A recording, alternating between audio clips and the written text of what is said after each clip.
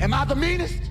Pawn's drunk. Am I the prettiest? Pawn's drunk. Am I the baddest mofo low down around this town? Pawn's drunk. Well, who am I?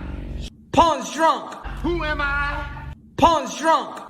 I can't hear you. Pawn's drunk. AKA Mr. Moo Woo Shot himself. Of Harlem.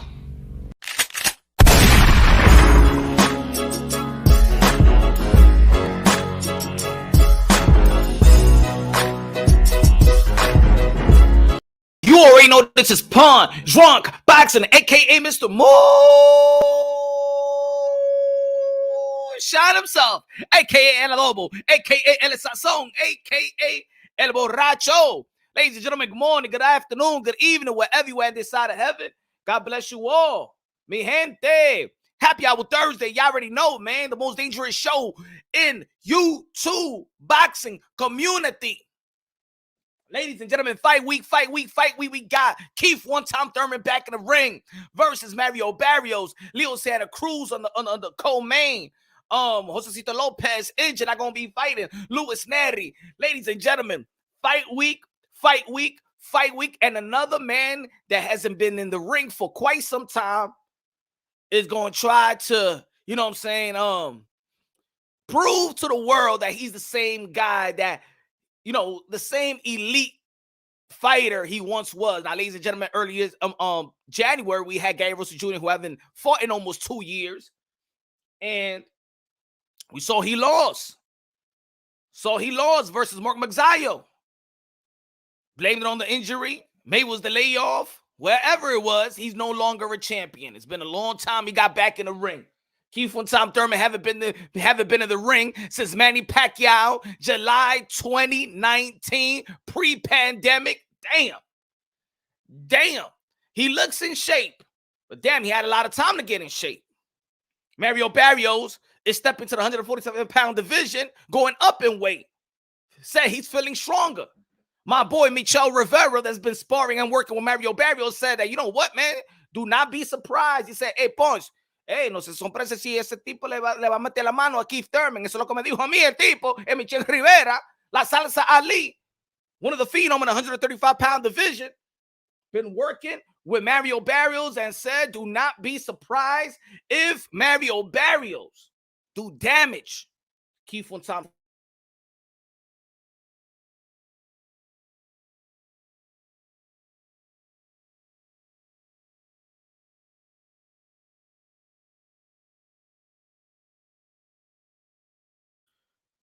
My fault. The mic always effing up. I switch computers, but this is always effing up. Let me see where we at. Hold on. Give me a second. Yo. All right. I'm good now. Let me know if I'm good now, okay? My gente. Say what's up to the people, man. Hold on. Am I good? Yes or no? We good now. All right, official. Good looking out. Let me say what's up to the people in the building. What's good, man? Yo, shout out to all the members. Shout out to all the members. Dímelo. Epic C Magic in the building. What's good? K Savoy. What's good, Epic C? What's good, man? He said it's a situation when his son or kids need their dads too. Yeah, we're going to be talking about Teofimo Lopez, the former undisputed lightweight champion of the world. I got people tight. Oh, K Savoy. What's good? We're going to be talking about, you know what I'm saying, the tweets, the IG stories. Teofimo Lopez look like he's having a rough time mentally. And we also going to be talking about what is the nature in boxing, why fighters, even when they're successful, because a lot of people going to be like, there's going to be a lot of people over there, you know, they're going to be like, I think they clamming over this. I think there's some people that, though, they look at another human being and be like, hey, yo, man, that man is going through a tough time. There's other human being going to be like, hey, yo, man, that's some weakness, right? There's some other human beings that be like, I've been through that. There's some other human beings that be like, oh, shit.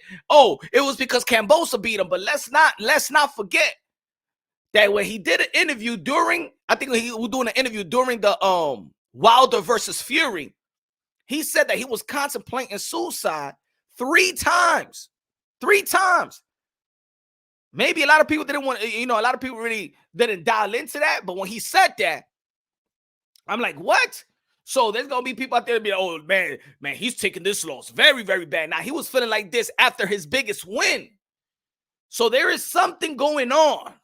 You know what I'm saying? And us as a boxing community, see, I'm a hardcore boxing fans. I give a damn about the modern day warriors, modern day gladiators that put their life on the line for my pure entertainment. I give a damn. Now, there's other people that don't give a damn. There's other people that be like, hey, yo, man, I just care about the fights. You know what I'm saying? What is going on? What is going on in boxing? They got successful boxers in their high feeling that they needed, that they want to die.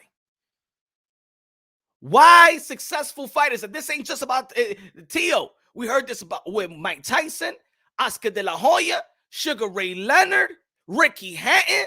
A lot of, even in their highs, they think about, they contemplating suicide. What is going on? What is the nature of the sport? What's going on? Because they think like this in their high. This ain't about taking a loss. They thinking about this in this high. You know what I'm saying? So we say, continue to say what's up to the people over there. Danny Medina, dímelo. I love this man. Vic could be able to meet him just in person to tell him that he means a lot. Hey, man. Yeah, man. Yeah, hope he's listening too. You know what I'm saying? Read the genuine comments out there. He was talking about moving like water and this and that. Weird TV. Hey, the mind is, you know what I'm saying? Sometimes you got your highs and you got your lows. You got your highs and you got your lows, you know?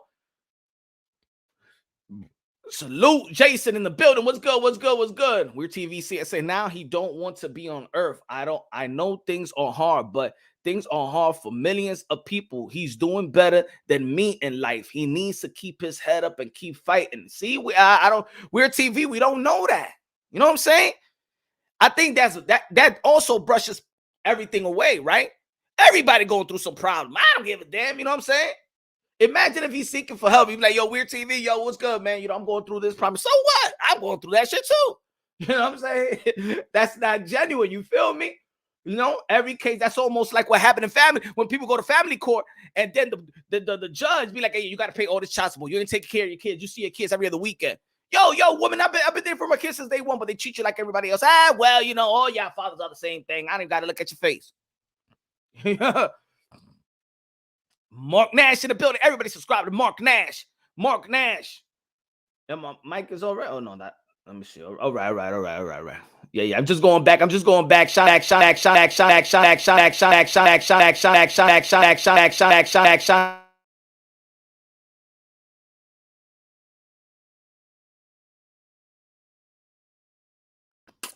Damn, I don't know what the fuck is going on with this damn computer. Let me see. Yo. Man. Why the damn did I switch? The hell did I switch? These Latino acting like divas. Ryan Garcia and Teofimo Lopez. Okay. You feel like that's diva-like? All right. And like I said, there's going to be some people that be like, I don't give a damn. There's going to be some people that be like, hey, yo, you soft. There's going to be some people that be like, you weak. There's some people that be like, I got you. Stay strong. You know, that's just the human race. Some people give a damn. Some people don't give a damn. You know? But then when the man is gone, we're trying to go back and figure out what the fuck happened, right? Oh, that what happened. Imagine if Mike Tyson never told this story, right? Imagine Oscar De La Hoya never told this story. Imagine Sugar Ray Leonard never told this story, right? Then we're going to be wondering why, if God forbid something bad happens. You know what I'm saying? Then we're trying to figure out why. What's going on? So let's nip it in the bud right now. We're the community. This is the boxing community. In the boxing community, we come around the fighters. You know, even let's say, for example, even Ryan Garcia was like, you know what? I'm suffering from mental illness. I'm pulling out the fight and taking care of myself.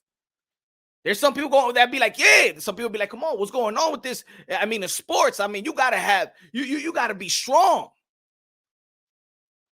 different situations. He's not, let's say Teofimo Lopez is not pulling out of a fight or because he's contemplating. He was contemplating this before the Cambosa fight. And maybe longer than that. Your mic is tripping again. Sounded like this, like the DJ. Am I good now? Punch, Canal Street, electronic, unreliable.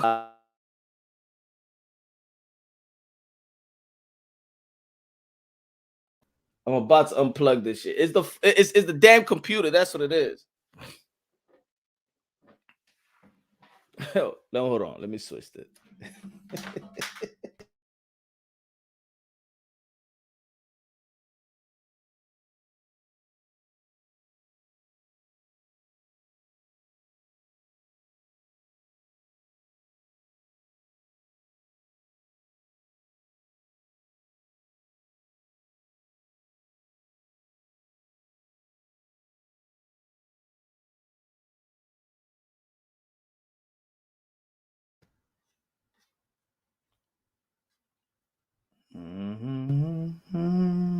Hold on.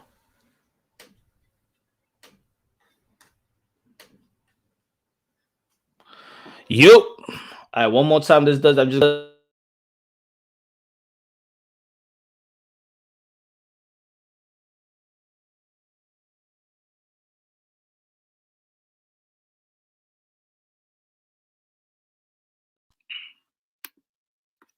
on. All right, man. We're gonna do it like this, man. Get that damn mic. All the damn mics. Out of here, man.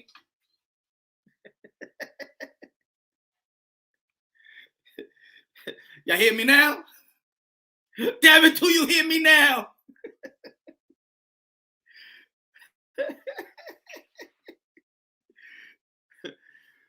Shit. Good now. All right. He said, yeah.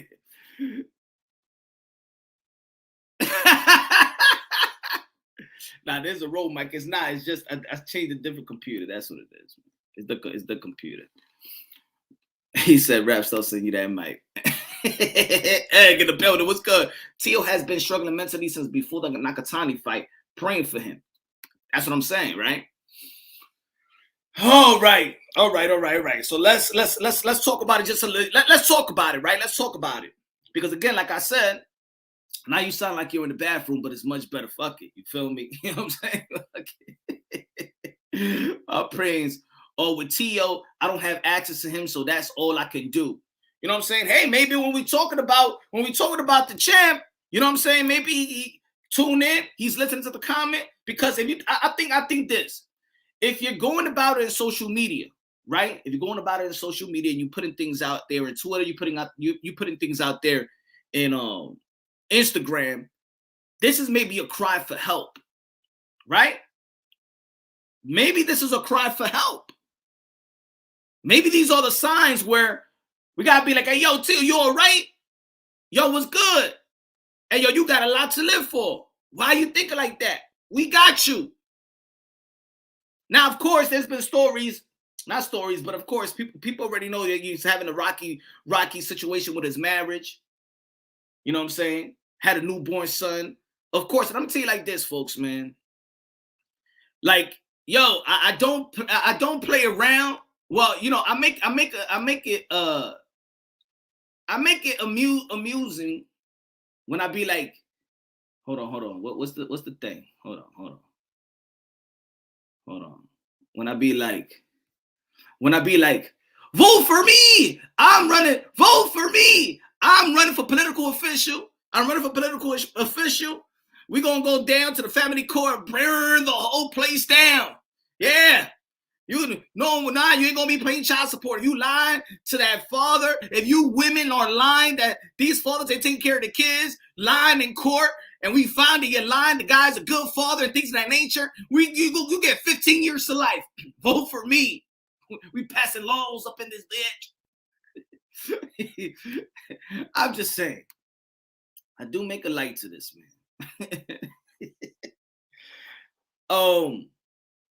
when you're dealing with children, look,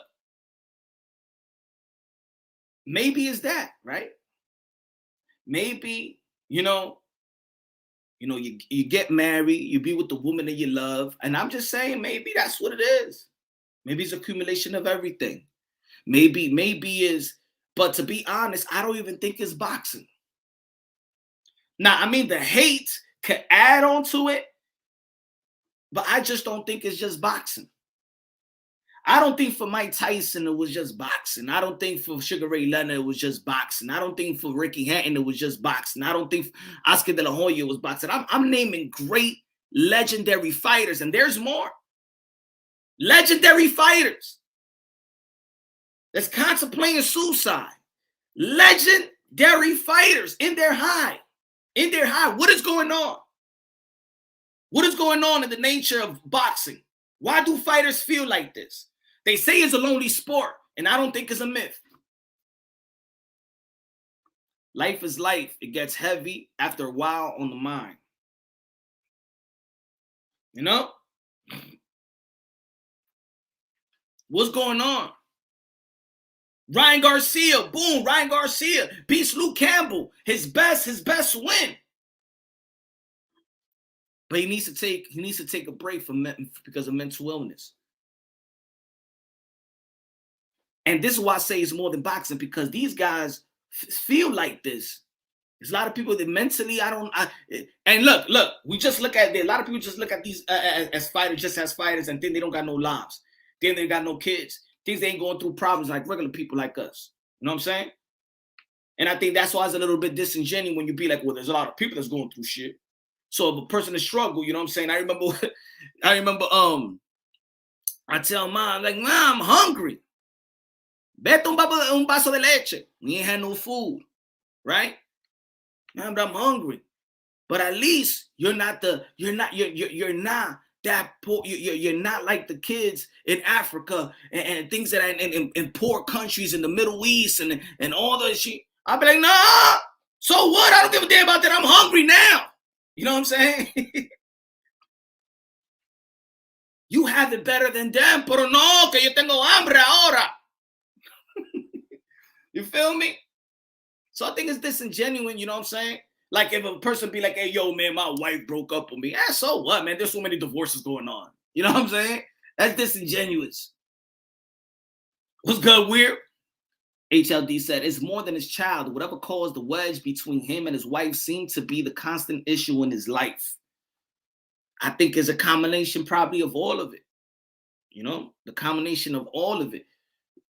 The relationship between him and him being a father, getting in the way of him being the father that he wants to be. You know what I'm saying? Yo, it's not easy. Us men, we know. We be soldiers, right? We go through it. And I'm talking about men that was in a relationship and then they broke up, right? They broke up and now they don't live with their kids. Yeah, they see their kids from time to time, but you're not there raised. There's some fathers out there that they even when they break up, they with their kids, they try to see them 5 times a week, 4 times a week, probably every day, pick them up from school. There's other fellas out there that, you know what I'm saying? Every other weekend, you seeing your kid 4 times a month. And the people on the outside think that shit is normal, but man, it's breaking your heart, right? Come on, man. That's why I usually have the brotherhood circle. Come on, tell men, be strong. This right here, where you're gonna be strong. Let your feelings out. Tell in the chat. Look out for your for the other brother. I know there's a lot of men out there, and it's killing them. It's killing them. Damn, man, I want to see my kids. Man, this bitch, for real. She lucky. I know. Us men usually can't say it to nobody, right? It's all pride. Money ain't everything. Facts. Us men, we don't got the sister circles. You know what I'm saying? The sister circle, when they're going through some shit, they get together with the other girl and be like, you know what? This motherfucker right here, you know, he cheated on me and shit like that. Fuck up. And the other chick in. So take that motherfucker to court and take all that. And then the grandmother, the mother of the chick. Yeah, take him to court. Fuck him. You want to be with that other bitch and stuff like that? You gonna make it like, man. They get to the sister circles. And she's getting points from everybody. But when men go through some shit, now you didn't want to tell your boy. Yeah, they taking me to the bank, bro. Yo, how's your kid? Yeah, he's doing good. And you're like, damn, I haven't seen my kid in Men don't talk about this. That hurts. Concentrate on you, and the women will too. Gino in the building. What's good? Let's be real. That's torturing right there. When you can't see your kids and a woman is keeping you from seeing your kids, that's torturing, bro. If you love your kid, that's torturing. Right? But I'm just saying that could be one of the issues, right? The pressure of being a fighter, the pressure of being the limelight, the pressure of there's fighters out there that feel like when they're in the climb up, they gotta owe things to people.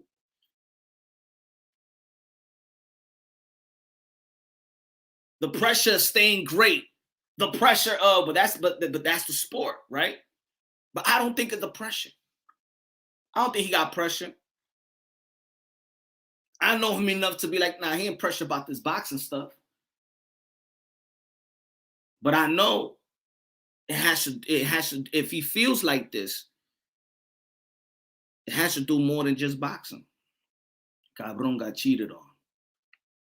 But even if he got cheated on, should he feel hurt? Should you? Or should he just rock with it? He rich. He could get another bitch, right? That's how we think, right? Some men don't think like that. You know what I'm saying? Some men don't think like that. There's some men out there that, you know, they probably wish to have a family, get with their significant other, build their family, household, and just stay home, build their family. You know what I'm saying? There's other men that que son mujeriego. There's other men that don't give a damn. You tell your boy, yo, my man, we go to the strip club. Fuck that bitch. There's other men like that, but there's other guys that's not like that. Come on, you ain't never heard of the song with Lenny Williams? You know I love you. No matter what you do. I hope you understand me. Every word I say is true. You remember the bridge? And I called my friend. And the tears was running down my face. Maybe you never met them. What he said? Maybe you never met a woman like I have. You know, maybe you never been in love like I've been in love. Maybe you never felt the things that I felt. But sometimes it gets lonely. It gets lonely. Uh-oh. Uh-oh. And I cry. I cry. Oh. You know that song, Lenny Williams, I Cry? We got to give that a to you. Huh? Y'all know that's too old school for y'all? That's too old school for you, motherfuckers? I hope Tio and Cambosa's fight again. 140 well punched. There's a lot of things playing the role in him. We just don't know. But it's mental. Illness problem, Mr. Lonely. I'm more alone. I'm Mr. Lonely. Push. It seems like Tio was going through a lot in his life, but he will push through. Right on Gilbert Garcia. Sound like sexual chocolate. Beyond above media. Nah, not for me. Yeah, and then there's some. That's what I mean in this situation. Like, I don't know for what he going through. What? He's like, this go boy, bitch. Really? Because you're the guy. And I'm just saying, if this is what he's going through, like motherfuckers are acting like a breakup is, or they having a breakup. Let's say they're having a breakup, having a divorce, and things of that nature. He can't see his kids. Y'all acting like it's all right, right? Yeah, I know, because y'all on YouTube right now, y'all in the chat, and it's easy. Let a woman take your kids away from you. And I'm just saying that's the problem, right? And then there's other people, blame his father, right? Then it's going to be a lot. So now it's his fault that he feels like that.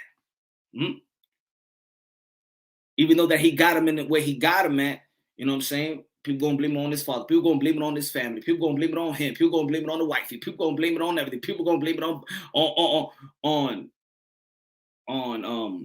the sport. People going to blame it on his opponent.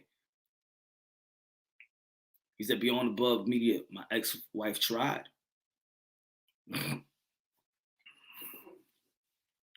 If blame it on Punch, blame it on Punch Drunk. What I'm saying is, man, it's alarming when somebody is saying this out loud. Then it's alarming. You know what I'm saying? Then why? At least people may not know him.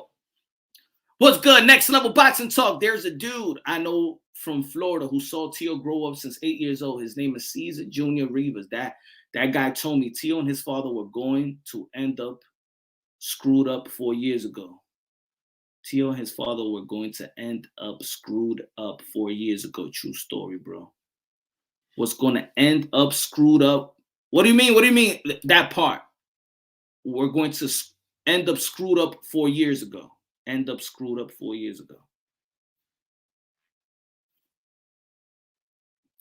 You mean like they wasn't fucking with each other, or they was gonna or they was broke or shit like that?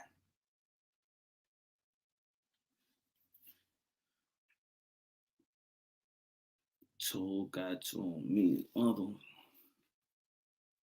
the last part. I didn't understand the last part. Satan is playing his game. Well, look, I'm saying like this, man. This year he's had spiritual enlightenment, and the more that you see God, look, if you're a God seeker, the more that you see God, the devil want to F up that relationship. The devil want to creep in. The devil don't give a damn about no you know what you call it, atheist. The devil feel like he got him already. The more you seek God, the more you get close to God. That's when the devil and his army like to creep in. I even notice it for myself here. Every time, God first, everything second. 5 plus 5 you shoot champions. The best investment you can make in your life is have God in your heart. God is everything. God first, everything second. I talk about God. I talk about God. The people and over here is the hate, but the hate is the ones closer to me. More preach about God and some hate.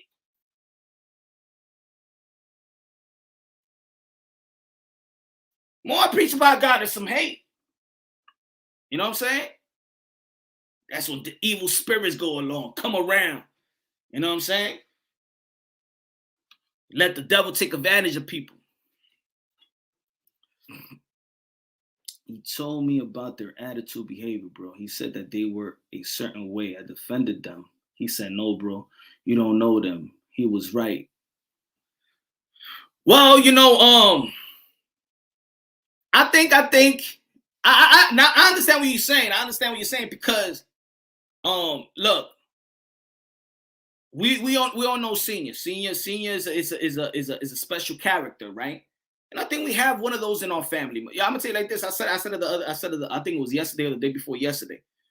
If you meet my aunt is like my aunt is like Senior, loud, street, loud, profanities and all that stuff out there. Listen to music, drinking beer, ahí me meto, tú sabes, loud. Like she's so she loud. She'll be like, "How you doing?" And the baby will start crying because it's just her attitude is so boisterous and raw. And then her sister, my mother is shy. My mother is shy. She's quiet, highly educated. You know what I'm saying? College degree, protesting, helping the community all the time for over 30 years. You know what I'm saying? Very different. Very different. You know what I'm saying? So there you got your little craziness, so I can understand the craziness of Senior. You know what I'm saying? I understand it, but you know, there's other relationships like, yo, tú sabes como, how you say it. I'll give you an example. My brother, he smokes cigarette, right? But even at an old age, if my father's walking down the street, my brother will put the cigarette down. My brother will show some respect. You know, he'll turn the cigarette off. Even at an old age. Because was a raise. I ain't smoking nothing like that. Whatever, right? Just show a sign of respect. There, I see another relationship where father and son, they be going at, yo, shut up, man, you pussy, yo, get the fuck out of here. And I'll be like, yo, I could never talk like that to my pops, even playing around. You know what I'm saying? That's not our relationship. You know what I'm saying? We're men, but there's some respect level. We don't play that shit. I seen that. I'm like, yo, you talk to your dad like that? Even at people 30 and your father is 50, 60, I'm like, that's some weird shit. There's some people that grow up and they start smoking with their dad and drinking with their dad. See, that's some see, not even me, because that's not my parents is not that type. Like, yo, Bob, I'm about to get some beer, some liquor. We out, we're gonna drink. Nah, that's not the nature. Nah.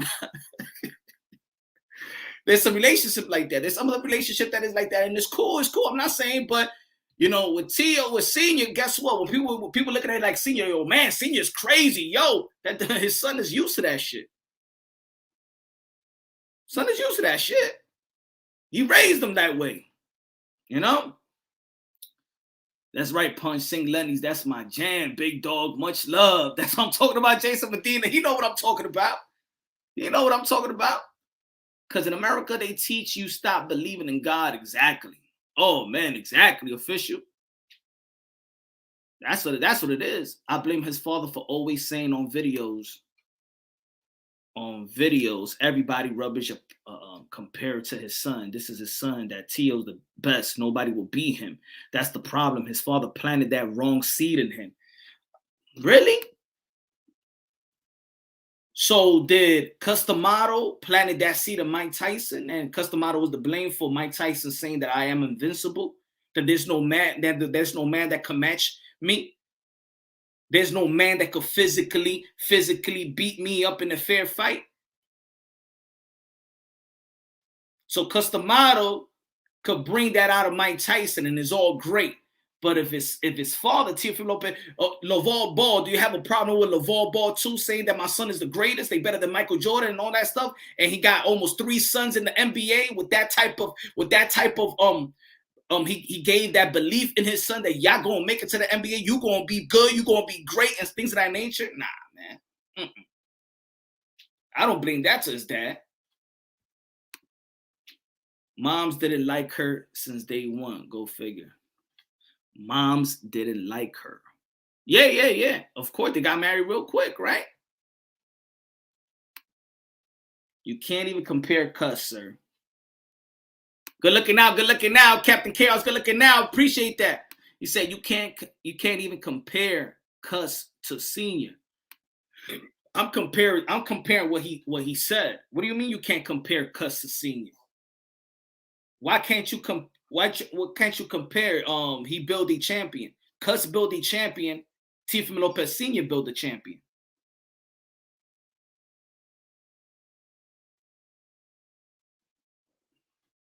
I know it's easy. I know it's easy to shit on Senior time and time again. I know right now he's the easy target, but you still can't erase that in the world of sport. This is the world sport. He put his son in position to beat the guy that was regarded pound for pound, 1, 2, 3. You can flip it around. Y'all can shit on that man all y'all want. Facts is 2020, he was trainer of the year in the world of boxing. He built a champion from scratch. That's his son. So y'all could that part you gotta stop shitting on that. Cause those are the facts. Now his attitude, his boisterous, the way he curse out, no, that's something else. Tio, we're not comparing Teofimo Lopez. Yo, my man. You're losing it right here. You're losing what all this is all about. Nobody's comparing Tio to Mike Tyson. We're comparing the mindset, the way that they was taught. Person said that it's his father's fault for building him that way, to think that no man could beat him. That's how you build your fighters. That no man could beat you. You are the best. And when you're training, you're the best. And that's the motivation right there. We could be talking about the 100 rank. That's the mindset, brother. That's the mindset. Nobody's comparing them. We need to support Tio right now. Stop the hate. Shout out to Case of War. Case of War. Facts. Good looking now. Yes. I mean, it's alarming, right? When I see something like this, publicly, when people are putting things like this publicly, maybe they don't got nobody to talk to. They venting out. They probably by themselves. Maybe they want the feedback.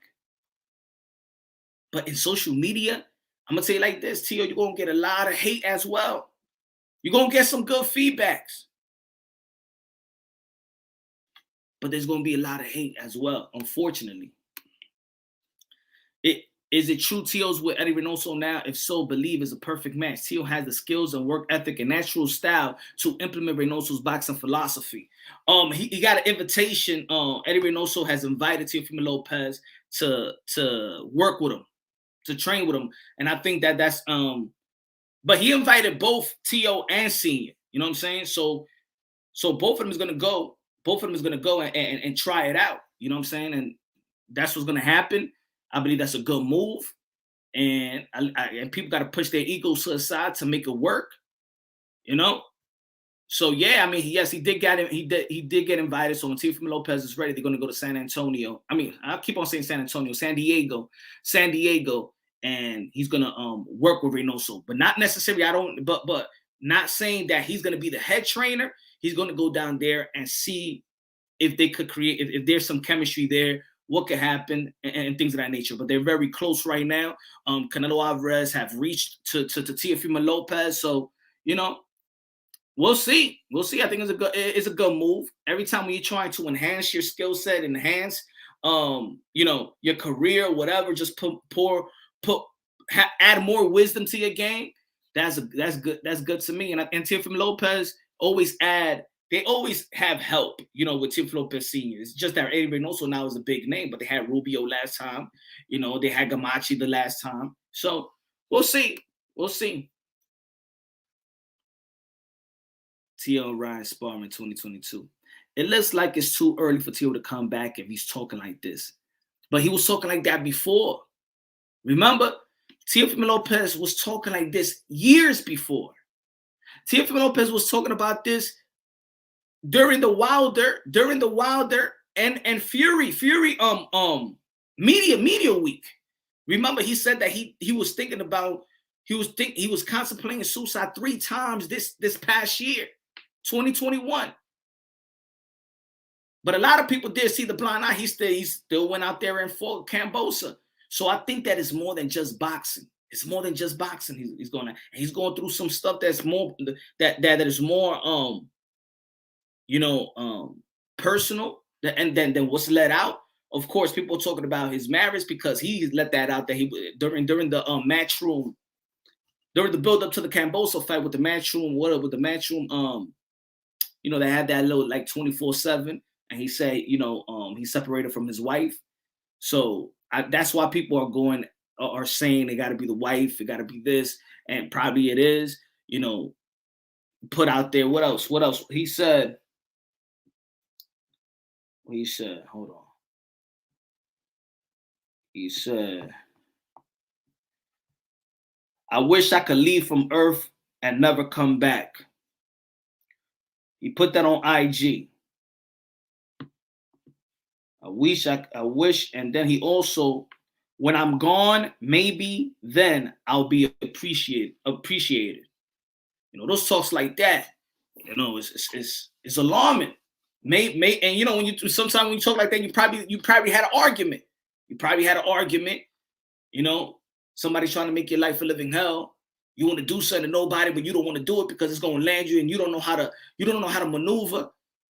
You know, he's trying to probably work his relationship, but his family is not in tune to accept his relationship, and he's trying to be the nice guy. I know y'all don't like this woman, but this woman is the mother of my child, and this is the woman that I married, but this woman is making my life a living hell as well, and I'm in the middle, and I just want to see my kid, but y'all preventing this to be very hard, and I want you to be a part. I want y'all be a part of my kid, and she don't want me to be a part of my kid. I'm fighting for my kid, and I want that, and that's a problem right there, right? That's a problem. I don't want to be around you if you were her. I don't want to be you. I hate your family. This, and I don't know. And I want to leave you. But I want to be with my kid. And there's sometimes, just like you heard girls say, I stayed in this situation because of the father, because of the kids. I didn't want to break a home. Well, men think the same way. Come on, y'all, man. A lot of men that say the same shit. Yeah, I'm only with a man because of the kids and shit. You know what I'm saying? Like, for real, man. I ain't trying to go through that child support shit. Some people don't leave because they're scared of the child support shit.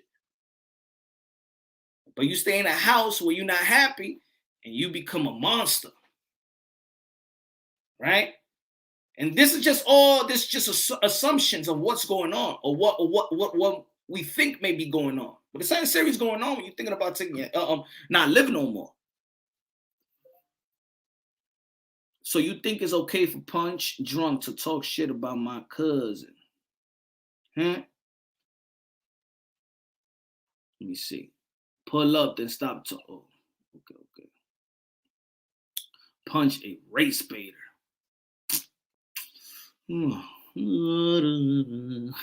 Keith San Antonio Thurman. Oh, I'm going way back. Hold on. Nah, Teal, don't do it. Yeah, man. Sounds like an ex got a new man. If it wasn't for Matchroom, Teal would be undisputed. French fries bell.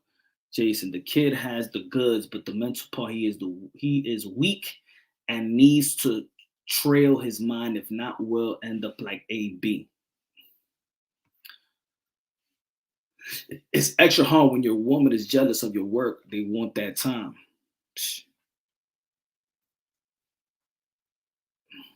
I live in BK. These dudes. My wife still flips her shit when I go through long working spirits. A bunch the brothers out here in Lexington Avenue, man. We're praying for him, man. Yeah, man. Apple.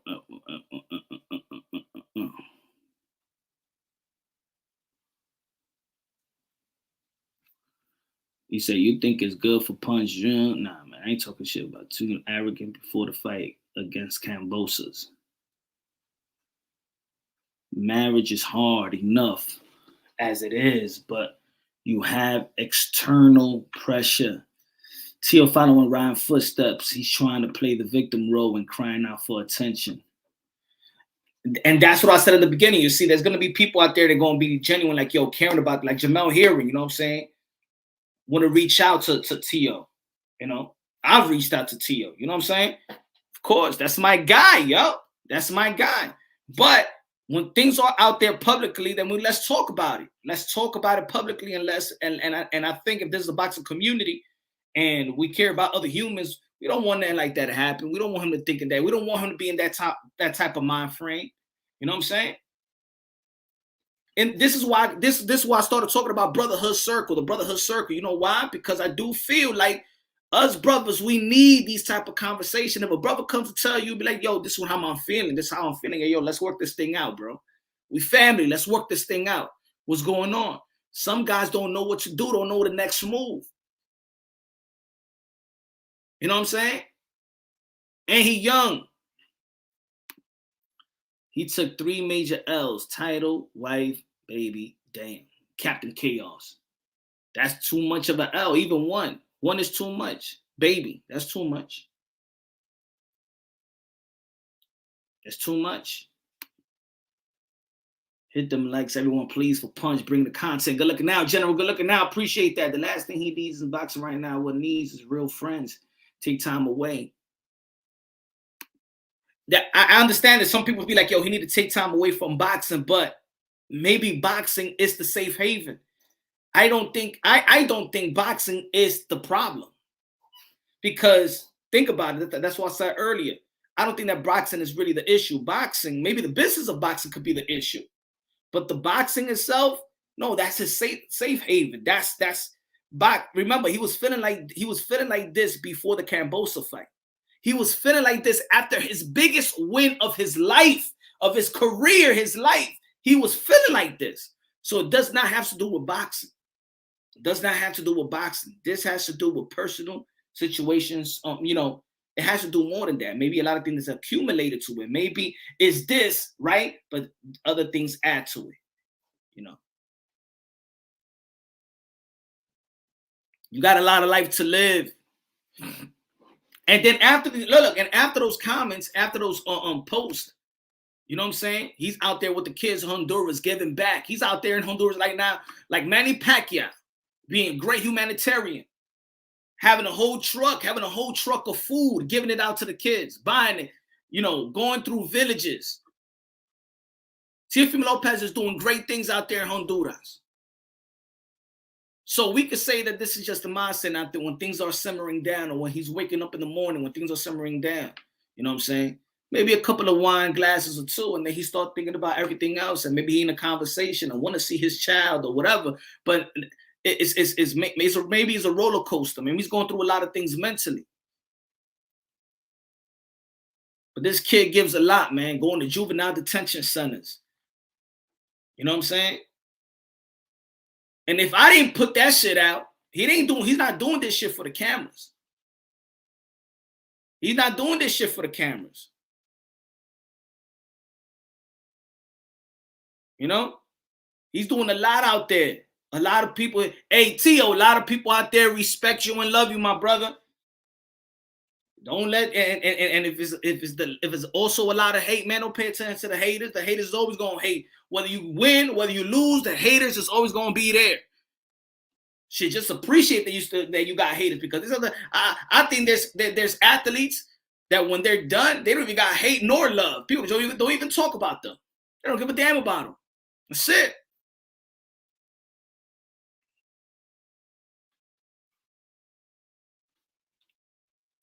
But this is when we gotta come together, y'all, and put in the if you was listening now, well, he says facts. People think suicide, that's crazy. I had an ex-girlfriend who committed suicide a couple of years ago. Damn.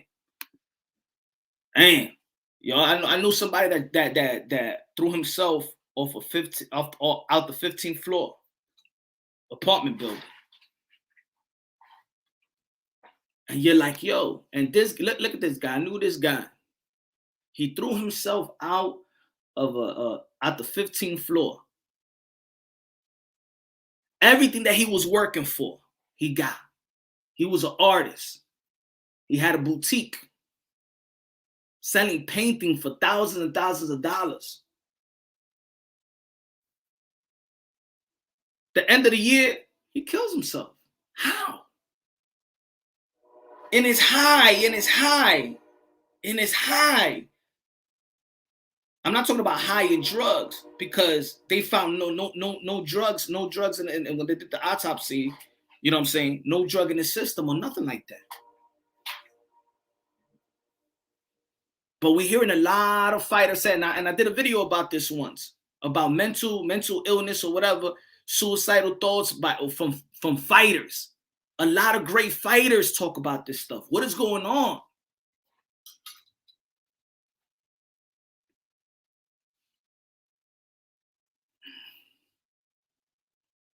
Big up, chat up. What's good, everybody? Yes, I agree. He needs to just stay in the gym and train for by boss of the gym. It's a safe haven, distract himself.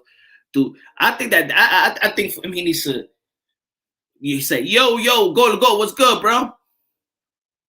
I think he needs to just go. You know what I'm saying, and just train, not worry about not worry about all I'm saying is stop profiting off my little cousin's name. He's really going through some depression. He said profiting off my cousin's name. You must be crazy. You think I'm trying to profit him? Must be damn crazy. Yo, Tio, in my opinion, should just do him. Don't worry about nothing. It's not no. There's a time that I can't worry about daddy, mommy, wifey. You know what I'm saying? You got to worry about your kid, because you still gotta. That's the only responsibility you do have. Your child. That's the responsibility you do have, to take care of yourself, to be mentally strong, to provide and take care and be the superhero to your children. That's what you got to do. You know, there's a time and place to be selfless, but then there's a time and place to be selfish. It's a time and place in your life to be selfish. You know? So, That's master spin. Hop off and go.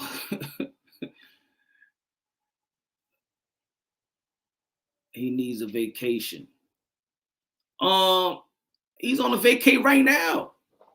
I don't think he really need a vacation. I don't think it's about vacation. I think that it's all about, you know, is talking to the right people, man. You know, talking to the right people. Let the right people in your circle. It's a lot. It could be a lot of pressure, man. It could be a lot of pressure. You know what I'm saying? He's real young.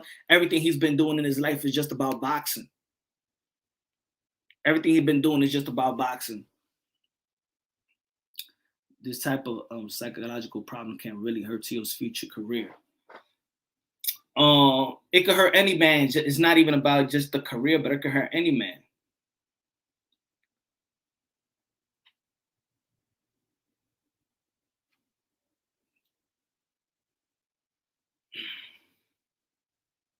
I know, Victor Garcia, you trolling. I know. This is fun this is fun for you, I guess. You know, having this is okay.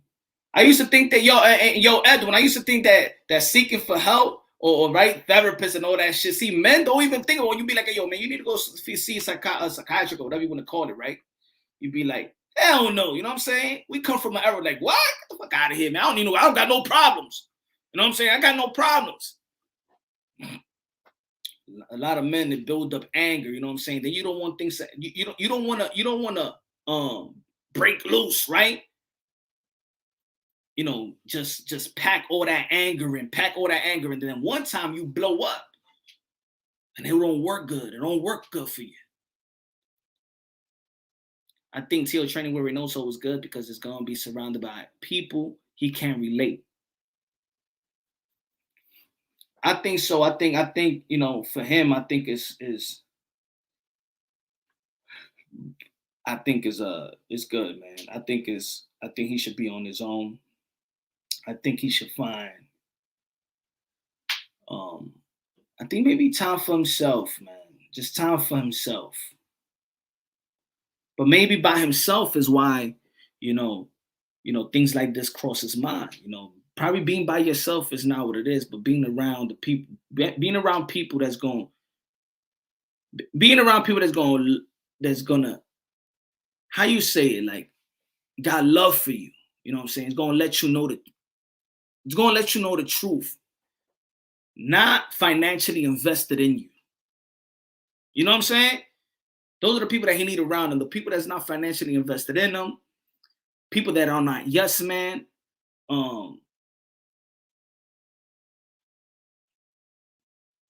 Teo needs the eye of the tiger.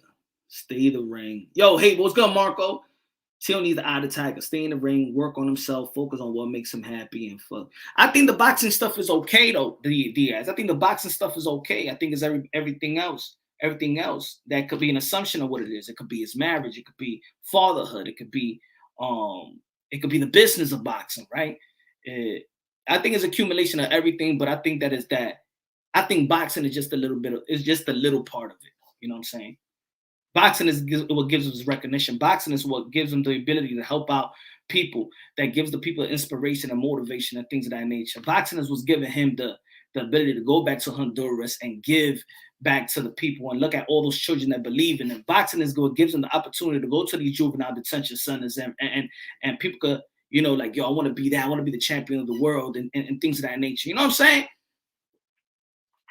What's good, Anna?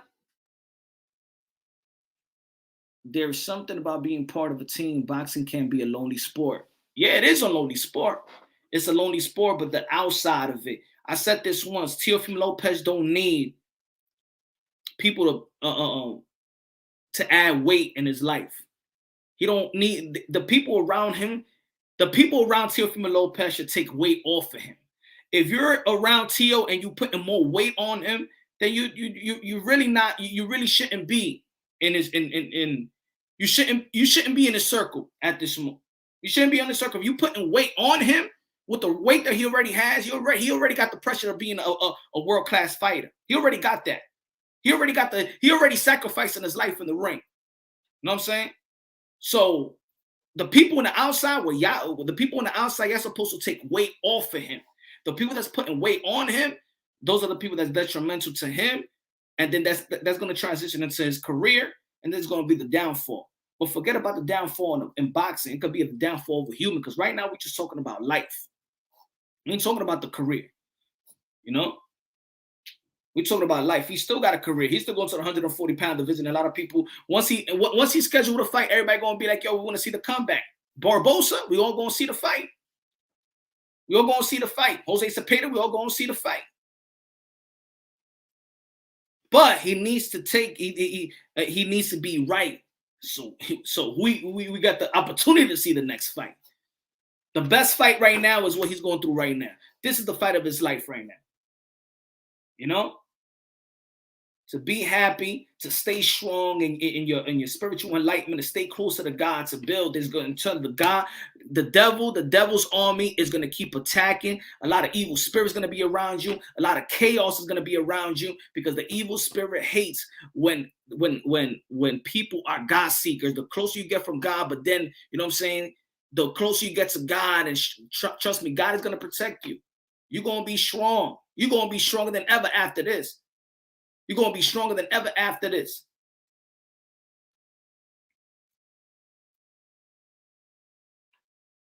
You know? We love Manny Pacquiao. How many Pacquiao was drinking, drunk, you know, fornicating with women. Found his, you know, his calling. You know what I'm saying? Inspired by God. So, Rap Star Boxing Knowledge in the building. Everybody subscribe to Rap Star Boxing Knowledge. So whatever it is, because we can have assumptions. We can know little here and little there. Is hopefully he could be the best father that he could be. He could be the best person that he could be. He could be the strongest man. And he got to be strong for himself, so he could be stronger for others. So he could be stronger for his son. You know what I'm saying? There's a lot of people out there when, again, people be like, oh, his girl. Oh, his girl is white. That doesn't mean it can't be hard. If you're going through a divorce, that shit ain't hard. I mean, that shit is hard. If he's going through a divorce, it got to be hard on both sides, right?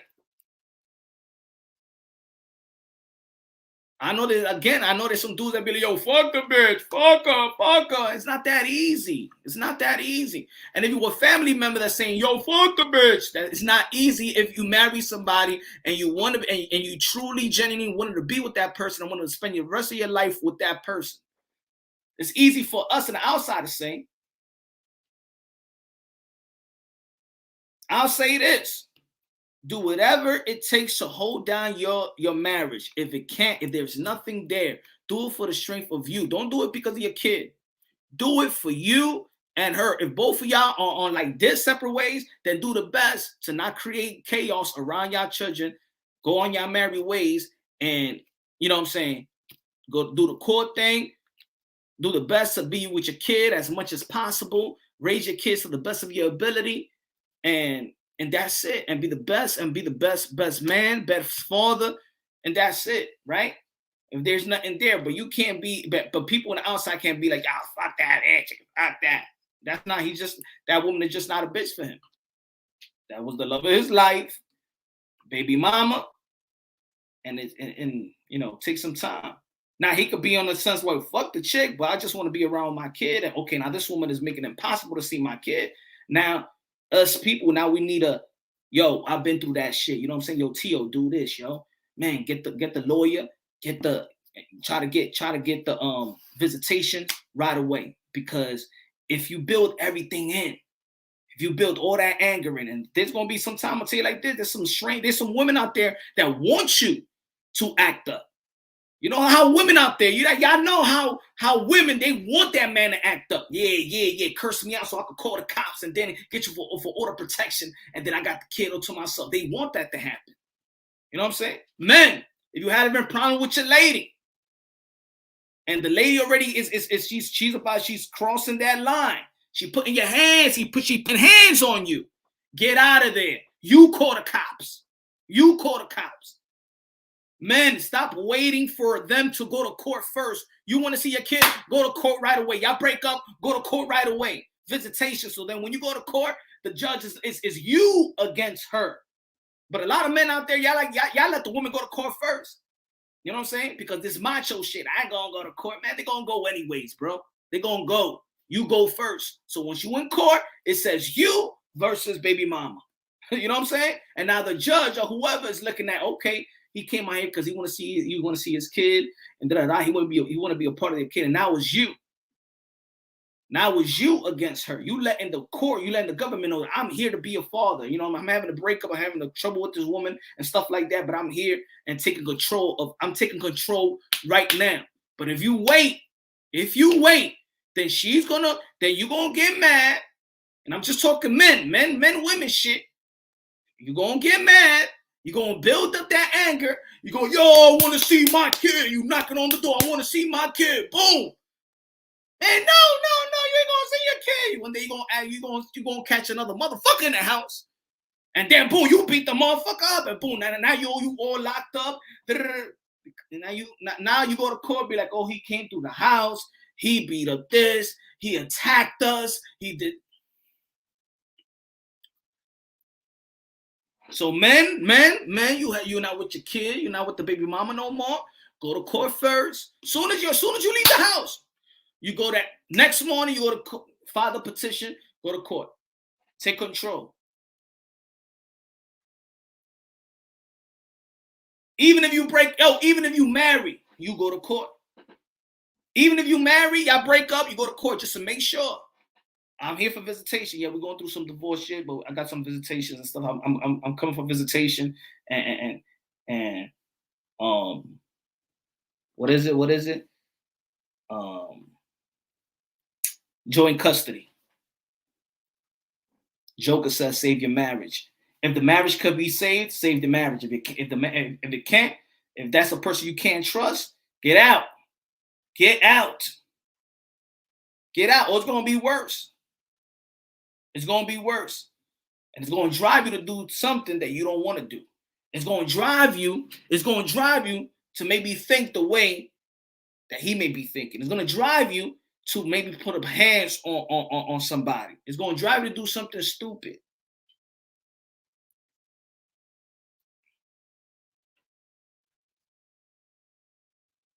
Nah, love it. HLD, he said, if Tio could fix his marriage, by all means, do whatever it takes if he loves her first before anything. You know, and you know, we talking about talking about personal. The only reason why we're talking about it is because he said this publicly, right? And we want to be like, yo, Tio, you the man, bro. You got a lot to live for, man. Don't even think like that. You don't need to think like that. Oh, what's making you think like that? Let's help you. You know what I'm saying? How can you help me though? Why y'all can't help me? You know what I'm saying?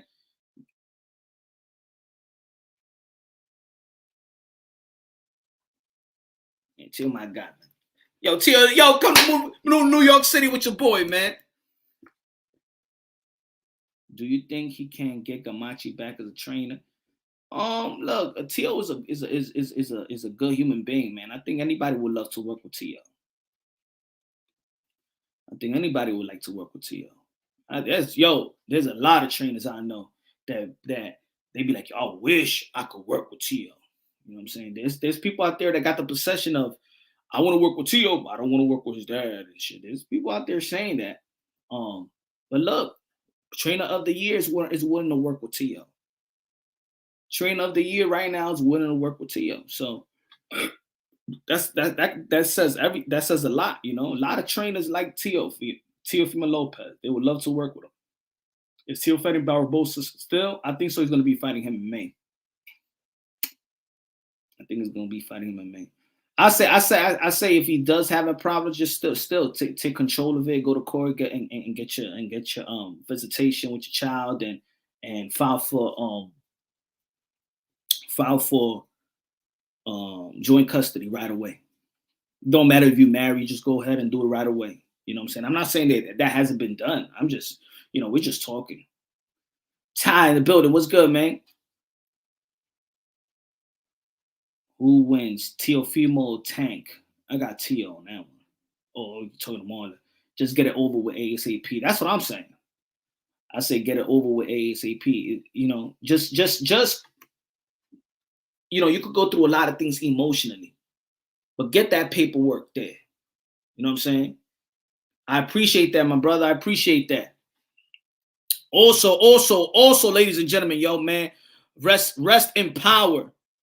Kurt Anderson, co-host, with Blue Bloods, one of the historians in the YTBC, one of the historians in boxing. You know, whether people agree with the takes or not, whatever, man.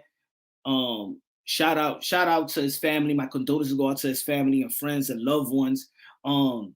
Kurt Anderson, I was in a panel with him once. We were talking strictly boxing. So I know this man just wanted to talk about boxing. And this toxic community, man just wanted to talk about boxing, and he talked about it to the best of his ability, and knew more shit than most people I've heard talk about boxing. So rest in power, Kurt Anderson. And again, my condolences go out to his loved ones. Love you, brother. Teofimo Lopez Tank, and I think Teo needs a real trainer. His father got him far. Y'all need to see outside your basements. Yeah.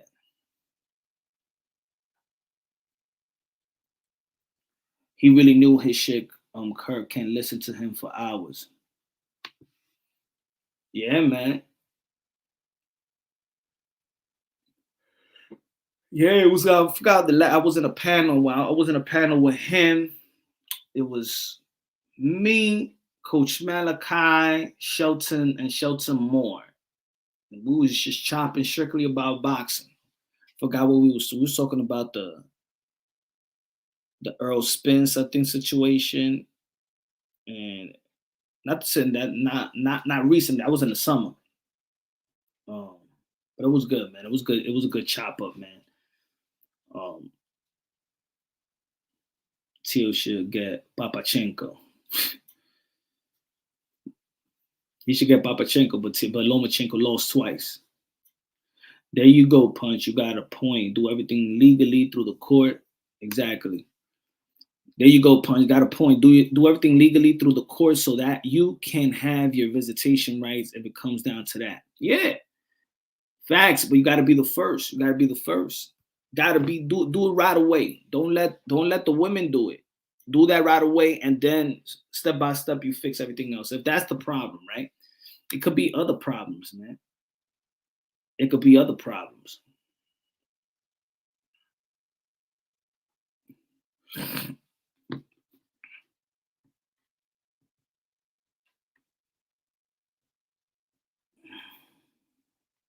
Hold on, give me a second.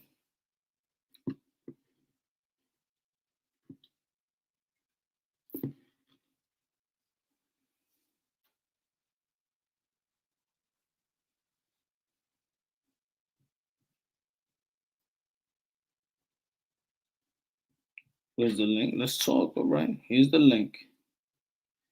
Here's the link.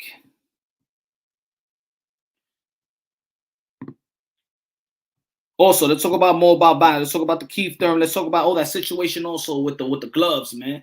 I didn't like what Thurman said about the gloves, because I feel like he's the A side. For not him, he's saying, well, I don't know the rules, but I ain't never heard the A side budging for 10-ounce glove. I ain't never heard that. And then Barrio said he ain't know nothing about that. I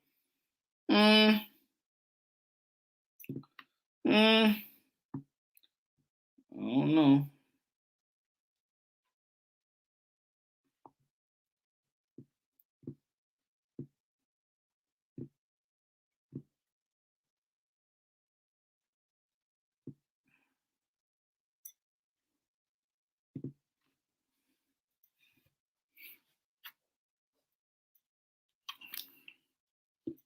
There you go, man. For the members, I send the link. I send the link in the community section if you want to jump on the panel. Hello, Monica. What's good?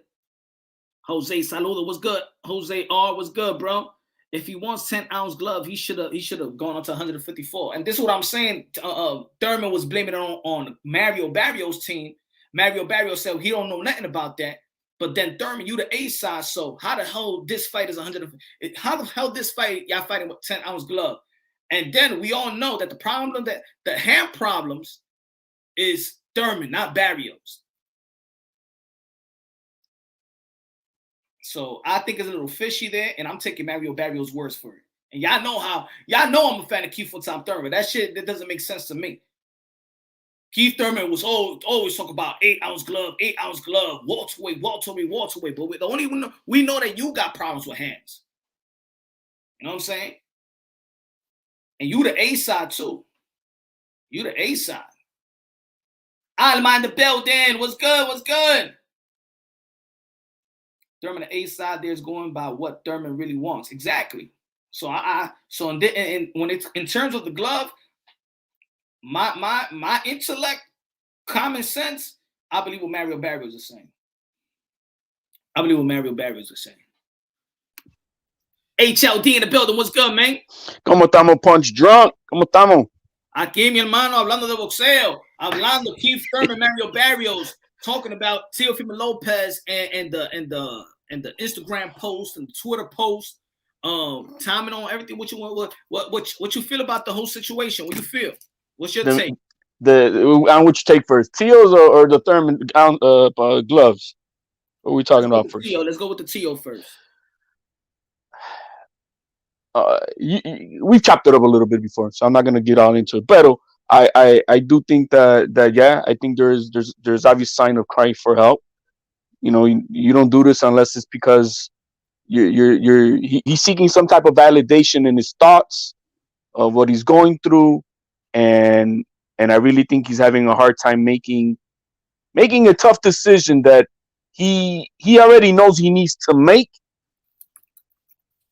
But it's still hard on him, and he's a young man who's been brought up, you know, in an environment and a small circle, and I don't think I think the Sanch the other day was mentioning it a lot, and he has the same type of connotation of what I think is that, you know, Teo needs some other circles around him of a few good men with wisdom, life experience that can help him make these decisions on his own. Obviously, it's not to tell him what to do, but to analyze things of what are priorities in life, how to cope with things. I don't think he's. I'll be honest with you, Senior, if you're hearing me, I'm sorry, but I don't think Teo's learned ways how to cope with things and how to deal with things emotionally. And you know, hey, nobody's perfect as a father. I'm the first to say no one is. There's not a book to this. We are all a product of our own environments, and we try to do the best we can. And so, but you know, there's a saying, you know, failures of our son is, you know, the lack of failures as us as fathers, because there's things that we probably don't know any better to instill in them, to teach them, and we only teach them what we know, and not everybody is you know, has the insight to look, you know, to learn other things. Kind of like when you talk about training. Hey, Senior, you need to go and learn more about training because you don't know it all. Well, it's the same thing with fatherhood. We don't know it all, and maybe, you know, Teal's a man now. He's not a child, so he knows what he knows. But I think the man needs some external wisdom from other real men. I'm not talking about other kids, just men who know about life, who know about marriages, who know about family circumstances, who know about divorce, who know about, you know, the struggles of you know, like we say nowadays, baby mama drama and all that. And yes, there's a right way of doing things, and there's absolutely a ton of wrong ways of doing it. And you know, so I you know, this is not something that can be fixed like even on a live or anything. It's just something that, you know, like you said, we're just chopping it up. We don't, you know, obviously I don't know exactly what's his trigger, but I am, you know, I am concerned for my young man, He's somebody that I care about a lot, and I think he's a fine young man who just misguided a little bit at the moment and just needs some help. Do you think that is it because it's tough, right? You go through life, right? But once that's it, when you're dealing with a marriage, right? And that's it, you're dealing with somebody else. You try to become one with somebody else, like Teo has, right? And we're going through the personal. But again, this is out in the open, and we just want to figure out because we want anybody that feels like this to understand that there's people out there that wants the best for them. That wants the best for them, that wish that they could help them. There's people out there that they want to contact them. You know what I'm saying? There's people out there in boxing, like Jamel here, we put it out there. He wants to. There's people that want to be out there, but if a person's going to be closed-minded, how's he going to get the help? But if you're going to put it out there and you're going to put your feelings in public, in a public forum, people going to chime in on it. There's going to be haters, and there's going to be real, genuine people that do love you, that want the best for you. Now, I think in life, if we all knew the answers to everything and how to handle everything, man, we all gonna be perfect. We will never make the mistakes, right? And sometimes, it's like I hear people be like, "Oh, he's having problem with the women, right?" You know what I'm saying? Fuck the chick. Like, nah, man. No, it's not like that. Don't say fuck to your wife. Like, fuck the wife. We don't know what's going on. We really don't know why. See, he said it on the Matchroom 24, that 24/7. He said, he broke up with his chick, but he ain't give the reasons out why. So we don't know. Now it's out in the open. Oh, this is the reason. Oh, shit, she cheated on him. Oh, shit, the money. She was pregnant, man. How the hell, you know what I mean? Talk about cheating. Woman's, 9 months pregnant and shit. Mm-hmm. So and I know dudes that dwell on I know dudes that don't want to be with baby mama, but they're not ready to forfeit the house that they built. The hard work that he did to buy that house, and now he gonna leave the house and now stay in an apartment and leave his family, you know what I'm saying? Or like there's fathers out there that they're not ready to not live and raise their kid, and you know what I'm saying, like live with their kid, be present every day when they go to sleep, when they wake up, take them to school, help them with homework, family trips. Like it's easy for somebody in the outside to be like, the hell with it. Come on, you gotta take care of this thing so you can get back in the ring and shit like that. Nah, I mean, it just, there's so many. Like the thing is, we don't know exactly what the trigger is right here, so it's a lot of speculation, and unfortunately, if Teo, my man, you're listening, we're just, I'm just going by what's been put out there by yourself, and no speculation beyond that. But we do know he had issues 3 years ago, whatever it was. He had external issue pressures into his marriage, and it really troubled him. It was no hiding it. It was out in the open. It was troubling the young man, and we don't know if those are the same things that are going on right now.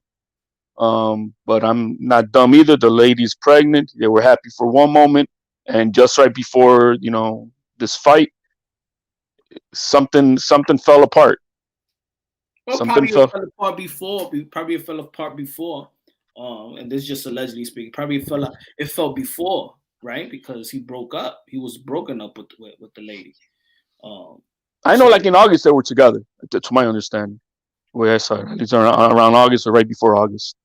Yeah, but if the marriage is effed up, and that's what. But I think it's also more. It could be more to that. You know what I'm saying? There is a lot. Like I said, we're speculating. But if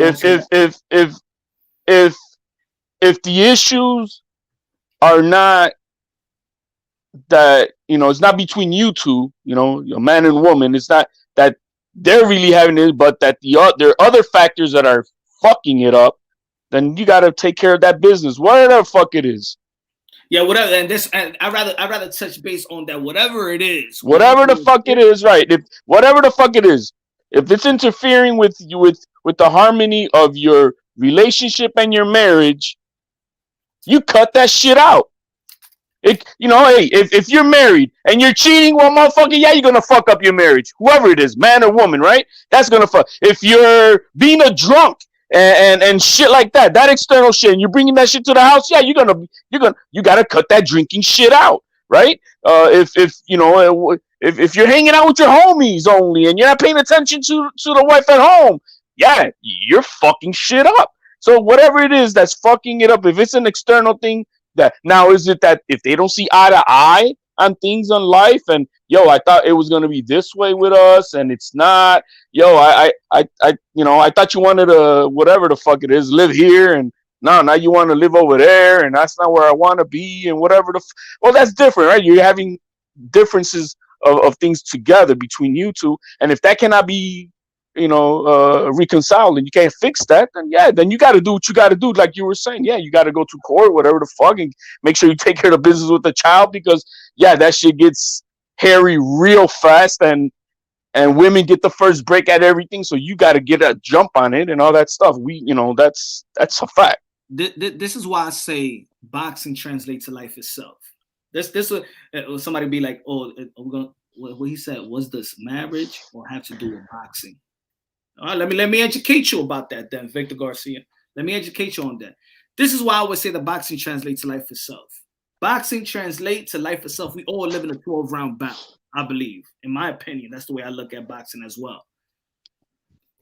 If he just takes it, if he just transition what he does in a fight to his life, maybe maybe he'll know the approach. And I mean it like this. You still got to make the adjustments even when you're hurt.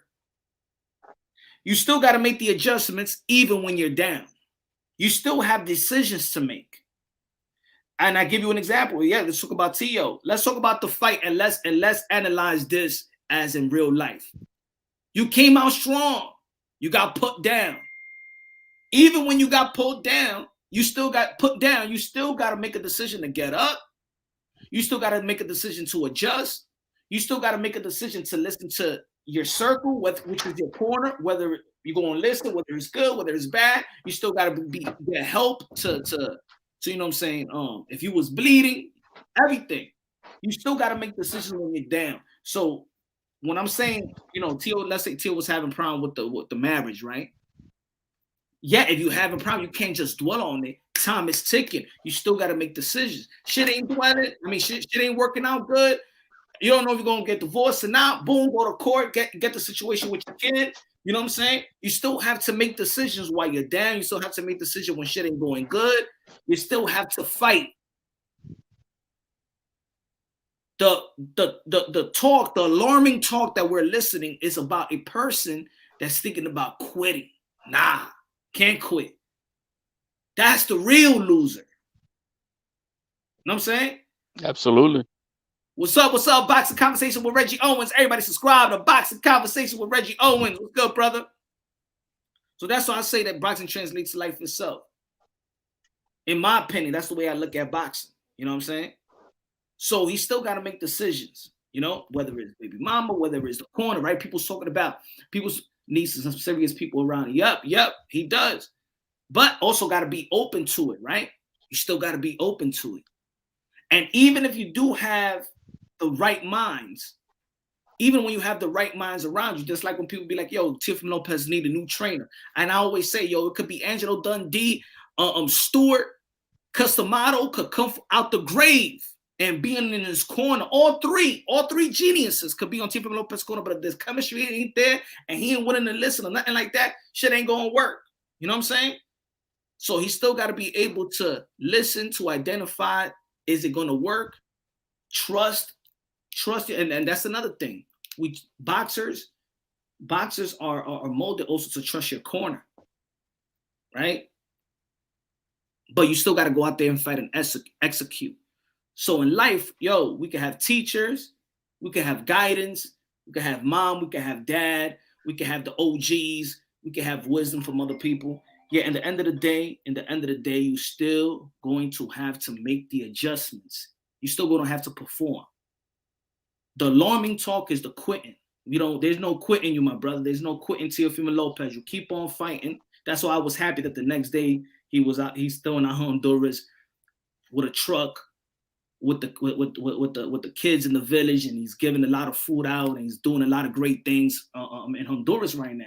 So I'm thinking maybe he was thinking like that. He was having probably an argument, probably having a downfall, probably not a downfall, but you know when sometimes have that roller coaster mind, you know. You do have their look, man, and the thing is, the mind is is a tricky thing, man, because it plays a movie in your head, man, of a reality that's what you think is what it is, and you keep on replaying it over and over, and you end up believing that shit as it's for real without the circumstance being what that is. You know what I mean? You replay something in your mind, even though it may not be exactly what it is, but you keep on replaying it, and that's your reality, even though it's not. So maybe he got maybe he had a cup of wine here and there, and he just let loose on. But I do know that he has a small circle, and he needs he's reaching out through social media, and if that's the only escape that he's got, then that's what it is. Um, but I think he's got a few guys out there that are willing to give him an open hand, and tell him what's up about life and what he needs to do. That's all. Yep, exactly, Reggie. Some serious people around him. Mm-hmm. Real men, real friends, real people, and outside of that, professional help. He does need some professional help to get him out of this mentality state, because it's not the first time we hear the things that he's been saying. At the very immediate moment, it's this tendency of let's call it what it is, suicidal thoughts, right? And we need to that's the first things first, that we need to secure that's no more, that we have to walk away from that edge and look at life a little bit differently, and then help hopefully put him on track to where he can get his life together, where he can be at least content and happy and at peace. Yeah, it is what it is, so that's what I was about to say something. I was about to piggyback on what you were saying, but I forgot. Lost my train of thought on that one. Rap Star Boxing Knowledge, what's good, man? Man, this don't seem like an uplifted conversation. Let's wake up. It's boxing, bro. Boxing is big. We got big fights coming up. Keith Thurman, Mario Barrios, Chris Eubanks in England versus Liam Williams. I know this conversation's a bit, depressing out here, bro. But look, you know what I mean? I'm hearing at you and HLD speaking about life stories. But listen to this one, bro. Everybody has to go through something in life. This is a judgment day. I know that boxing is not an easy sport, because emotionally, you got to keep yourself in check. You know what I mean? This is a sport you can't be emotional in, because if you got any weaknesses going through your mind, it's going to affect you in the ring, bro. And we have to remember this, Punch. We got a lot of boxers out there which are going through similar things. Yeah, I know this is a Teofimo Lopez. I know that everybody's out here, they're concerned about him. But look, people like Tank Davis. Tank Davis got baby mama problems. You know that, what's his name? Ryan Garcia. Ryan Garcia had this same problem, bro. And Ryan Garcia ended up, you saw what happened to him. So I just feel like, Teofimo's not on his own on this shit, bro. There's a lot of people going through a lot of bad things. Look at Kalen Plant. What's your point, though, Rap Star? That just got everybody goes through something. To this one, though. Yeah, you can have your talk. Kalen Plant lost his mum, bro, and he had to still box. Kalen Plant lost his daughter. There's nothing worse than that, Punch. You can't tell me when you lose your loved ones, bro, and you still stay in the sport of boxing. That's a warrior's mentality. You were born to do this. Now, what I'm saying is, Punch, there's people which have suffered worse, but they have to get themselves in check. So this is a judgment day. This is a judgment day. And this is where Teofimo Lopez needs to really dig deep and check what he's got. Oh, let me get this. Bang Mateo, manito, dile a Teofimo que Dios te aprieta, pero no te ahoga. Saludos, Punch. Amen. Amen. Very true. Es verdad, mi hermano, es verdad. Good looking out. Appreciate that, my brother. Eso es verdad.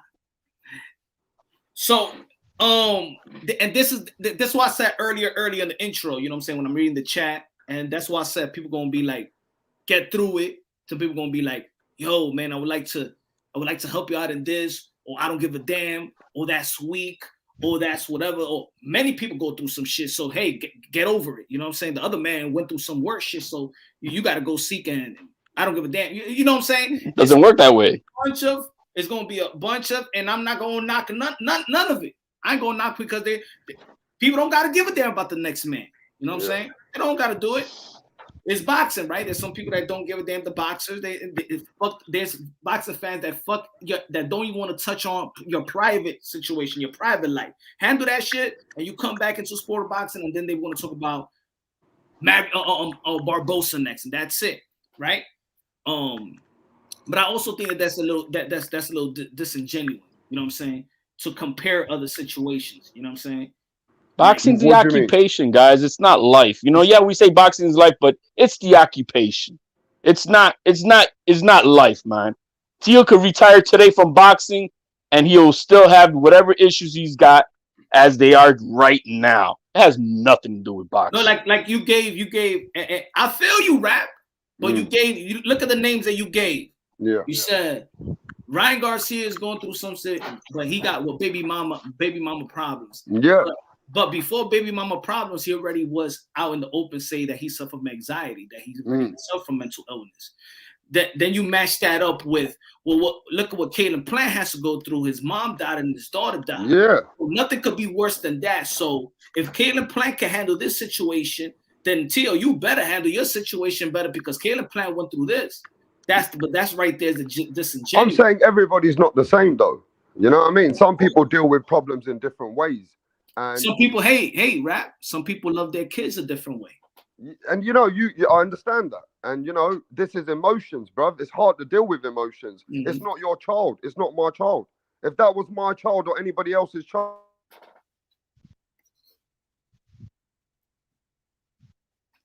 Breaking up.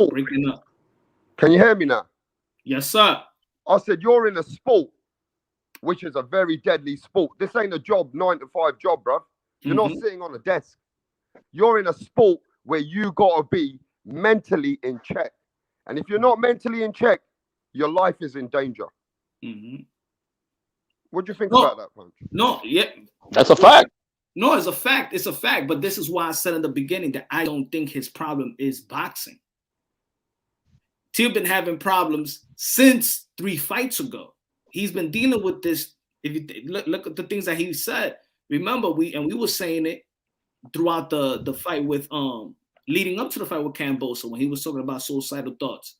When he was dealing with the Nakatani, he was dealing with the leading up to the Nakatani fight.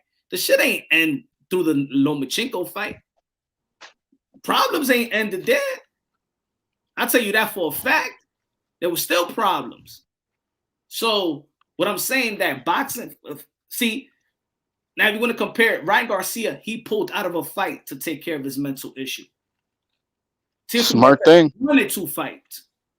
So it's it didn't keep him from performing. It's not keeping him out the ring, just like it didn't do to Mike Tyson, just like it didn't do to Oscar De La Hoya, just like it didn't do to Ricky Hatton, just like it didn't do to Sugar Ray Leonard. Like there's other fighters, there's other athletes that when they're going through some shit, they need to fight.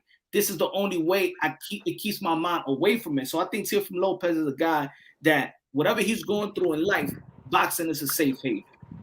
For certain, it's not. See, the problem is, right, these days, these boxers, right, when they have certain things which are going through their brain or their mind or their feelings, they share it on social media. And, you know, these days you got these people that, is that a reach out for a cry? Is that a reach out for help? Is that something? I think so.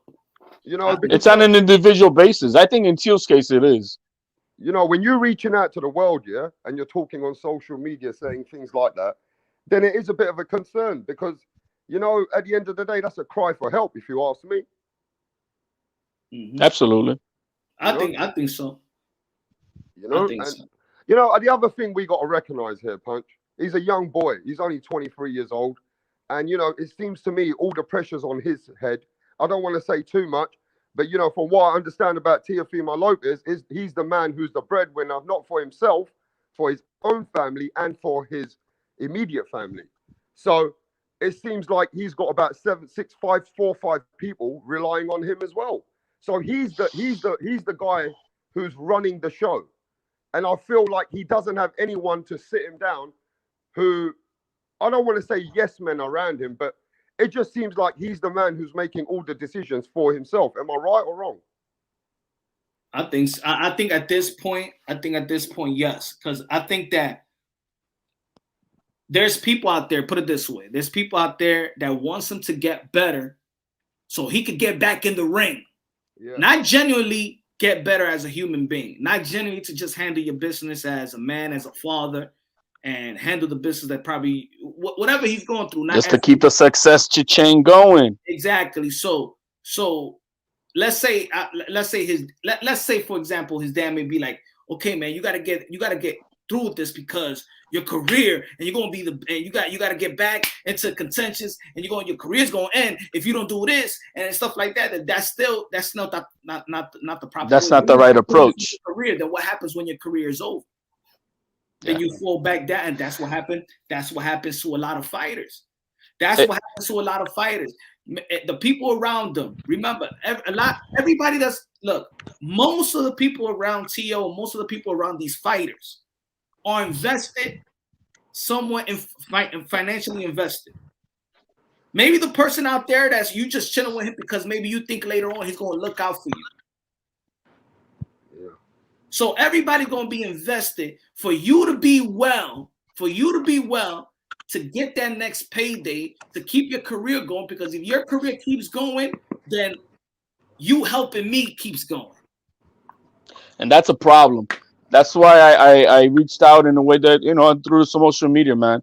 Tio owes absolutely nothing to no one but to God, himself, and his own household. So I'm not talking about anybody else.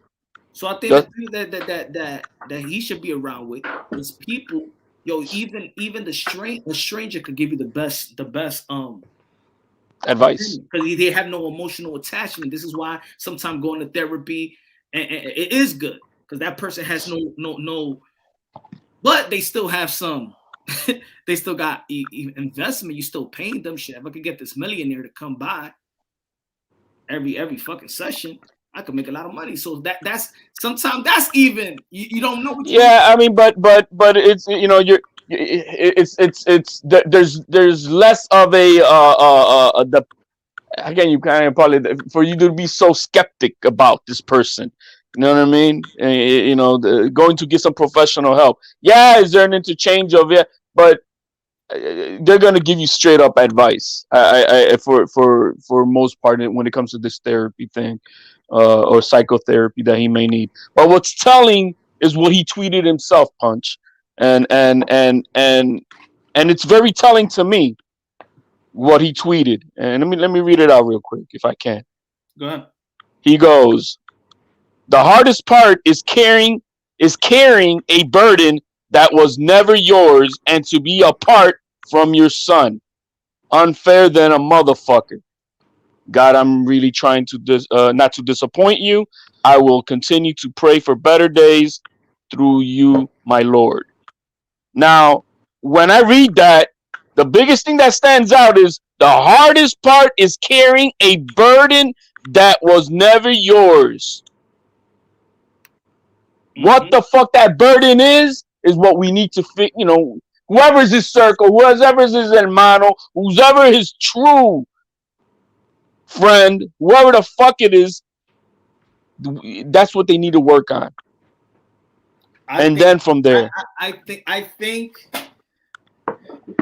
I know. I think I may know, but it's not right. It's no. I think I could think that I know, but that message right there can mean so many different things. It can.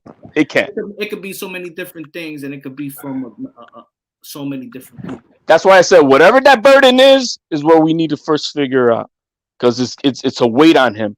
Obviously, the additions of you separated from your wife, you just had a child. Those are added compounding issues. But what's the foundational issue? What's the trigger here? What the fuck is the trigger that's got you? Then it got you to this point.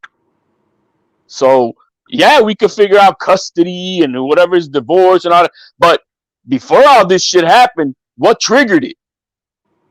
What Well, let's triggered put it? it What? this way. Let's put it this way, yeah?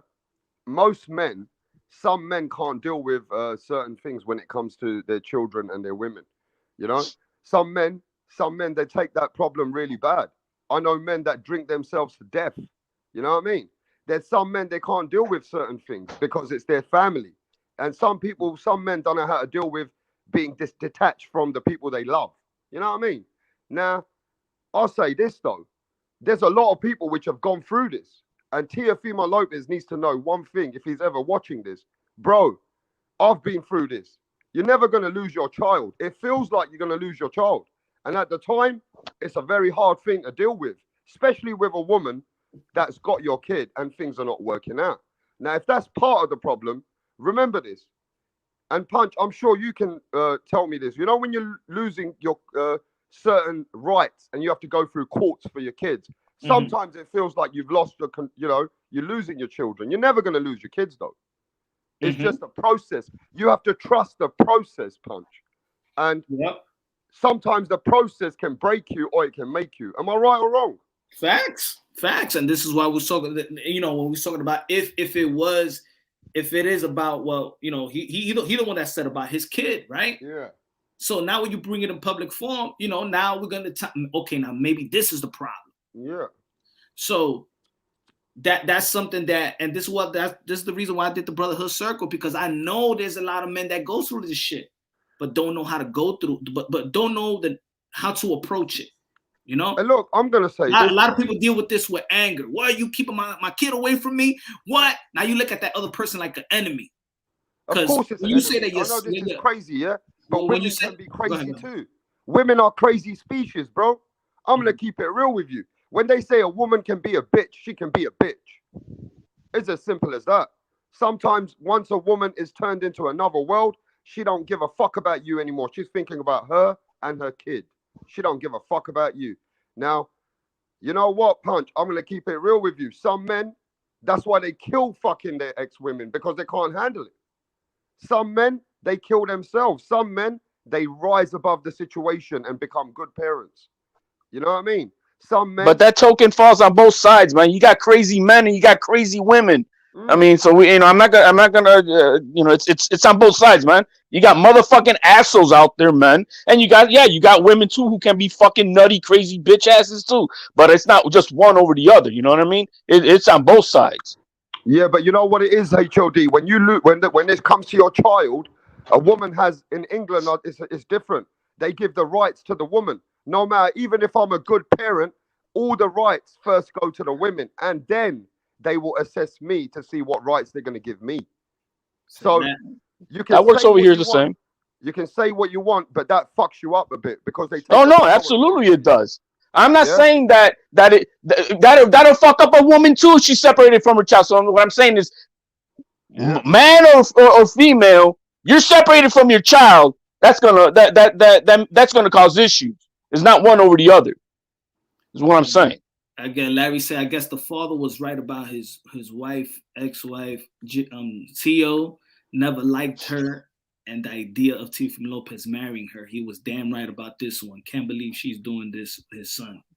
Yeah, but it happens to you don't know the details about that. That's the problem. Listen, I mean the thing he's the details, but the thing he said that he can't see his son, so he knows that the woman is preventing him from seeing. So that's what Larry said. Yeah, but he's in Honduras right now. So how are you gonna see him? Or you see your kid? You know what I mean? Oh, maybe that was what he was thinking before he left to Honduras. This is what he's been dealing with. You know what I'm saying? He's been dealing with this before the fight with Cambosa. Look, whatever it is, you got to rise to the occasion at some day, yeah? Because even though things are not good, you got to remember this. At the end of the day, you got to check yourself. It's got to be between Tio and God. You know what I mean? And then you need to surround yourself with people which are very motivated, who've been through things in life, who can show you the path. You get me, Punch? Just like you know how it is. You've been there. You know what I mean? You should be reaching out to him maybe behind the scenes. I think like you know what it's like. You know, sometimes there's a journey. It might look like you're in a bad state, but you know what it's like, Punch. Sometimes you got to check yourself before you wreck yourself, bro. This we do know. Teo wasn't supposed to fight in November, October, September. Early last year, he was already saying, "I'm not fighting past whatever day because I want to spend time and be with my wife. She's gonna have her baby." And that was out in public. That was to be set in stone. And I'm like, you damn right. You don't fight. You take care of being there with your wife. You there with your son. Fuck boxing. And if they want to make you go, man, drop them motherfucking belts. That's where I was at in April or whatever it was when or May when they started talking about this shit and it started getting extended. And I'm like, fuck it. Yo, man, if you gotta say that, then fuck them belts, bro. You be by your wife. You be by your child because that's life. That's first. That's to me. That's priority. You know what I mean? So there's a lot of things that we just don't know, but there's certain clues that we do know that shouldn't have happened and the plans that they had. American fighters. I want to speak on how do I get in the chat. I want to speak on.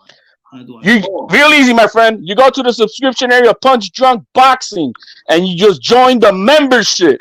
And with the membership, you get all the exclusivity of Drunk Nation, and you get the link. Let's go. Hey, look, man. Hey, look. At the end of the day, though, HOD, I'll tell you something. It is tough, I've seen a lot of strong men. When it comes to their children, it's tough to handle it sometimes. Oh, it absolutely is. It'll bring any man to their knees. I don't give a fuck how strong you are. Yeah. Shit like this will bring any man to their knees. Especially if you're that motherfucker who cares. You know what I mean? Yeah, there's men who don't give a fuck if they see their kid every once in a fucking blue moon. But when you're a man of principles and you're a man of integrity and you're a man that's your world, that's your blessing. That's it. It changed my life. And so, yeah, you damn right. It'll bring you down. You know what I noticed, though? I want to say this to Moonshine as well. You need good people around you, Moonshine, when this sort of shit happens to you. You need positive people around you, You need people which are very positive. You can't have negative people around you sometimes, bro. It brings you down. You got to have people with experience and wisdom. You know what I'm saying? Especially if you're not brought up with the tools to even know how to handle shit in life. That's right, bro. I mean, like I said, we are all a product of our environments and our upbringing. And if you're not taught how to deal with shit, with life, because life is a motherfucker, man. And that's our jobs as parents, is to try to teach our kids and prepare them for this motherfucking life. But if we don't know how to deal with shit, how are we going to teach our kids how to deal with shit? You know what I mean? And so then becomes a cycle of bullshit. And so then these kids who then become men or women and things happen in life, they don't know what the fuck to do. And then they lash out and do stupid shit. You know what the worst thing is? Can you imagine a woman and you don't work out, right? And she takes your kids and she tells you things like, we don't know what's going on behind the scenes. But I've had this happen where a woman would say, you know what? Me and you are done. If I'm with another man, you can't tell me nothing anymore. These are the kind of things that some men can't deal with. You know what I'm saying? Some women, they will fuck you up, bro. I'm telling you. And you have to be prepared. You have to be prepared to say, all right, bitch, you want to be with another man, right? And they don't mean to fuck you up. Those women are burnt out. Maybe that woman is hurt. You know what I'm saying, HOD? It could be. You can't just blame the woman. Maybe she's going through a crazy time herself. Well, like I said, it goes on both sides. It goes on both sides, man. Maybe, hey, look, we don't know what's going on. You know what I'm saying? All I do know is that Teo, there's a plethora of many people who care about you with zero interest in anything but your well-being, not about boxing, not about you being the champ or being the best or anything like that, or give a fuck about the loss or where you're gonna go. And it has nothing to do with that. There's a plethora of men who are reaching out, including Punch, including myself, and other men who are just willing to give you an ear so you could talk to, you can shell out and man code, what's said between us, it stays between us. And that's just the way it is. So hey, I know Punch Drunk has been reaching out. Go ahead, my man. Tag along with Punch. And hey, if whatever that can be, for my behalf, if I can help, I'm willing to do so. We're men of that been married, been separated, have kids. We know this shit. We know this shit, and we know the struggles. We know it's hard. But the last thing that we want for you to do is to have those tendencies that are just going to be peril. And once something like that happens, you cannot take it back. Yeah. And being a man of faith in God, like I see you that you are, you know that Papa Dios don't go that way. So we are your brothers. No interest in anything else. And I apologize that that I'm talking out this out in the public if you're listening to us, but it's hey, you're over there and we see you doing that social media. So I think this is just maybe the only means at the moment that you're giving an ear. But just want to let you know, as brothers, man, there's much love. You're loved in this world. You're appreciated in this world. It's a blessing to see what you did in Honduras. You saw the inspiration that you became over there, bro. Yeah, Fuck but the to be social fair with media.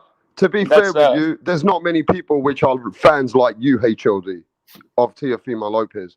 I mean, yeah, you care about the man, but majority fans are only interested in Teofimo as the boxer that he is. Let's keep it real. Well, right? yeah, that's what I'm You saying. know what I mean? There's And I appreciate that there's fans like you which are really willing to reach out and really care like that as a human being. But most fans are not like that, bruv. oh, And absolutely. We know you that know, this is a troll world in social media. yeah. So we know what Real Teofimo. American fan, mere American fan, good looking out. Coming new member. Yes, Welcome to La man. Familia. Yes, sir. But in it, Punch, nobody really cares about your personal life in boxing, really. Yeah, I see that you're laying it out, you're showing the concerns, but boxing fans are really interested in Teofimo Lopez as the takeover. But guess what? Rapstar? You know Yeah. what? That some people may feel like that, and it's true. But you know what makes it? What's the beauty of the YTBC? You know what's the beauty of it? Is that another channel could just strictly talk about fights. Another channel could talk about more than just that. Now, me, I'm going to talk about it all. Yeah. I'm gonna be in depth with these fighters, just like we used to be with why Mike Tyson is. I want to know every ins and out of the mentality of Mike Tyson, right? Yeah. We want to know that. Why we say that Mike Tyson is so raw? He gives so much of himself, whether people are gonna like it or not. Especially nowadays, man. Yeah, but Mike Tyson is a man. Hold on. So there used to be a crop of fans that we was built to know the ins and outs of a fighter and what makes them be great or what makes them be who they are. Now, maybe now today, people just don't give a damn. There's going to be people that don't give a damn. But here in Punch Drunk Boxing, we do give a damn about Teofimo Lopez. Here in the sport of boxing, we do give a damn about Mike Tyson and Oscar De La Hoya and AB and all those fighters. Just like I did a video and I said this community should come around Adrian Broner, push our hate to their sides. If he's going through alcohol problem, let's lift him up as a community. This is just not about Teofimo Lopez, the Punch Drunk is. But do you agree? But do you agree with this? You used to say this to me, that when boxers do things like this about Tyson Fury, you used to say that it's a bit of a weakness sign as well, though. It is. You're weak. You're weak at that mindset. Is this the same for Teofimo Lopez? That this is a weakness sign for him. You're taking the weakness in the wrong context. When Punch is saying weak, like not like a weak man. You're weak at that state. At that moment, you're weak. What I was saying is, what I said about Tyson Fury was that Tyson Fury, you got grown kids that understand. See, Teofimo Lopez kid is an infant. Tyson Fury had kids where he's saying that I don't give a damn about life. I think about I think about killing myself every other day. And I said that he shouldn't say that publicly when he got kids, his oldest son listening to that. And then if his son is listening to, damn, I am not enough for my dad. I'm not enough for my dad. Why is he saying that? Guess what happens? Then he feel like he's not worthy. Then it carries that burden on him. I'm not special enough. You know what? Maybe I just want to end myself too, like my dad. You got to break it down in context of what I'm saying. Yeah. Don't try to, you know, compare it to, you got to break it down in context of what I said about Tyson Fury and why I said it. Right. You know, because now you telling your children that you ain't shit. But you know what? I've always admired Tyson Fury for using that and bringing it back as a positive. You see, I've always admired Tyson Fury that even though he went crazy, but he came back and he used it all in boxing, and he used all his crazy negative energy and he made it positive in boxing. And I feel that Teofimo Lopez is a breed of that animal. I feel that Teo is a guy that's going through certain things, but he's going to, I don't know, sometimes, you know, you can build it into building yourself. Maybe, you know, there's been fighters before that have gone through crazy stuff and used it as a positive and come back stronger. Maybe Teofimo Lopez is using this as fire and fuel. Maybe we're getting it wrong. You know what I'm saying? Maybe when Tyson Fury was doing this, it was for him to know that this is why he's coming back and he's letting the people know. But he got help. But he got help. But this is what I'm saying. But this is what I also was saying. For Tyson Fury, the same thing I'm saying about Teofimo Lopez. It had nothing to do with boxing. Right. Tyson Fury felt like this at the highest. He accomplished everything when he beat Klitschko. So that means it was not about boxing because he did it. It's not about boxing. It's something else. Teofimo Lopez, he felt like this after Lomachenko, his biggest win. Mike Tyson felt like this when he's in the top. You understand what I'm trying to say? So when people be like, "Oh, he just got to stick to, he got to do this for boxing so he could be back or whatever for boxing," it's not about boxing. It's something else that they're going through or what they've been through in their life. When Sugar Ray Leonard said how he felt throughout his life was that he was molested by a man in his family. So he carried that. Yeah, and he blossomed in boxing. But what happens after boxing? Yeah, for and sure. It goes back to what you couldn't deal with because all you was dealing with was your a lot of guys build a wall. You build a wall, and you may use this maybe in the military sense. There's a lot of soldiers out there. They're hard. They're born. They're ready to see the most atrocious shit. I'm talking about some ugly killings and splattered people and just, you know, things that are just horrific. But they're built at that moment with a big wall to look at it like nothing because you're in the shit. But once they come back into the real world and that wall comes down, all that comes right out, and they don't know how to deal with it. And so it's the same thing like what Punch is saying about Leonard. Boxing probably was a wall for him, but once he stopped, then what? I think it's tough as well because because you did bring Tyson Fury, you got to understand his characteristic. Most of the time, the boxing world don't know if he's serious or not. We don't know. He plays around. He say a lot of things. Oh, I'm drinking 12 pints of beer. You know, is he? We don't know. I just think, Punch, at the end of the day, right? Every man has to deal with things in their life. But sometimes when you're younger, you take it harder than what it is when you're older. And I think as a man, you grow from your mistakes and your emotions in check. It's pretty tough, you know. You talk about Mike Tyson. Let's not forget Mike Tyson lost a beautiful daughter, a little beautiful baby girl. She died. And he, you know, these are the kind of things men have to just deal with it. You know, it's not easy to deal with something like that, Punch. You know what I'm saying? But I'm just saying sometimes you got to be numb to certain situations so that you can live a better life and realize that, you know what I mean? You can't be too emotionally. You know what it's like. When you're younger, it's tough. But when you get older, you end up dealing with problems in a better way. Real American Fan, what's good, brother? You on mute? Real American Fan. He's not on mute. Hey, Punch, I'm gonna have to go in a minute because I got to set up my live later on. I got Rick Ross coming, hopefully. At what time? I've got an interview with Rick Ross and a couple of fighters. I was gonna say, shall we just make it happen over here? Now that we're here now, let's get them over here then. What do you think? They gotta be in Rap Store Boxing Knowledge, man. Well, we got Punch Drunk Boxing, you know what I'm saying? So we're already out here. Shall we get Rick Ross and a couple of fighters over here? Shall we send that link? That's what I was trying to say. Now we can send that to your channel, man. Yeah, man.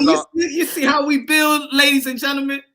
Yes, But man. what time are you supposed? What time are you supposed? I'm supposed to be scheduled in about 35 minutes.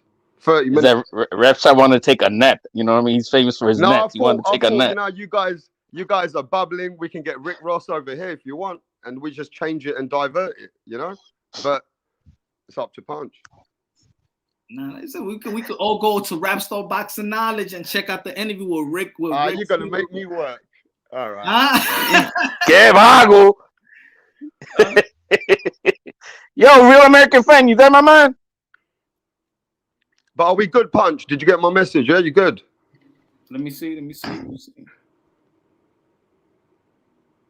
Come on, man. I want I want some questions today, man. I want some good questions, Punch. Yeah, this Sunday. All right, I sent it already. So yeah, we're gonna be going live soon. I think Rick Ross is coming, unless he's gonna reschedule it. I'm not sure, but he's supposed to be coming on an interview in a bit. Let me give it to. Well, look, we're going by what Teofimo Lopez has said in public. We're not going by anything or speculating anything. This is about the post that Teofimo Lopez has been putting out there in social media. So he put out in Instagram, Deuce. He put out on Instagram yesterday or the day before yesterday. I wish I could leave from Earth and never come back. He's tweeted, when I'm gone, maybe then I'll be appreciated. He's also have tweeted, let me see, career's going great, but the rest of me is falling slowly.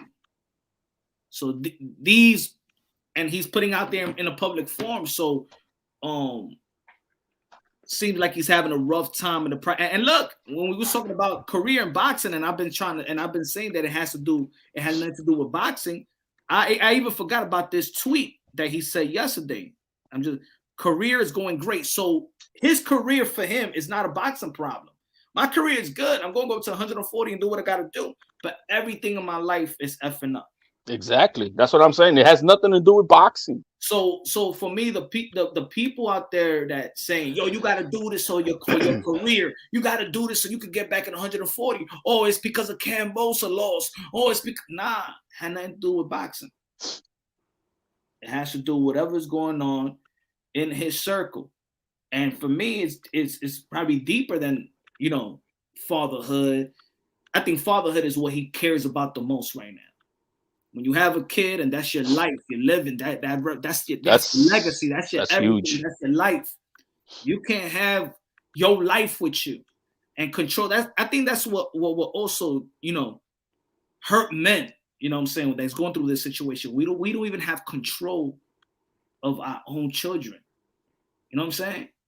And then as a youngster like him, everything started coming to your mind. If I break up, it's going to be another man taking care of my kid and all that stuff.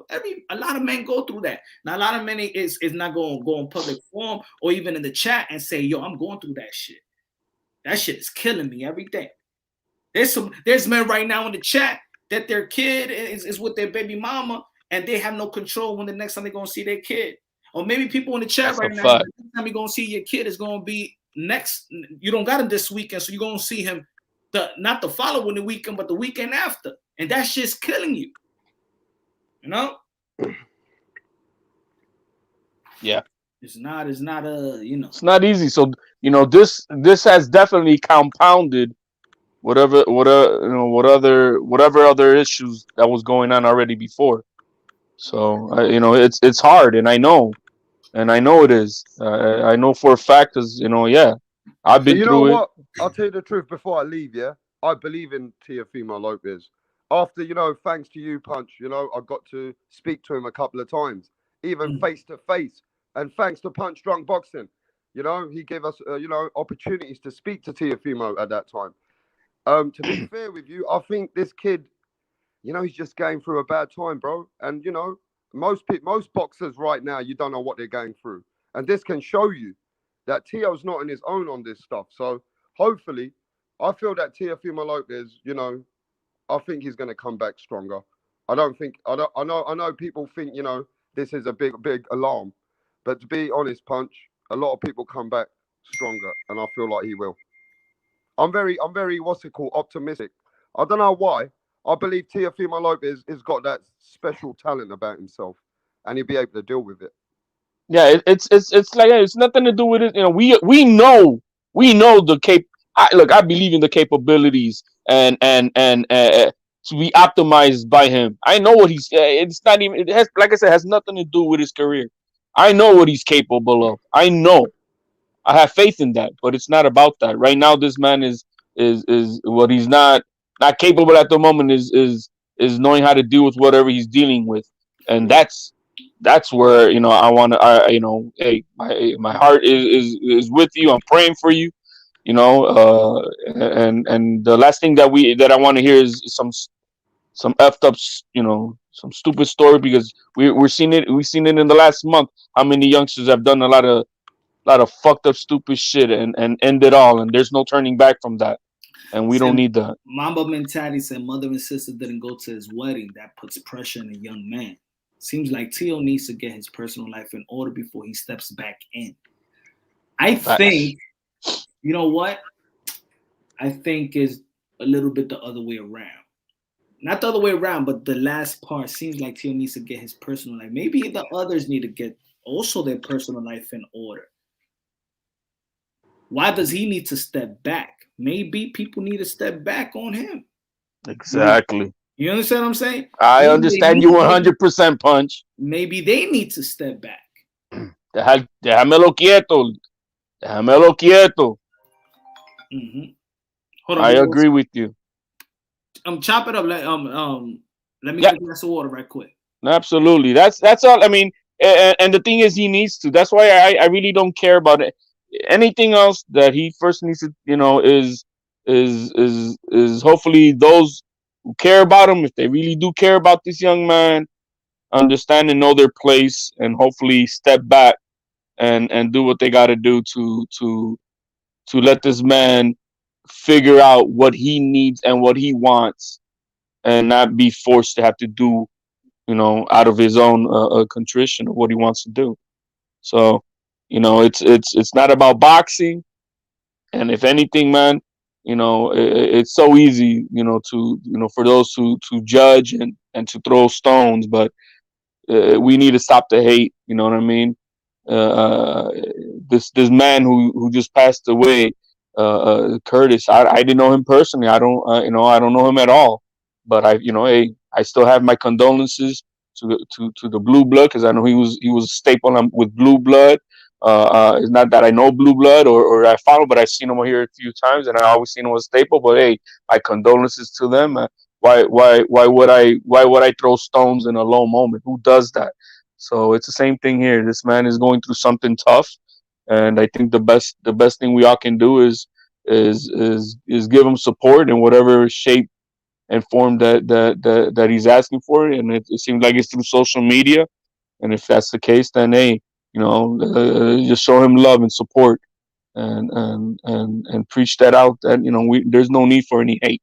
There's no need to be throwing stones in a time like this, especially when you see certain signs of and tendencies of ending it all. Those type of thoughts are cannot be taken lightly at all. I see Rapstar, you dropped off on me. So yeah, guys, this is something that all of us as men, if you're going through a tough time, yeah, you just got to make sure you surround yourself by people that truly care and have wisdom of experience of going through certain things. Never lead a person into the dark place, man. That's the last thing you want to do. Never add fuel to the fire. You know what I mean? What you're trying to ever do is de-escalate a situation from it being something bigger and worse. So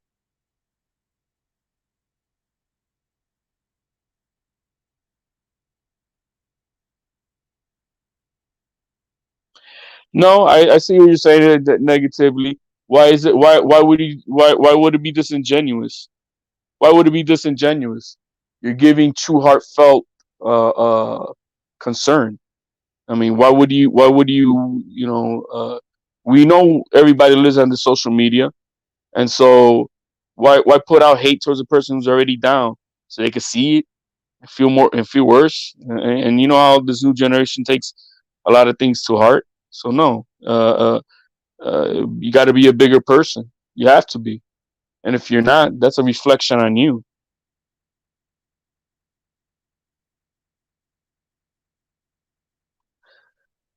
Well, I mean, I know everybody thinks that it's what just one thing. You think it's his dad as a trainer.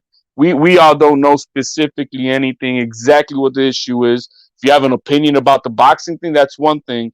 But what's causing this young man to go through some of his let's call it depression, if you will.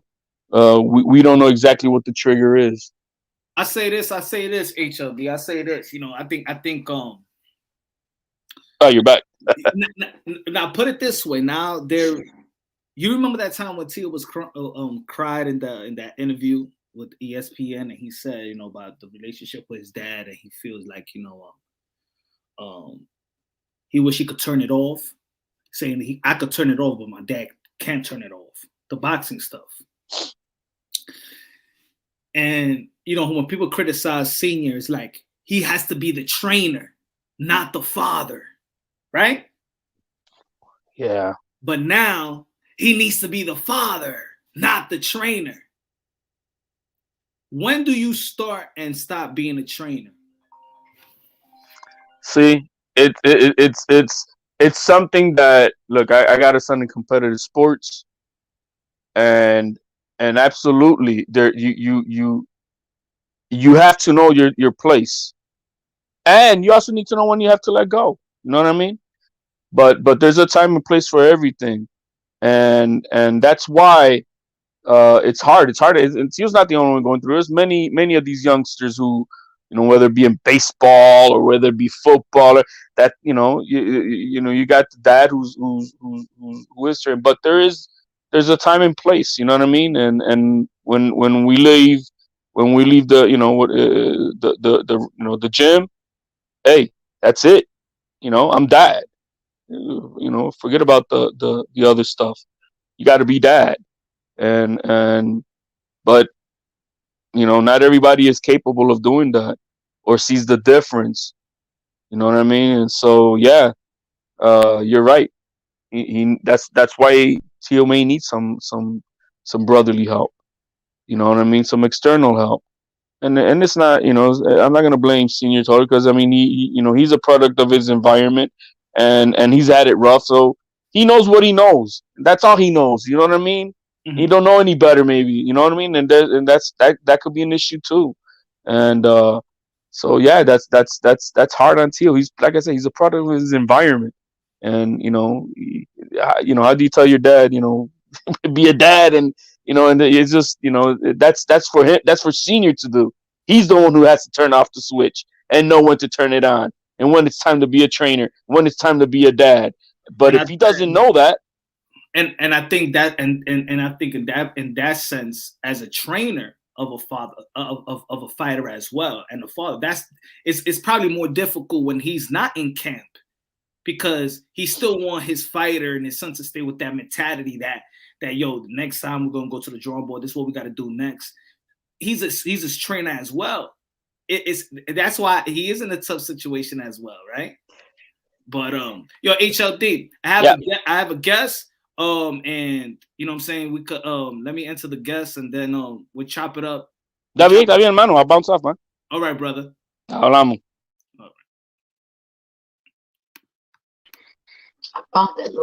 What's good, Rick? Punch, hey, listen, I love the hat. Oh yeah, New York.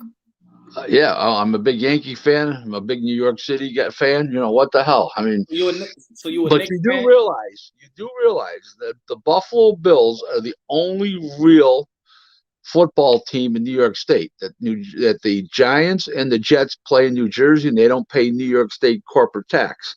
So there you go. So you learned something tonight, right? All right. So the Buffalo. So you got your Buffalo attire too? No, we don't. We don't wear that shit. But we're here anyways.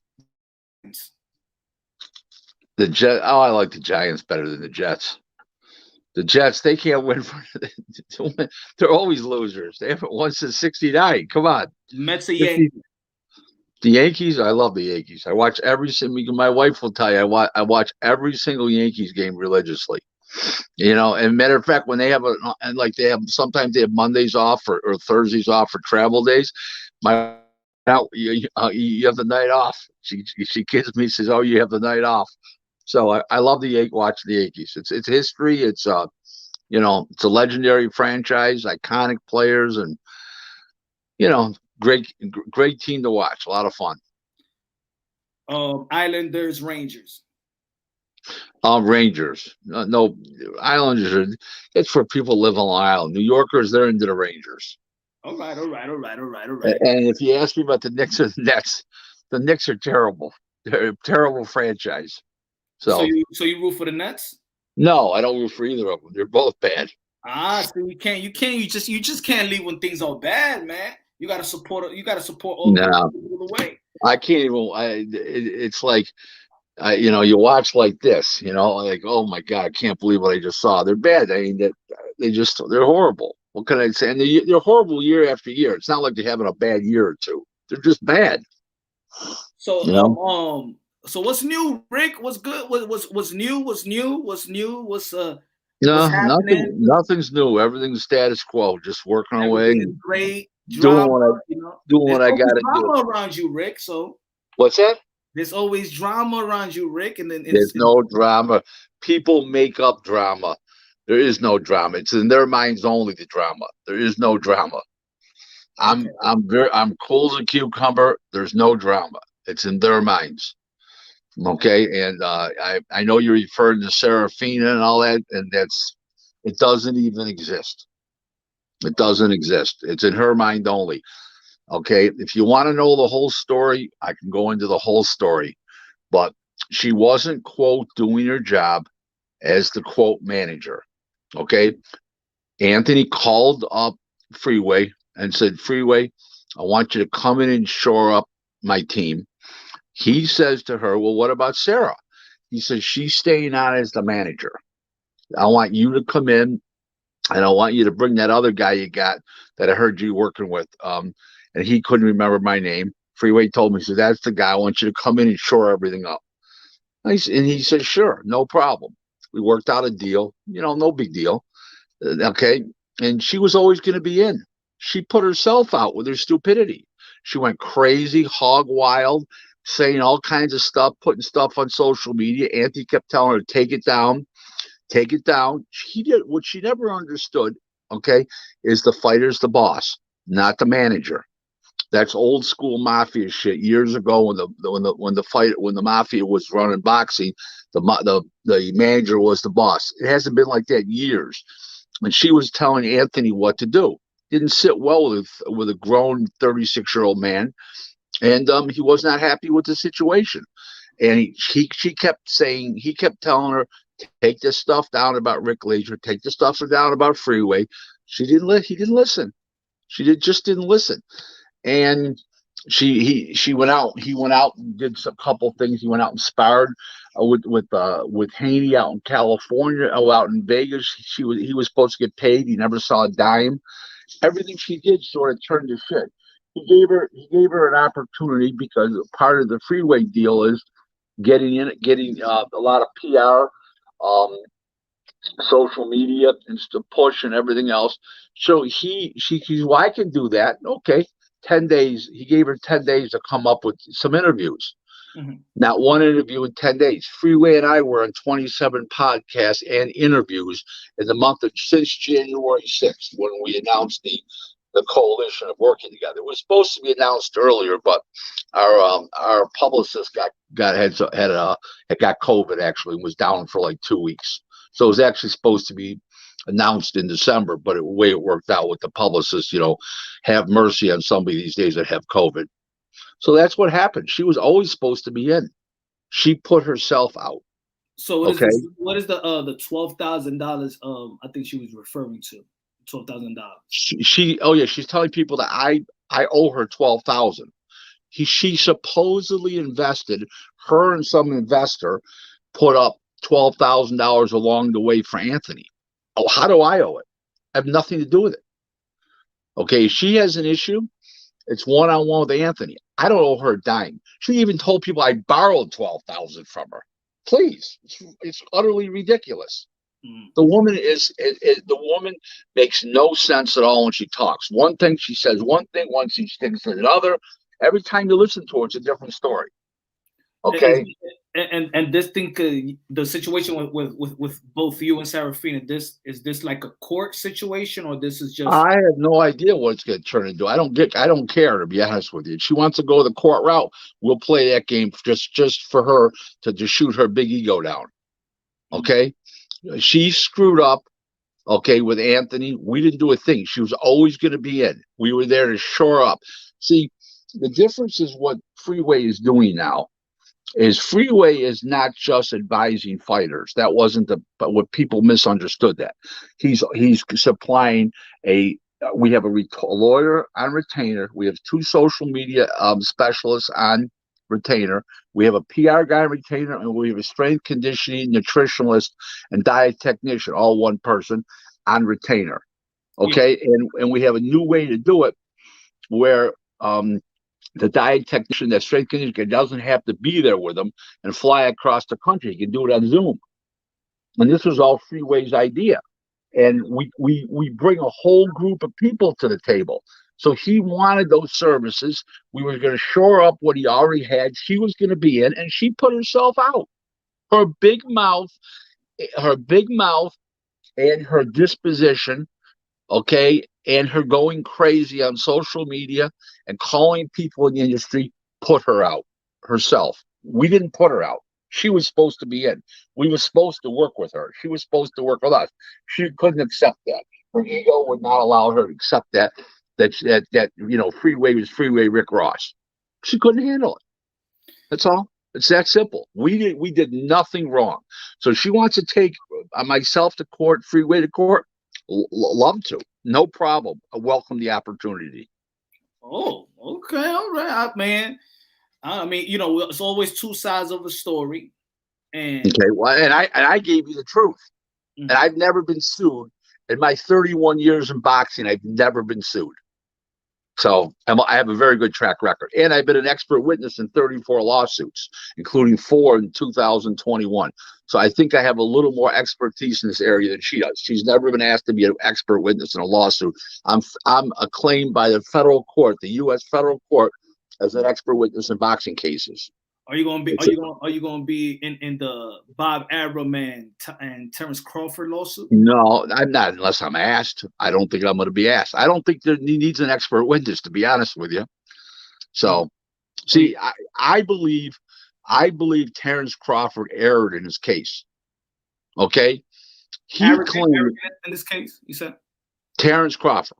Now, I'm a big fan of Terrence Crawford. I think he would mop the floor with Spence. I'm a big fan of his, and I feel the same way right now today. But he erred in his case. Here's why. In his lawsuit, he claims that Bob Arum owes him a fight. In the contract, it says 2000. In the lawsuit, it says 2019. It was wrong. It was 2020. They made an error there, but that was minor. They can just amend that. That's not a big deal. Okay, he did have 2 fights in 2019. 2020 had 1 fight, but you got to take the COVID shutdown. Okay, now here's his problem. You ready? Go ahead. He says the Top Rank owes him $4.5 million for a fight, which was the minimum in his contract. Okay, I believe. I'm just thinking off the top of my head. I can't. This was a couple weeks ago. I still have the lawsuit. It was sent to me, but whatever. So he says he's owed a fight, right? Okay, he's owed the money from a fight, right? Okay, the Top Rank didn't give him enough fights, right? But on November 20th, after he beat Porter, he went to the podium and said, "This is my last tough fight with Top Rank. I'm moving on." Right? Did he say that? Yeah, I believe so. I'm not okay. Well, I don't have to pick up my face, but no, but that was what he said, right? Okay, so if that's the case, how do you come back and say now, Top Rank owes me for a fight? Okay, he's declared himself a free agent. His own words said Top Rank and I are done. Now he comes back and says that they own 4.4 million, 5 million for a fight. Well, if he owed him 4.5 million for a fight, then Top Rank owed him one more fight. That he wasn't a free agent on November 20th. Right or wrong? Don't you think he maybe they waited this after I say he became a free agent, so he won't be. If they waited for what? He did. If that was true, so he won't be put on the shelf. No, if that was true, okay, he wouldn't announce himself as a free agent that night. If it was a legal strategy, he would not have announced himself as a free agent that night. That's contradictory to the lawsuit. Okay. You understand what I'm saying? Does that make sense to you? No, I understand. The problem, the big issue really I have with that lawsuit was the racial biasness. I don't really think it was racial biasness in my opinion. What's racial biases? I don't think it was racial bias. Oh, no, it definitely wasn't. Everybody wants to know why Loma had the big push at ESPN. I'm going to tell you why. Because Crawford was offered to be on SportsCenter many times in other ESPN programming and other media programming and other everywhere else, and he turned down interviews. He turned down SportsCenter appearances. They were going to do it from his own house, shoot it from his own house, bring the cameras. He didn't want to do it because he had to wake up at 6 o'clock in the morning. Okay, 7 o'clock. He didn't want to do it at all. Forget the time. He didn't want to do it at all. Now, just to let you know, Top Rank is a well-oiled machine, okay? And you know I know Top Rank very well. Yeah. They have a list of every time you turn down a social media appearance or a media appearance of any type. Now, let me ask you a question. You're a sharp guy. You're out there. You're on Twitter. You got a podcast. You're this, you're that, right? Ready for this? Here goes. When was the last time you saw Terrence Crawford talking on a podcast? The Sean Porter podcast. One? Yep. Okay, I was on 27 this month, and I'm only Rick Glazer. I'm not Terrence Crawford. So you think I mean, I know there's the obligations, of course. He does not promote himself. He doesn't feel that he has an obligation. He thinks the promoter can't do it by himself. When Joe Macy was selling 17,500 tickets in Buffalo, do you remember Joe Macy? Yeah. Okay. He was at hospitals on Saturdays and Sundays. He was walking through churches that he wasn't even a member of. Yeah. He was just to get his face out there and be known. He was going to hospitals. He was going to charity functions. He was going to black tie affairs. He was promoting himself in the city. Now, remember that in 2000, in that era, 99 to 2003, 2004, they didn't have the social media back then. They just had regular, still traditional media. The internet was just getting going. It started in 1995, and they really didn't have podcasts. They didn't have all this stuff. So he went out and drummed up the whole region.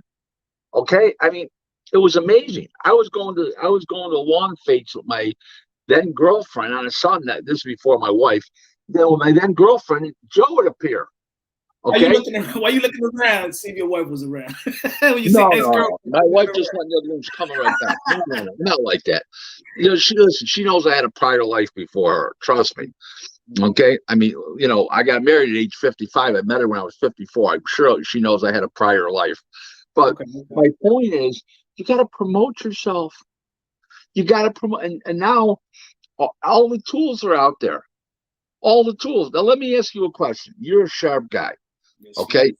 Okay. You ready? If you had a chance to talk to Rick Glazer on your podcast tonight, okay, or Terrence Crawford, you take Terrence Crawford, right? Yes, sir. Where's Terrence Crawford? It's the middle of the night, and I'm doing a podcast with you. It's 1:11 in the morning. Yeah. You understand? All right. Oh, go ahead. I feel, this is how I feel. I get asked all these questions, this one big question all the time. Go ahead. Well, Rick, you know, you're worldwide in boxing. You're in the New York State Hall of Fame. You're elected in Canastota. You know, you do business for all the giants in boxing throughout the world. How come you come on social media and talk to fans? I'm going to tell you why. Because boxing doesn't have fans. They have enthusiasts. People pay to watch. The NBA they watch for free on TV. They watch the NFL for free. They watch Major League Baseball for free. They watch NHL hockey for free. Boxing, you pay to watch. Premium TV, pay-per-view, streaming, you pay. Okay? The fans deserve somebody to talk to that's a boxing insider with experience, that's in every phase of the game, which I am. Okay? And they deserve answers. And they deserve the right answers from an experienced guy. Okay? And nobody does it. Okay, Bob Arum comes on the occasional podcast, but nobody, not even the journalists do it. And they don't know the inside of the business. The journalists know the sport. They don't know the business. There's only two journalists that know the business, and one of them is Steve Kim. Coppinger's getting there, is getting there, but he's not yet there. He's a member. Coppinger's only like 34 years old. Steve Kim's just turned 50. Steve Kim knows the business end of it, not just the sport. Okay, but nobody comes on and explains anything to the fan. They don't explain purse bids. They think that fighters turn down fights. They do turn down fights, but sometimes the promoter turns them down because it's not in his best interest. Nobody tells anybody this. Okay, nobody, and it's ridiculous. Okay, I mean it's crazy. I know that if you told Tank Davis he was fighting Godzilla tomorrow, and Godzilla weighed 200 pounds, and Godzilla was 28-0 with 27 devastating KOs, that motherfucker would be there fighting because he's a fighter. But he's got to be protected. Why? Because Floyd has no other money makers, so he's got to protect the one money maker he has to help run his company. If not, he has no Mayweather Promotions because he doesn't have any other good fighters. Does that all make sense? We all know, seeing different type of interviews and different type of platforms. You like to smoke. You can answer anybody. You don't how you say knock any questions down. So let me ask you the sure.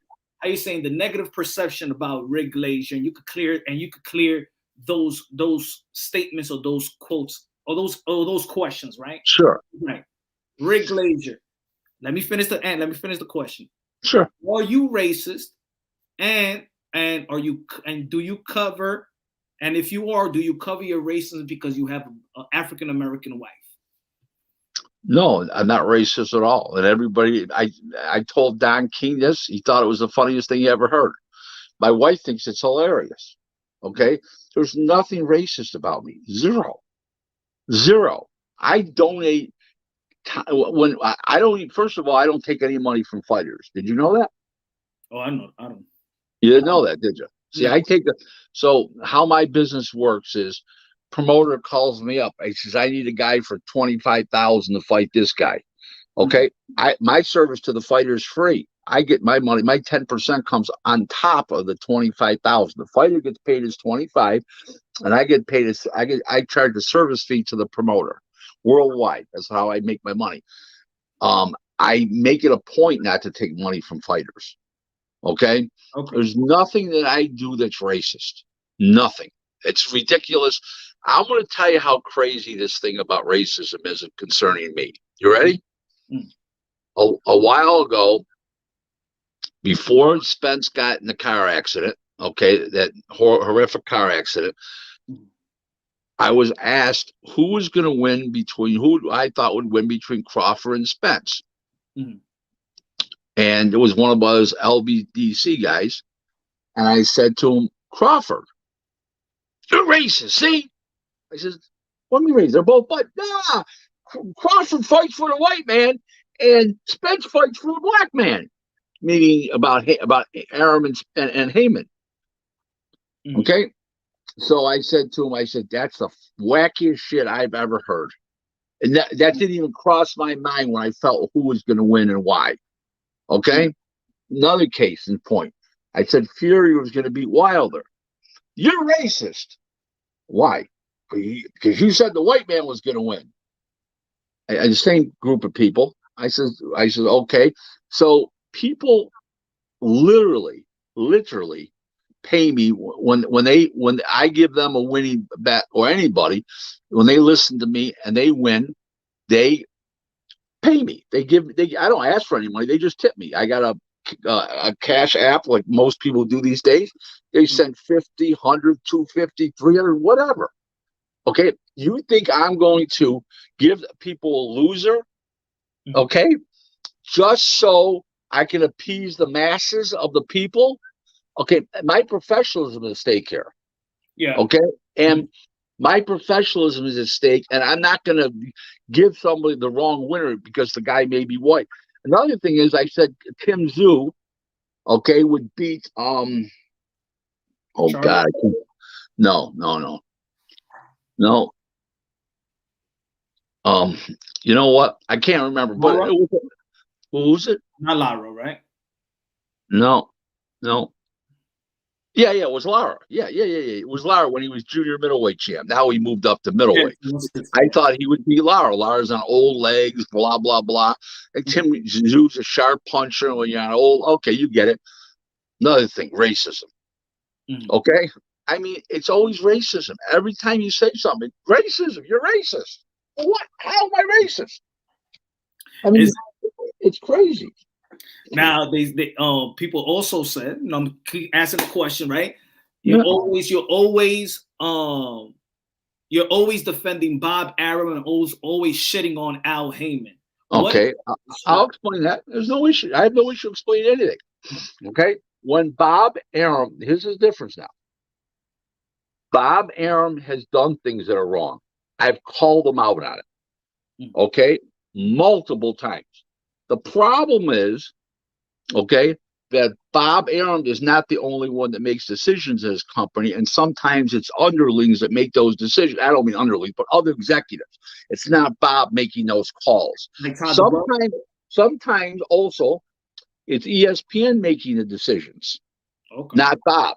Okay, it's Disney, it's ESPN. So the ones that are wrong that Bob is personally responsible for, okay, I will call him out when he's wrong. But you can't really call out ESPN and you can't call out underlings because of the fact, okay, Aaron's running the company. And if he's doing something wrong, I'll get mad. But you remember something. He runs his business as a true corporate America type company. There's 7 officers there. Sometimes he's not making those decisions. Okay? Okay. Sometimes these decisions are made by ESPN, right? Okay. The difference is Al Heyman is a micromanager, and every decision is one that he makes himself. That's the big difference right there. Okay? And the network's the same thing. He puts out what he wants to put on. He's got content deals, and he's putting out whatever he wants to put on. That's why this garbage is going on pay-per-view. That's, the garbage that he puts on pay-per-view. And it's not pay-per-view fights. Okay? Everybody says to me, well, you've been on Al Heyman's rear end for a long time. Why? Okay? He came in March of 2000, I'm sorry, wrong month, November of 2014. He announced that in March of 2015, PBC was going to start. He got $550 million from White Owl Reed. Okay? The only thing he did was overpaid for rummy fights. Okay? Benefited 25 fighters. What about the other 275 fighters he signed up? The ones that aren't saying, hey, thank you, Al Heyman. You only see that coming from the TV fighters that are winning and getting paid a lot of money. What about all the other fighters? Think about that for one moment. Okay, if you've seen an Al Heyman contract that says in there, you can't badmouth the licensed promoter of the show, you can't badmouth the network, you can't badmouth Al Heyman Development, Al Heyman this, Al Heyman that, PBC this. It's all spelled out in the contract. Okay, what do you have? You have a lot of disgruntled fighters, but people are hearing about those fighters. Okay, and not every fighter is signed, and not every fighter that he advises or he manages. You know what I'm saying? Well, they're signed to somebody. They're signed to one of the lackeys, which is, the Leon Margolises of the world and the Samson Lukowitzes. And I got no problem with Samson. Samson's a good boxing guy. I got no problem with Samson. I like Samson, actually. He's a good hustler. But the point is, they're all with somebody that's with Al Heyman. They're all with Al Heyman. Okay. And so give us since you're very direct when it comes to Al Heyman. You said that you disagree with Bob Arum in certain things. Tell us a few things that you disagree that Bob Arum did. Putting a woman as a main event on ESPN, Michaela Meyer, as much as I like her, she's nothing more than a co-feature, in my opinion. She's not a main event type fighter. Okay, and I don't, if she's fighting another big name, maybe, but that would be one of them for sure. Certain fighters. You don't like women boxing. You don't support women. No, I don't support women boxing, but she should not be a main event. I think that she could be a main event. Well, they didn't do good ratings when she fought, so I think I'm more right than wrong. Well, she's coming up, and I say she's a champion. Okay, but she wasn't ready to be a main event. Okay, another thing, cutting Delvin Rodriguez loose. Okay, cutting Carlos Castro loose. He's a #1 WBC contender. Elvis Rodriguez. What's that? No, you said Calvin Rodriguez. Elvis Rodriguez, you mean, right? Elvin. Yeah. Elvis Rodriguez, cutting him loose. I thought that was that wasn't good. They cut loose the #1 WBC 122-pound contender. Okay, unexplainable. I abused about that. Okay, I mean, they don't run a perfect organization, but the problem is some of those decisions are not being made by Bob. That's the problem. But don't you think also Al Heyman received some help also in making some time? No, Al Heyman, no, because everybody you talk to is all the decisions are with Al. Everybody's afraid to speak to Al.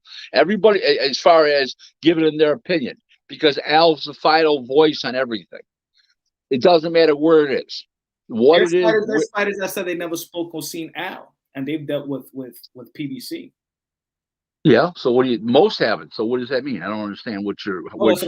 So there's other people that because they do business with the little lackeys, okay, and the lackeys are all reporting to Al, and Al say yes or no.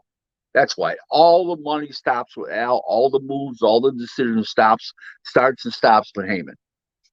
Okay, that's the bottom line. It's a fact. Everybody you talk to will tell you that. I'll give you an example. A fighter will talk to a manager will talk to Louis DeCubas, or a fighter will talk to Little Louis. Okay, Little Louis. Okay, and they say, well, let me check into this, let me look into it. We've got to go back to Al. We just can't make a decision. All right. So there you go. Now let's say so there's pay-per-view matchups that shouldn't be on pay-per-view. And then there's other fights that, let's say like Bud Crawford versus Sean Porter. And people say, we wanted to see Bud Crawford fight an elite welterweight. Mm-hmm. They did a pay-per-view. So people was interested in that fight, but then it still did below 200K. So what are the fans? And this is just really just a question on how the landscape of how fans think. They say that one fight could be pay-per-view. Another fight, let's say Mario Barry's on Thurman, shouldn't be on pay-per-view. But then the fight that should be on pay-per-view still don't sell. So let me explain. Okay, pay-per-view is a dying model. Okay, we've proved it. Only the biggest fights should be on pay-per-view. The elite, Fury and Wilder. Okay, the second and third fight, especially the second fight, did really well. Didn't do what they thought they would do, but it still did 875,000 people. That's homes. That's a lot of homes. Quality or quantity, meaning? I'm sorry? Is it in the sense of quality when a lot of people felt the trilogy? I'm saying, the marquee names, right, is Wilder versus Fury. But it was marquee names, and it's fights that people want. It's the fights that people wanted to see. Just like Canelo, almost no matter who he fights, unless he's fighting your dream. But any of those guys, Plant, Benavides, any of those, they're going to sell because it's Canelo. Okay, this is my description of Porter Crawford when it was first. They were making the fight, because it didn't go to purse bids, and they were making a deal, $6 million or $4 million. I said that it's a fight that's borderline pay-per-view. Borderline. The only thing that did make it pay-per-view over the top that caused it to go from to pay-per-view was the fact that Porter had been in with all the big names, was a 2-time champion in the welterweight division. world champ, and fought all the big names, and he was the #1 contender, and he was conceived as being still at the top of the game, which he was when he entered the ring. This fallacy that, oh, he was washed. No. Crawford made him look washed. Okay? People are forgetting that. All the Earl sexuals out there, all into this Earl thing, they're always downplaying Crawford. Okay? But truth of the matter is, it was a real fight. Okay? Crawford was victorious. Now, why did it only do that few homes? I'll explain that to you. Okay? Because it was only available on the ESPN Plus app. It was not available on home cable. It was not available on satellite. And it was not available in any movie theaters. It was only, it was only on the app. That was it. And you had to buy a subscription for ESPN Plus to buy the pay-per-view. So if you did both those things and you paid the tax, it's $90. Okay, traditional boxing people do not want to watch fights on their phone. I do. Okay, I sort of I call myself an old school boxing guy with modern nuances. I get it. I got no problem with it. But most people don't want to watch a fight on their home computer, their tablet, their cell phone. I don't have a problem with it. But between not having any home cable, okay, and having to buy the subscription for the app, I thought it did actually well. Because remember, ESPN keeps 100% of that money. Where if you go on a provider such as cable television, the promoter gets 60% of the revenues, and the distributors and the satellites and the cables, they get 40%. So if you take that number, okay, of 238,000, okay, and you add, you figure that you'd have to do 255 or 257,000 homes on cable TV to net the same amount of money as they did with 138, right? Mm-hmm. Okay, so if that fight did 257,000 homes on cable, it would have been it was a winner. It was actually a winner. Okay, even though the show didn't make any money overall, it was still a good number for the circumstance it was dealt. You understand what I'm saying? Fire away. Next question. So you say the quotes, right? The heterosexuals, and I think it was like the Earl sexuals. Earls, all right, the Earl sexuals. Right? Yeah. You say the Earl sexuals. What are the Haymanites? Wilderettes. You forgot them. The Wilderettes. So Wilderettes. Get it right. Now, don't you think maybe this is why they say that you have something against the black fighters? Because you don't. What's the nicknames for Tyson Fury fans or Lomachenko fans, or what's their nicknames? Everybody calls Lomachenko fans Lomachenkos, and he's not even Chinese. The derogatory, manhood, testing somebody's manhood. Listen, you tell me. Let's go to Crawford and Spence here for a second. Don't you remember Crawford saying, "Man, he's on the wrong"? Spence saying, "Oh, he's on the wrong side of the street." When he's not on the wrong side, I'd be fighting him. Where's that fight? Al Heyman hasn't made this guy an offer. Al Heyman hasn't offered to sign this guy up. They don't want no part of this guy. He wiped all those guys out in a month. Every weekend, he can wipe another guy out for a month. Cool. Every one of them.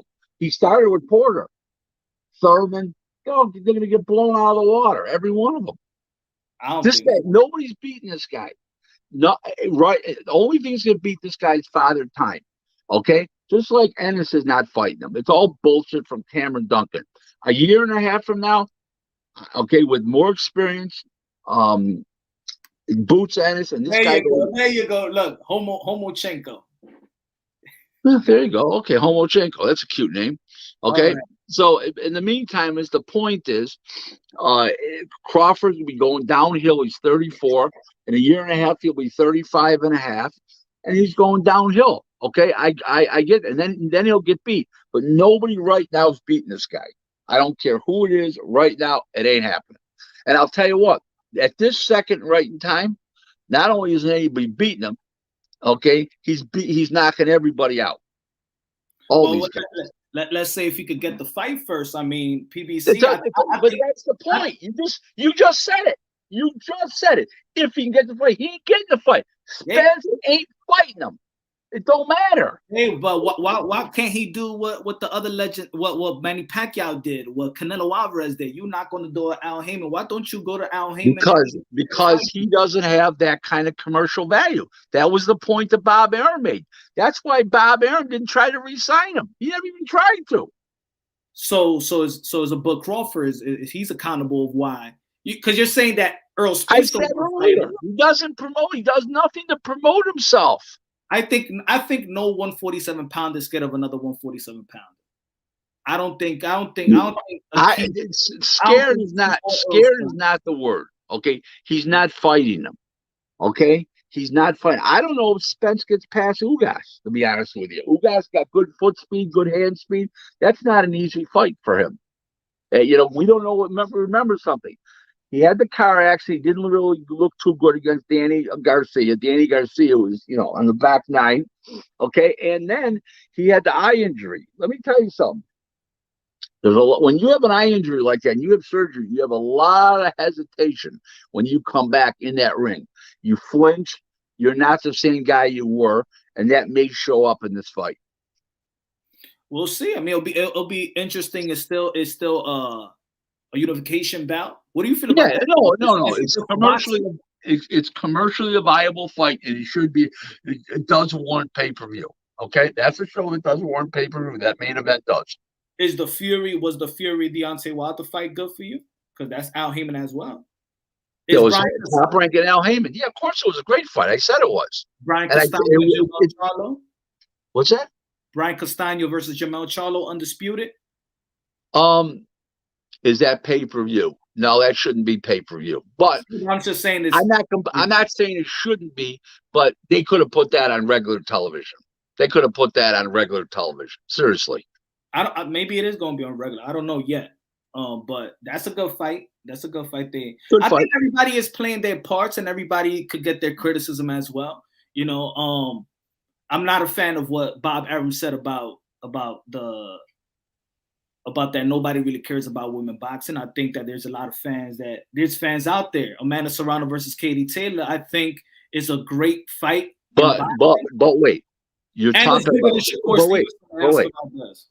about the two best women in the world fighting each other. 99% of these women fights, they're just fights. No, they're just fights. That's nobody really. Well, that's because the sport went backwards because of the Al Heyman protect everything theory. That's another thing he did to the sport. So there's your answer right there. Before Al Heyman came along, they were fighting one another. Fact. I don't know about that. I seen Thurman Porter. We seen Thurman Garcia.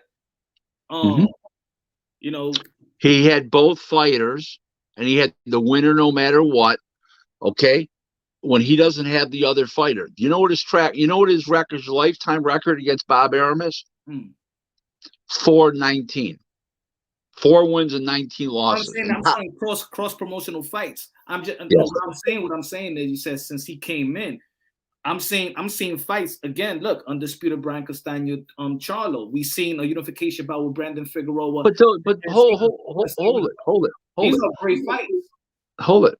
How many great fights did Top Rank put on with Eddie in the last 3-4 years? A whole bunch. No, that's what I'm saying. That everybody has their ups and everybody. Right, but he's got both fighters. Those are easy to make. When you got both fighters, he won't make cross promotion fights. Remember something. He did not make the Wilder fight with Fury. They thought Fury was shot. They thought Fury was nothing. Okay, they miscalculated. It was cherry picking gone wrong. And what happened was Arum climbed in after the first fight. And the contract, Frank, what? I say I like the JoJo Diaz Gary Russell Jr. fight. That was cross promotion. It was a mandatory. Had no choice. Gary Russell would have lost his title. Had no choice. See what I'm saying? That's forced upon him. Why don't you ask Peter Quillen how he feels about Al Heyman today? How about Danny Jacobs and Canelo? He wasn't with Al Heyman anymore. He was advised by him. No, he was not. That's what Danny Jacobs said. He said, "I never left Al Heyman. He's always and still be my advisor." Never got paid during the build-up. Never got paid. Was not the advisor. Never got paid. So you're saying that Danny Jacobs was lying? No, he was covering up. There's a difference. Was Danny Jacobs lying? Not covering up. I didn't say he was. I said covering up. No, because he's a good guy and he was defending his buddy Al Heyman. When he made the deal at HBO, okay, when they made the original deal at HBO, he was no longer involved and he never went back. Okay, Danny's a free agent right now. Okay, he's been a free agent for a while. The contract with Eddie was over with. You didn't see Al Heyman take him back, did you? But nobody's saying that he's managing him or he's signed. He's not involved. Not involved. So he can call himself. You can say he's the advisor, but he was taking. You can call him the advisor. That you want to call him that. Danny wants to call him that. He was not involved. He had no association with the fights. Zero. Okay, so zero. But I'm gonna take Danny Jacobs for a word because that's Danny Jacob, and that's. I didn't say that. I didn't say that. I said if Danny wants to defend his friend, look for the check. You'll never see a check. There was no check. Okay, it's not. He maybe advised him on the sense that, Danny, you should do this or blah blah blah. He was not involved in any way, shape, or form. But that's what I mean, Rick. You see how you so passionate when it comes to Al Heyman. I know, because I know what's going on. I'm a boxing insider. I know what's happened. It's my business. But it's my business. You're questioning me about my business. Okay, I had a guy the other day. Is Al Heyman and Jacobs your business? It's the boxing business. But you're saying, Dan Jacobs saying, Listen, let me explain this to you one time, real quick. Okay, there are no secrets in the boxing business, my friend. Okay, I'll leave it like that. Thank you. Okay, I know what's going on. I got little spies in every organization in the world, literally in the world in boxing. So you own people's business. What's that? So you be spying on other people's business. Yeah, it's how I make my living. Part of my living, knowing what's going on out there. Okay. You think I'm on this talk show right now with you because I don't know anything? Okay. If I wasn't a boxing insider, if I was just a regular fan, okay, I wouldn't be here right now. You wouldn't have me. Yeah, my wife's here. Hello. Moonshine. Hi, Moonshine. How you doing, lovely? How are you? I'm good. My husband is very close to a lot of people. Mm-hmm. And it's one person, you talking about who Al Heyman, yeah. Al Heyman, that he's very close to in his circle. And he's, she's trying to say that I know what's happened at PBC. These people call him. Right. I'm always around. They call and they talk to him. When he says he knows, that's why he's so passionate. And he can't say names and things like that. But can't reveal your sources. Right. You know that. They are people who are close, who are inside, and they call, talk to him all the time. So that's why he's so passionate. Oh, no, when these writers say sources, the sources. I mean, come on, please. No, trust me. I know because I know certain things about certain fighters, and I know certain things. And you never hear about people wanting to sue my husband or saying keep your, he lied, or he's talking, he's saying things. Just as Sarah. Untrue. You never hear that. Mm-hmm. No, I understand. I understand because I do know certain people be like, "How do you know this punch?" I said, "I know." Exactly. Exactly. Just like I was in a gym one day. And with Al Heyman, he had my husband had a very close friend who worked with him, who works for him now. That I think I even know who it is. And it was sad because they had to kind of stop I think Al Heyman. I know Al Heyman told him, "Hey, stop talking so much." Listen, it's a funny thing. Sarah. So he's a very great friend. That when you was especially going through your chemo and cancer, he was by your bedside. No. It was before that. It was before that. It was before that. It was before that. You know who? Yeah. Yeah, the cancer started in the cancer started October 3rd of 2019. About 2016, we stopped communicating 2015. So that's not. I'm real good with times, dates, and places. Yes, you are. I'm saying that you have a great friend that works with Al Heyman, and now you're not good friends. Why not? Well, because Al Heyman told him, he didn't want him conferring with me and everything else. Because Rick says a lot of things that is true, that is right about him, and he just said, Yeah, it was good. It was all right. I'm a man. I can handle it. You know what I mean? I've got a lot of male friends. Right. I'm no shortage of male friends. So in essence, you're like, he's like, I can't be your friend if you keep on talking about. No. It wasn't that I was talking about. That wasn't it. It was just that my knowledge of the game, and he would be afraid that the guy would tell me something that I'm not supposed to know. It's nothing to do with what I was saying. Okay, zero.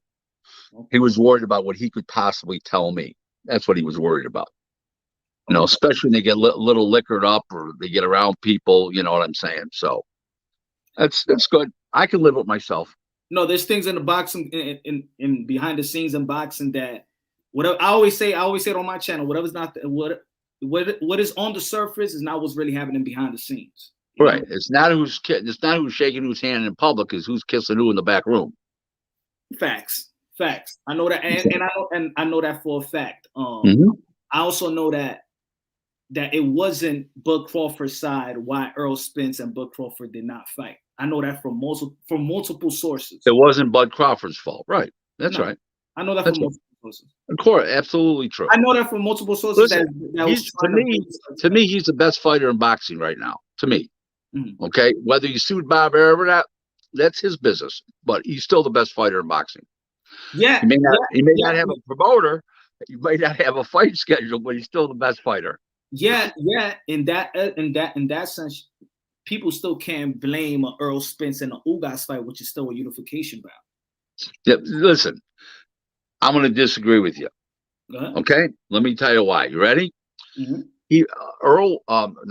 Crawford won the bout like in June or July of 2018 when he won the belt from Horn.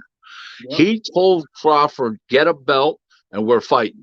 Get that belt, we're fighting right away." Well, excuse me. But that's all talk too, just like in boxing. No, but that's what I'm saying. That's the point. He's avoided it. Aram said that Heyman, when they were talking about some other fight. What about should I send you a contract for Earl and Crawford? He says, "Don't bother." What's that tell you? No, but I'm saying it's not Spence, it's Spence's team, or it's Bud Crawford's team. It's not like these fighters wouldn't fight each other. But if guys like Spence and Crawford want to fight somebody, they're going to make every effort to have the fight happen. Because they will. They don't. Spence is not making that effort. Doesn't have that gumption in him. When he was asked on TV after he fought, I don't know who it was, Danny Garcia. What's next? What about Terrence Crawford? Well, I'm going to go and play with my horses and my chickens on my ranch. I'm not thinking about that kind of stuff right now. Come on. But if you would have said that to Marvin Hagler, he would have turned to Bob Arab and said, get me that bastard. I'm going to put me on his neck. Now, but how do you feel? You advise fighters, or you was managing or advise fighters? Advise, never manage. All right, so let's say you advise fighters, but they want to do what they want to do. As you, as an advisor, that's your job to advise. Let's say if you're advising Earl Spence, no, we're gonna go the Ugas route. This is how much. No. We're not talking about right now. We're talking about something that's happened since the summer of 2018. Yeah, but they already had plans. They already have plans. There was no gumption. Stop. There was no gumption to fight this guy. He told him in his face. He told Bob Arum and Bud Crawford. Remember when they got together? He said, "What's your plans?" I said, He said his plans was to get this fight. Then after the win of Manny Pacquiao and Keith Thurman is get this fight. He told Bob Arum and told Bud Crawford. Heyman told Arum, "Don't bother." Mm-hmm. Okay, what does that mean? That means that Spence ain't fighting him. Okay, exactly. His handlers. What you're saying that if it's up to Earl Spence, and my point, whether the handler said it or not, Spence would go to the Heyman if he really wanted that fight and said, "Al, I want that fight. Get me that fight." That was the bottom line. And you're saying that happens. I don't think that happens all the time in boxing. No. But if he really wanted to fight him, it would. That's how it works. That's how it works. When Fury wants to fight this guy, get me that guy. Canelo, I want to fight that guy. Get me that guy. The top guys in the business. That's how it works. So with fan bases. All right. So you think that Fury wanted to fight Otto Warren? You think Fury wanted to fight? No. That was just it was supposed to be a tune-up fight. Okay, he almost got tuned up. Why he didn't fight Deontay Wilder right after that? Because they were building up to a bigger fight because ESPN got involved. Okay, maybe they building up for a Bud Crawford and Earl Spence fight and get Ugas for undisputed. Come on. No, now you're giving me the same analogy. Now it goes to, hold on, Rick. Now it goes to the other side.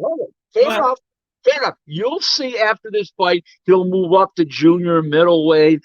He'll go back to the ranch. He'll go quiet for 6-8 months. He's not fighting him. It don't matter when it is. It's not happening. I said, look, I'm saying that it won't happen, right? But if we're gonna really talk about it, my mother had balls, she'd be my father.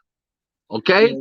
There you go. But you got to keep it consistent on the other side. Tyson Fury should have never fought those fights, but he fought them because his business.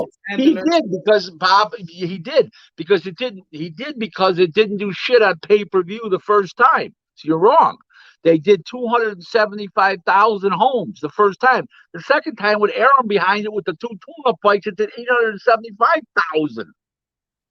No, what I'm saying is that they had a plan to build up the fight. So why don't There's no plan here to build up a fight. You just said they had a plan. You just said that Tyson Fury had a plan. No, I'm talking about Spence. There's no plan. The plan is not to fight Crawford. It's not happening. Okay, now that's an opinion. That's an opinion. Okay. My opinion. My opinion been that it's not going to happen, but that's just my opinion. Okay, yeah, it's not happening. But here's two guys right now that both understand all the dynamics and all the intro secrecies about the thing, and we both agree it's not happening. It ain't happening. But I'm saying that Bob could build up the Tyson Fury and Deontay Wilder too, if he could take those two fights, the Otto Warren and what's the other guy? But you got to remember, there's a different story. He could do that because they had a lot of foreign TV money to do them. Crawford and Spence don't bring shit in foreign TV money. It's not as commercially viable internationally, nowhere near. Also, it's business-wise, it's not going to happen. It's not because of Earl. Correct. Crawford. The reason why you could do the Schwartz fight and the reason why you could do the Wallin fight because it brought a lot of foreign TV money in. You can't do shit with it. What are you going to do here? There's no foreign TV. There's very little foreign TV money from Spence and Crawford. Very little. All right. So thus, PBC will build that fight even more. If there is no enough money for them right now, then PBC is doing it. First of all, Spence is going to have mandatory shove up under his ass soon. Okay. Oh, it's all right. It'll be Boots Ennis or Virgil Ortiz. I'm all right with that. I'm okay with that. I'm all right with the mandatories because you got Virgil Ortiz, number 1 in the WBC. You got Boots Ennis. There is number 2 and 3. No, yeah, it's number 3 and 4. Where's Rapstar tonight? I don't know what Rapstar. Rapstar's supposed to be coming through. I don't even know what the hell is wrong. What's up with Rapstar? Okay. Well, anyways, so keep arguing with me. Yeah, man. Yeah. The smoke You got today. 9 more minutes because I got to make that conference call at 2 o'clock. Rick has all the answers like AK-47. Yo, Who's Rap Star. AK-47? That's Rap Star right there. I don't know where he's at. Is AK-47 a person? What is that? Nah. That's another one of his other channels. It's called Oh. Yeah. Fire away. So yeah, so This guy. if you flip it around, it still will build though, whether we like it or not. Whether we like the business model of PBC or whoever, they still gonna do what they feel is best for their interests. Not for the interest of boxing. I don't really think that nobody's working for the business of boxing, in my opinion. For the interest of the fans or what we want. You're right. As a general rule, you're right. You know? They do. I mean, let me ask you a question. What's the only fight I want to see right now that's made? Saturday night, Bam Rodriguez and Cadres, and it was a last-minute thing. Think about that. Well, guess what fight I want to see next? Amanda Serrano, Katie Taylor, and I got my wish. Okay, good. Well, she's a New Yorker. She's a New Yorker, and so are you. She's a New Yorker, and so are you. Hey, Katie Taylor's the best in Ireland. Yep. As a boxing, you got 8 more minutes. You got 8 more minutes. Come on, fire away with more questions, sir. Rap Star boxing knowledge. Hey, Rick, you got me up early in the morning. We were supposed to schedule Ricky Ross. And listen, I'm enjoying this chat between you and Moonshine. I'm half asleep, you know what I mean? But look, I'll tell you something, Rick. You've got answers. What did you used to do for a living? Because you are a great salesman. And Did I tell you? I'll tell you something, Rick. You must be set. You can sell a blind man anything. I'll tell you what, you got answers for everything, like a firing bullet, like an AK-47 gun. I mean, Jesus, Rick, where you come from? What did you used to do for a living before? Can I tell you I'm his wife? Speak up. Can I tell you what he used to do for a living? What did he used to do? He was where we live. He was very well known. Still is. He was one of the biggest car wholesalers in the area. He was the biggest. He was one of the biggest. He was the biggest. Yep. He used to have a Rolls Royce. He was one of the biggest. He had an airplane on top of his car. On top of the building. On top of the building. Yep. He was one of the biggest. Yeah, had a 4-seater airplane on top of the building. So fire away. Mike from Boston. How you doing? What's up, Mike from Boston? How you doing? Man. Salute, guys. Salute. You got a question for Rick Lazier? I like Rap Star, man. I'm enjoying the conversation. I did have a quick question though. Look, I saw you on another channel recently where they were asking you, or at least the chat was asking you some pretty tough questions, and I have to say I thought you handled it very well, very professionally. Thank you. You're talking about Fred's barbershop conversation. Yeah, exactly. Yeah, I thought you did a good job with those hard questions. Thank you. So, Rick, my question is this: why is it that a lot of people in America, it seems like when it comes to boxing, it's very easy to target people for racism, and it just happens a lot in America.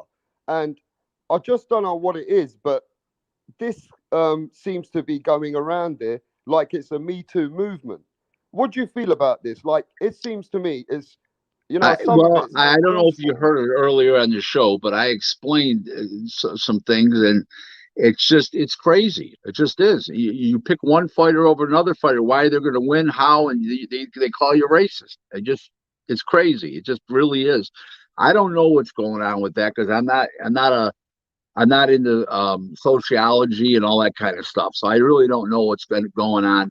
But all I do know is that I'm the same person every day. I wake up with a smile on my face. I go to bed with a smile on my face. I'm happy to be the person that I am. I love my wife, and I love what I do for a living. And, if they want to call me racist, I guess they're entitled to it. Okay, but I'm not a racist. But they want to live in that world, that fantasy world that I am, If they believe it, let them believe it. I'm tired of defending myself. I'm just wore out. Hey Rick, I hear you on that, and my question to you is: do you think that a lot of people in the boxing world have a victim mentality when it comes to dealing with racial issues?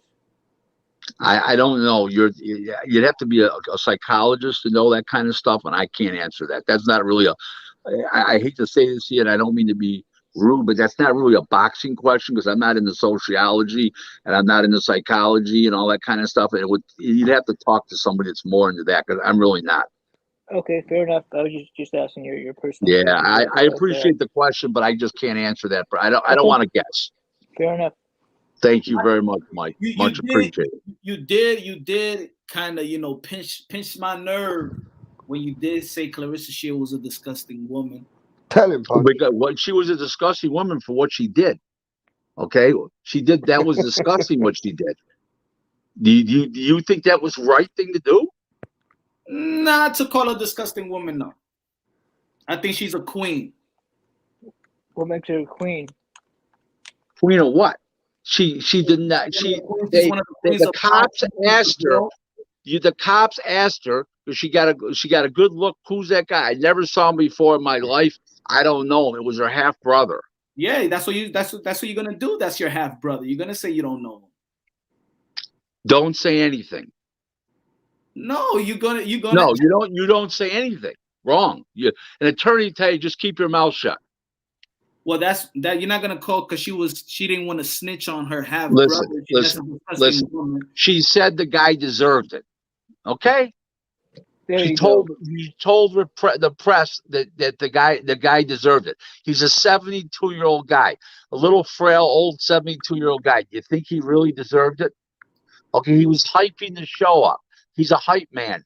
He's a trainer. He's a hype man. Everybody knows it. Was she the only one that didn't get the memo? Hey, maybe he was hyping. Maybe hitting him is hyping the fight up even more. Oh, come on, man. Come on. You don't put a guy in the hospital with a fucking brain contusion. Yeah, that was wrong. I'm not gonna say, well, the guy was wrong, but that don't make her a disgusting woman. If the fact that she said he deserved it and stuff like that, that's disgusting. She's a woman. It's disgusting. Tag them together. She's a disgusting woman. I think here everyone's got their own opinions, I guess. No, my opinion, she's not a disgusting woman. She's one of the queens of boxing. Well, Punch, do you agree that she showed no empathy? She showed no empathy whatsoever for that man. Correct. Thank you. Now there's for me there's certain words we could use. Okay, for what she said, she's a disgusting woman. For this comment she made, that's disgusting. Maybe that comment. She's a woman. If she was a guy, she'd be a disgusting man.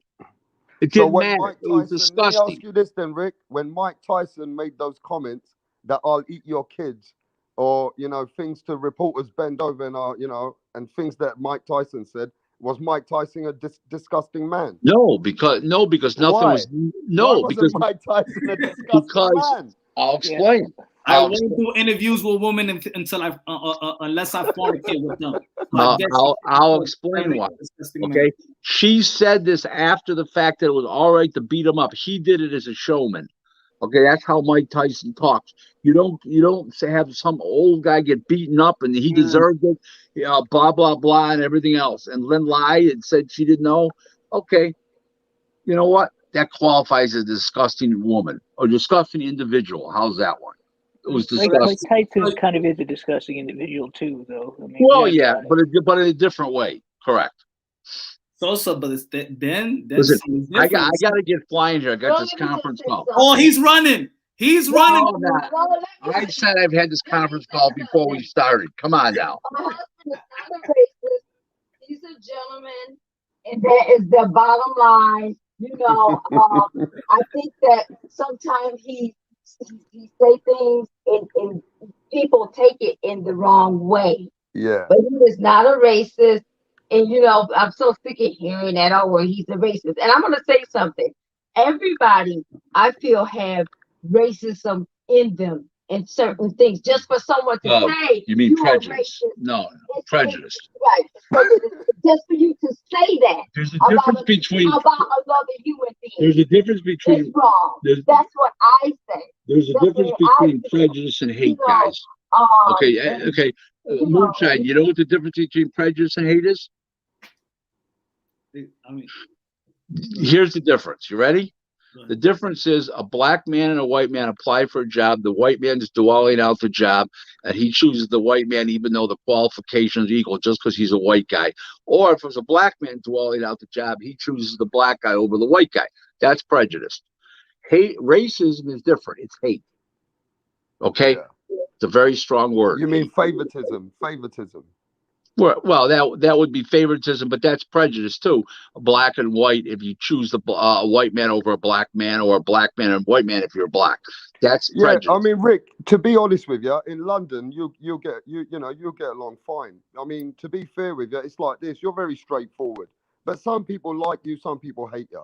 You're not everybody's cup of tea, Rick. But my wife has a great line about that. But honey, about people loving me and hating me. So tell them.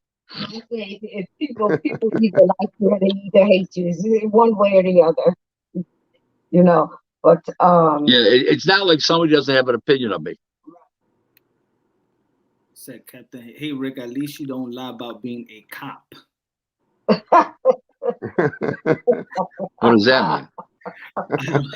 I don't know, Captain. I don't know. Thank you for the contributions, Captain Chaos. I don't know what that means. So Rick, anyway, what's this transpired between you and Freeway Rick Ross now? What is the whole journey now? What is the journey for boxing between you and Freeway Rick Ross? I gotta get going shortly, but okay, but because I gotta do this conference call. But here's the story. We started an advisory agency, and we're fulfilling multiple functions. Mm-hmm. That's all there is to it. It's a great situation for everybody involved. Okay. Gotcha.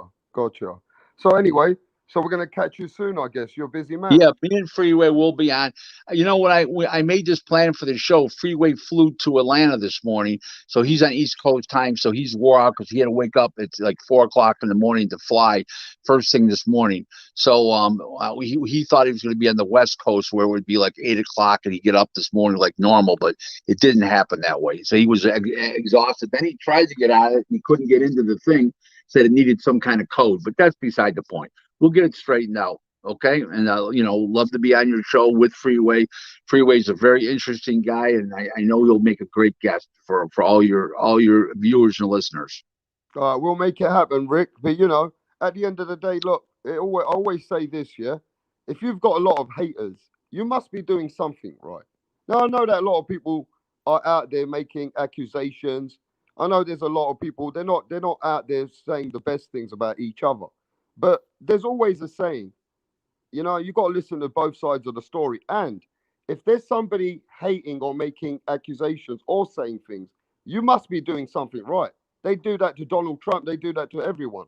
So it seems like when you are doing something, then people always are out there to try and downplay you. Yeah, it just goes with the turf. I'm out there. I'm public about myself, and like I told Moonshine earlier, I said I answer the questions. Every question is asked of me, no matter who the interviewer is. Every single question, and I don't dance around them. I hit them head on, and it's just me. I just try to be the best person I can be every day. You can't ask for more than that of any individual. Yeah, but learning from you guys and looking at speaking to so many people that we speak to in the boxing industry, man, I got to keep it real. It looks like a very tough business. It looks like a business where people don't get along. It looks like a business where people close each other's doors. Well, I had the good line. If you think the fight is good in the ring, it's even better outside the ring among the people in it. So there you go. Yeah, it looks like a crucial business, my friend. Yeah. Well, listen, I got to go because I got this conference call and I'm a few minutes late now. But thanks for having me, everybody. Mike from Boston, thank you. Rapstar, thank you. Yeah, and Moonshine, thank you. Moonshine, a woman is not a queen if she is saying that a little 75-year-old man should be beaten up Shame on her. That is somebody's grandfather. That is Free somebody's smoke. father. Respect. Shame on her. She is not a queen. Well, Hey, she's listen, not. she's She's got a point. Definition of a queen. She's got God a bless point. you. Have a good night. good. No, Now you're a thank you. queen, Clarissa. She is a queen. All those ladies in boxing is a queen to me. I'll Man, talk we to you. appreciate your Thanks, views guys. today. Thanks for Thank coming you. here, Mrs. Glazer. Thank you. Bye-bye now. Bye bye. Hey, it's free smoke today, isn't it, bro? She wants free smoke, Punch. Hey,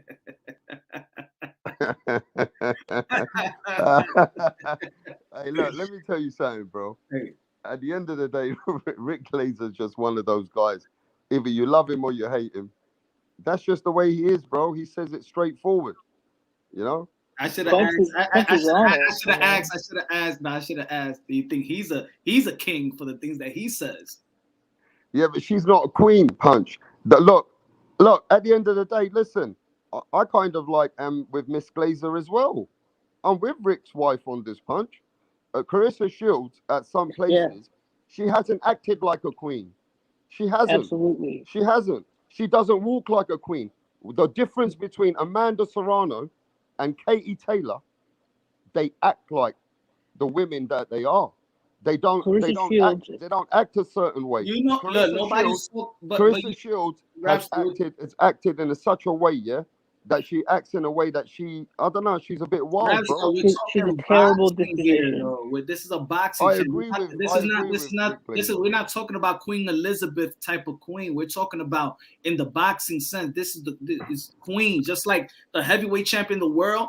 Tyson Fury is the king. He don't act like a king, bro. We talking boxing here. Don't make. Yeah, I know. I get but you. It's her disposition, though.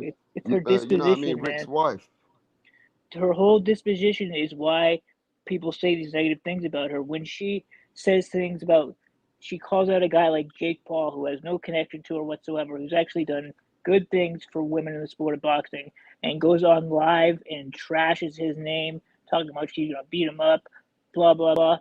All for what reason? It just gives off a negative disposition that people do not like, and that's why she finds herself in the Deontay Wilder fight with Tyson Fury, not getting let into the VIP section, and she's complaining about it. It's because of her disposition.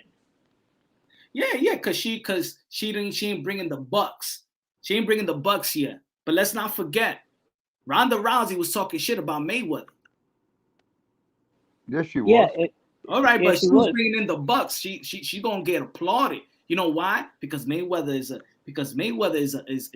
a hated. But she could talk shit all she want. But that's what it's in the rims of the combat sports. I mean, all the ladies are queens. I'll tell you why Ronda Rousey got a lot of support for that, because at that time Mayweather put his hands on his baby mama, and what happened? Mayweather was out there that he put his hands on his woman. And Ronda Rousey used that as a, like, you know what I mean? To say, okay, you know what I mean? I'm going to stand up to Mayweather. Like, trying to make Mayweather look bad. Yeah, and she has a terrible disposition as well. I feel the same way about her, about Ronda Rousey. Terrible disposition. Yeah.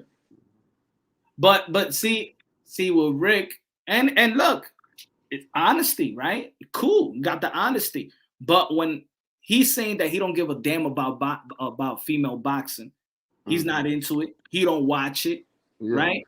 He even said that Makala Mayer, the biggest mistake Bob ever made was having her headline.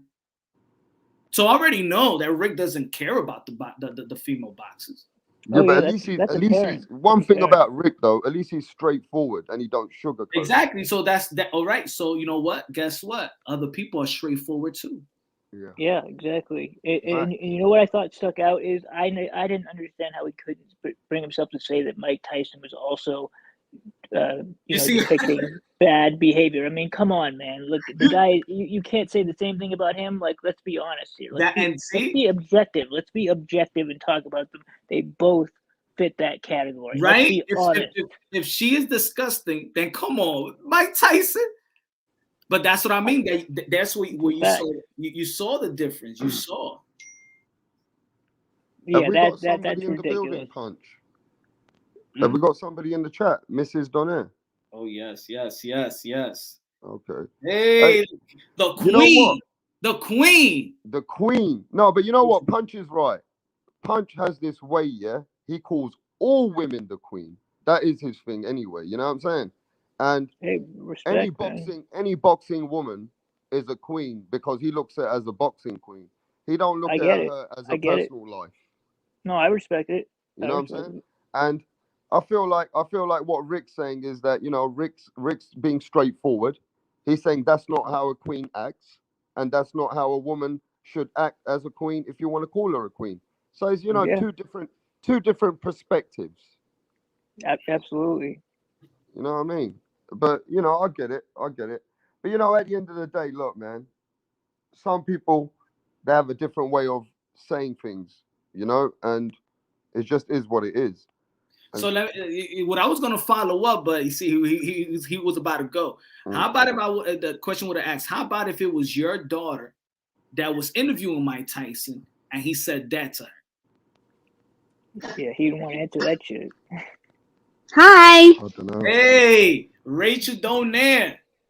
That One of was the queens of boxing. that was such an interesting interview. How are you doing, Queen? Right? I'm good. I'm good. Yeah. We're just What she, waiting for Moonshine to come over to whatchamacallit, over to Vegas. so tomorrow. Oh, okay, you're gonna miss the weigh-ins then. Yeah.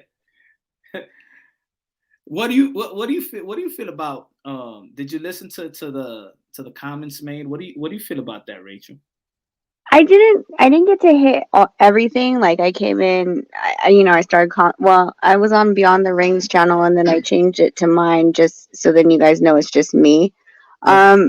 And especially if I'm making comments about the interviewer and Nonito's not making it with me, then I want to make sure that it's clear that it's me that's commentating, right? Gotcha.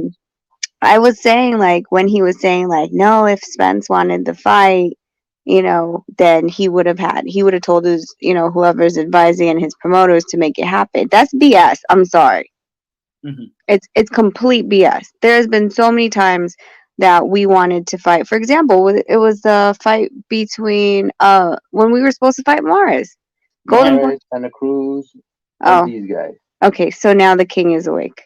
I'm awake. I just, I'm just listening. I don't really, But I say what's up to you guys, though, to everybody. What's up? Champ? He's like this.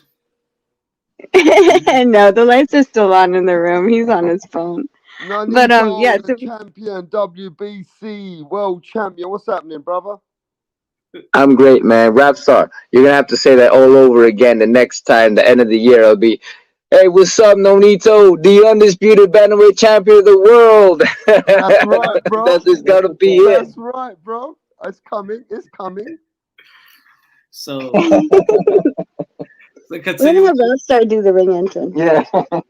So did you agree with the? Oh yeah. So because I was saying that fighters don't have all the. Well, no, when he said,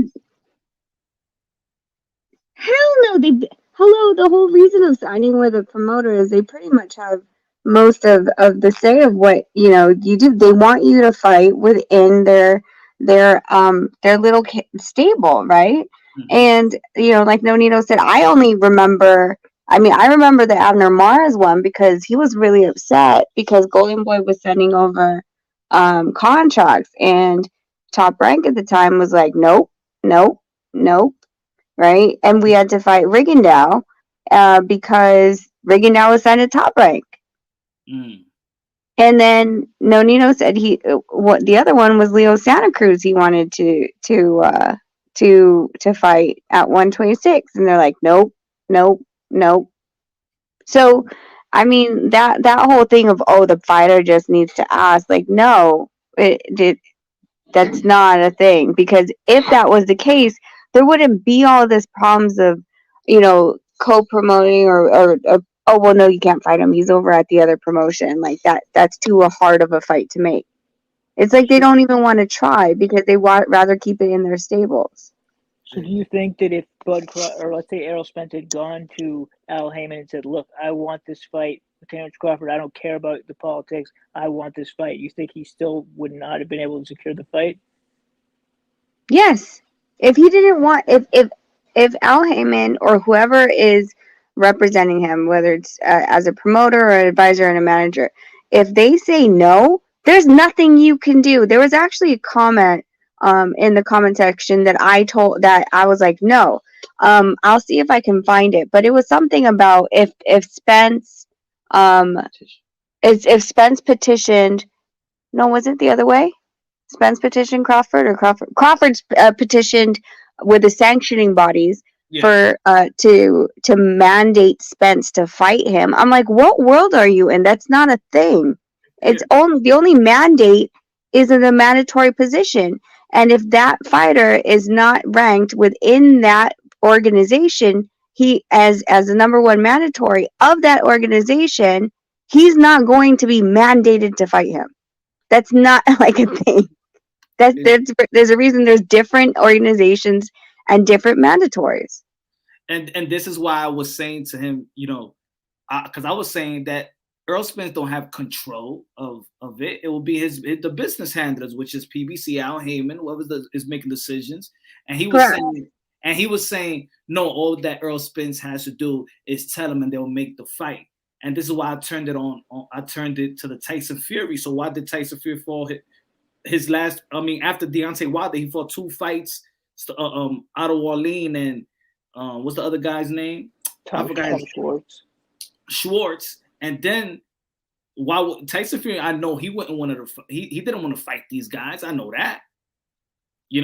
But with Rick, like I told you in the interview, you're biased to Top Rank and Bob Arum, and that's what it is.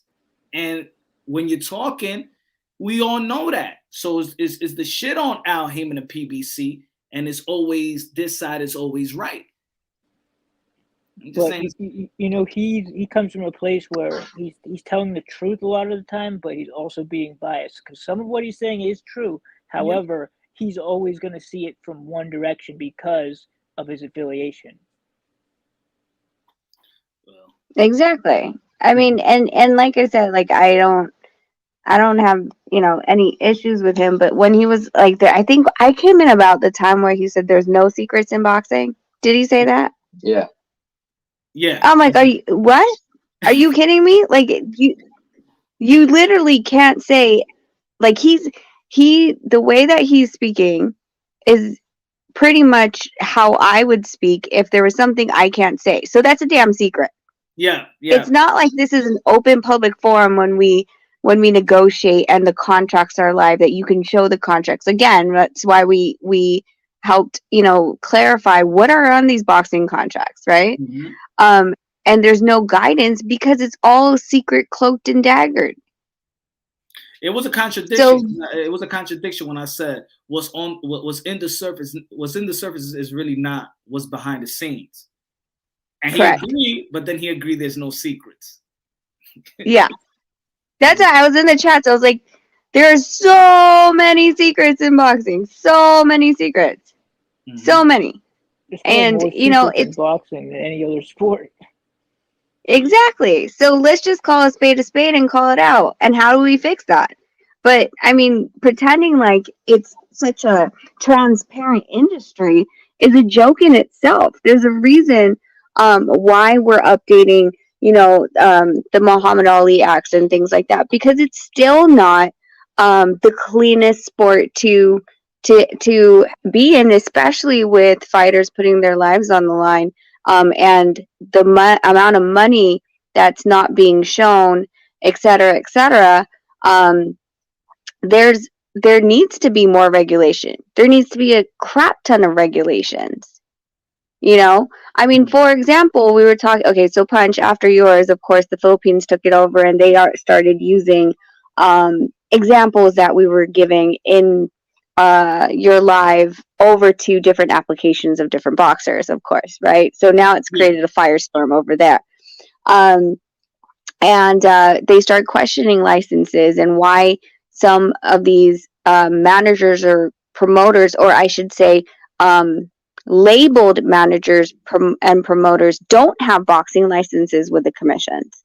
Mm-hmm. And yet they're still operating, and people have the assumption that they are licensed, because I've talked to numerous other reporters, and I asked them the questions. I was like, so what is your assumption about this organization? And they're like, for sure they have a promoter's license. I go, do they? And they're like, maybe they have a manager's license. I was like, do they? And they're like, well, that's what they're presenting. I was like, because their business name says promotions, you believe that they are? Did anyone ask for their business license, their state commission license? And if they don't have one, why don't they? Yeah. But why isn't it? Who's asking the questions, right? There's people correct. Not questions, yeah. Mm-hmm. Well, if I come out and be like, oh, Donaire Promotions, no one's going to question the validity of it. No one's going to look back and see if I have an EIN connected to Donaire Promotion, or if it's even filed as a business in itself. And the commissions will also not regulate that if someone's going around promoting themselves as a quote-unquote manager, as a quote-unquote promoter, fighters will readily assume, because no one stopped you, that you are licensed. People are going to believe that you're when you're driving around a car, you have a license until you are proven that you don't. Exactly. Mm-hmm. Let me shout out Taylor. So why? I'm sorry. No, go ahead. You said fantastic show again, brother. You're the best. Thank you, my brother. Appreciate that. I'm sorry, Rach. No. So I mean, that's it's a thing about it's completely about being able to regulate, right? Most industries have to have a broker's license, a real estate license, et cetera, to practice. Why is it that we are not asking the same in the industry? And when we see a person operating as such, we don't ask them for clarification or verification of their licenses to be able to practice. Because the licenses are meant to protect the boxers to a certain extent, right? Promoters, for example, saying you're a promoter or promotion means that you have a bond taken out on the promotion.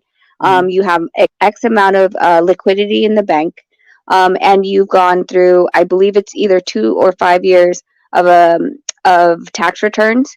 Yeah.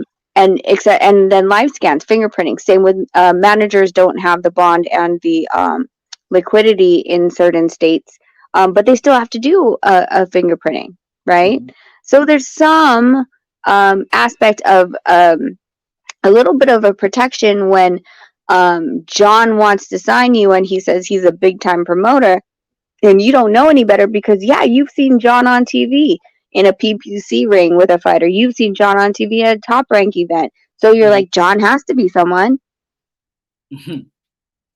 And then you signed to a guy who can't even run his own promotion, and he's just tagging along, and they think he's a co-promoter or he has this. No, dude can't do anything. He literally becomes a referral agent. So what do you think? Go ahead. No, go ahead, because I was going to just follow us. So what do you think about these promotional companies, like, let's say, Man Down Promotions, like with Earl Spence? You got Gervonta Tank Davis Promotion, GTD. You have what are they doing with these promotional companies? Because I don't think that Gervonta Tank Davis has power, when it comes to maybe with a promotional PBC or whatever. I think that Earl Spence listens to whatever Al Heyman is saying. So what those promotional, what are they doing with it? Well, there could be a couple different factors. One could be a huge tax haven, right? Okay. As applying as a promotional, and he hires himself, quote unquote, out through his own promotional that he owns. It becomes his talent fee, quote unquote, can be a lot less. For example, I don't know Gervonta Davis's promotional company, but his Davis Promotions. Okay, GTD. I just say Davis. Sorry, GTD. GTD pays gets the promotional. When Gervonta Davis fights, they pay him for his services, and let's just say he only takes 10% of that into his personal W-2. So that's one aspect of why I was saying, like, there's certain ways boxers shouldn't take them into their own social security. It throws off their tax bracket. They should be an employee of their own business and write the taxes and expenses through the business. So that's one. Two, if you are co-promoting and you have a license and et cetera, then the co-promotion side I would assume, because you're co-promoting, would be more transparent in what's the contract with the TV, how much is the TV paying, what's the gate, you get to see all those things. There's more transparency when you have that promotional aspect, whether or not you are putting in the money to fund the event itself. Yeah. Rick Ramos, Rick Ramos said managers are negotiating purses for more money than the fighters are told. They take bigger cut than go tell the fighters their purse is less. I believe that could happen. I've heard of bonuses for managers. I've heard it. Of course I don't do that. It's silly for me in my position. No need to go in there. That's effed up, man. That's effed up. Let me go to the bathroom right quick. I'll be back, honey.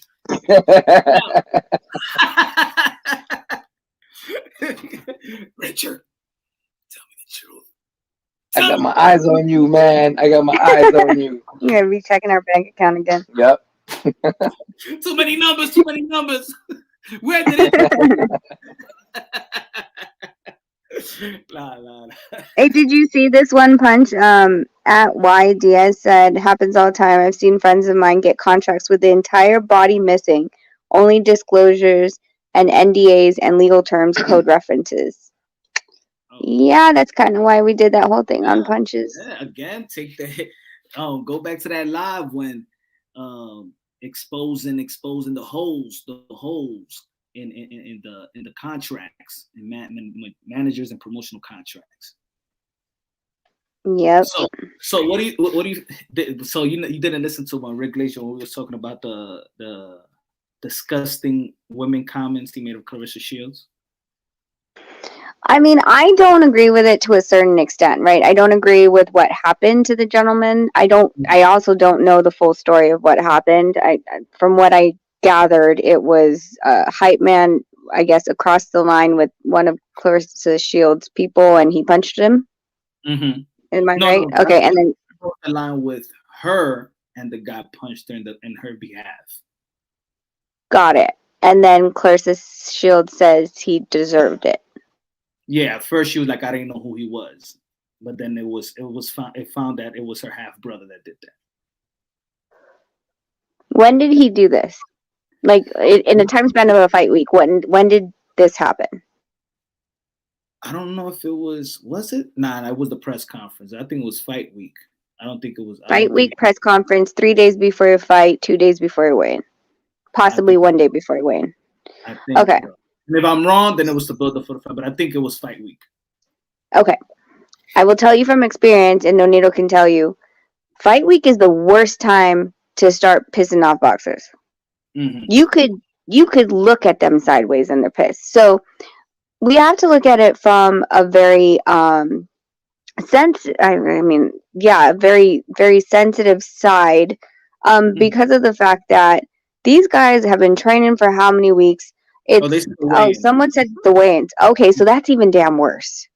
Okay, the weigh-ins is, especially with Nonito, is when he touches the weight and then he wants to get out of there. He doesn't want to talk to anyone. He doesn't want anyone in their face, et cetera, et cetera. Okay, so at that point, these boxers are not eating. They're hungry. They're tired. They just want to freaking go eat, rehydrate, go to sleep.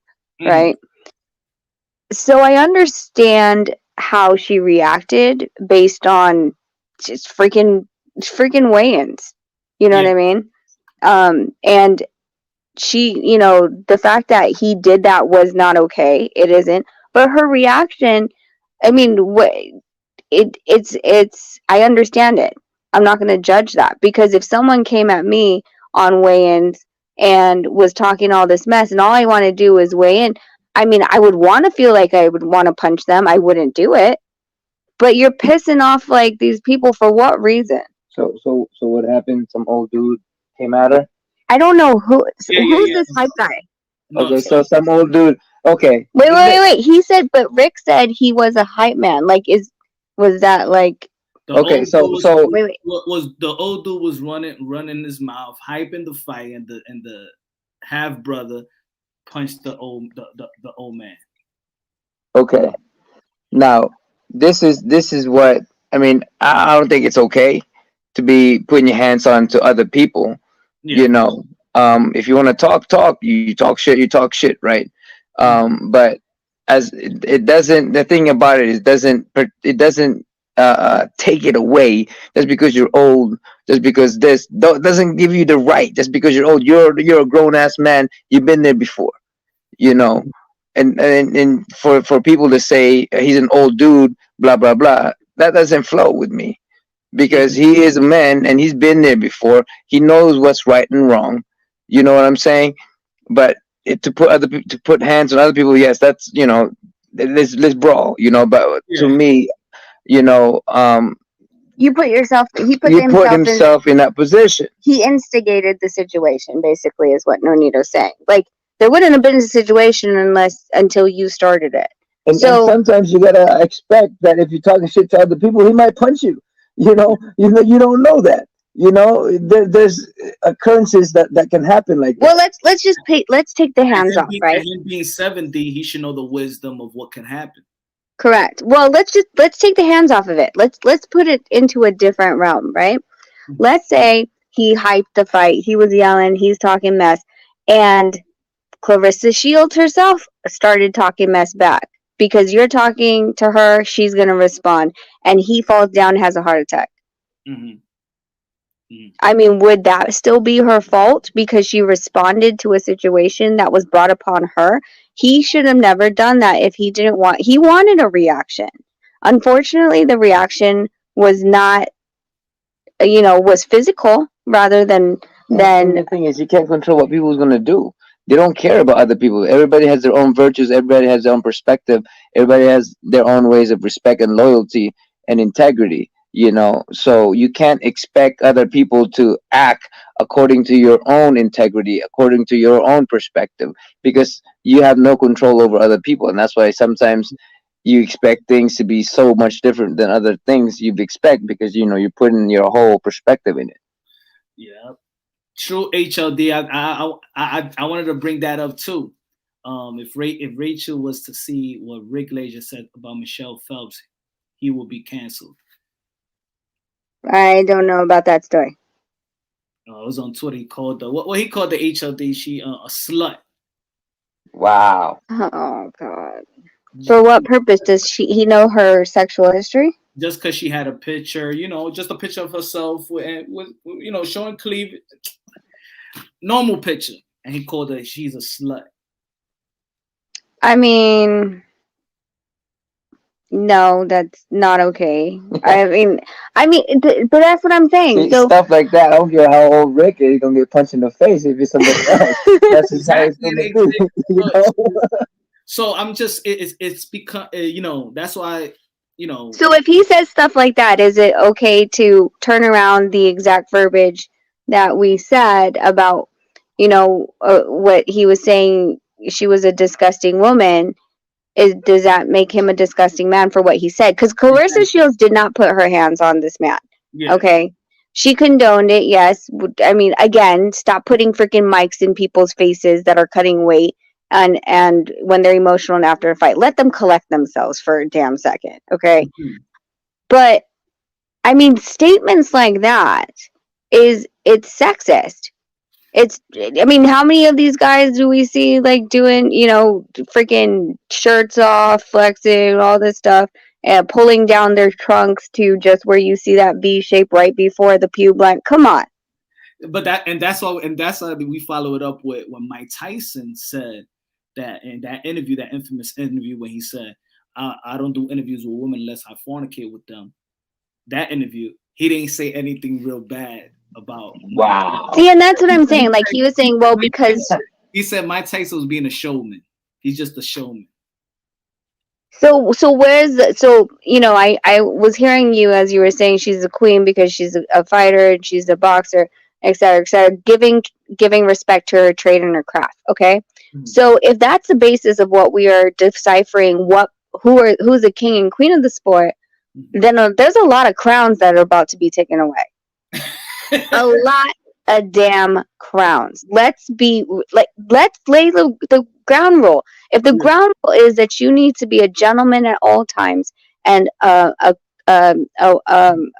my god, a lady at all times, and you cannot say anything outside of what's proper, then to be called a king or queen, then your crowns get taken. Do you know how many boxers and MMA fighters were taking their crowns away? Nobody will be king, and nobody be king.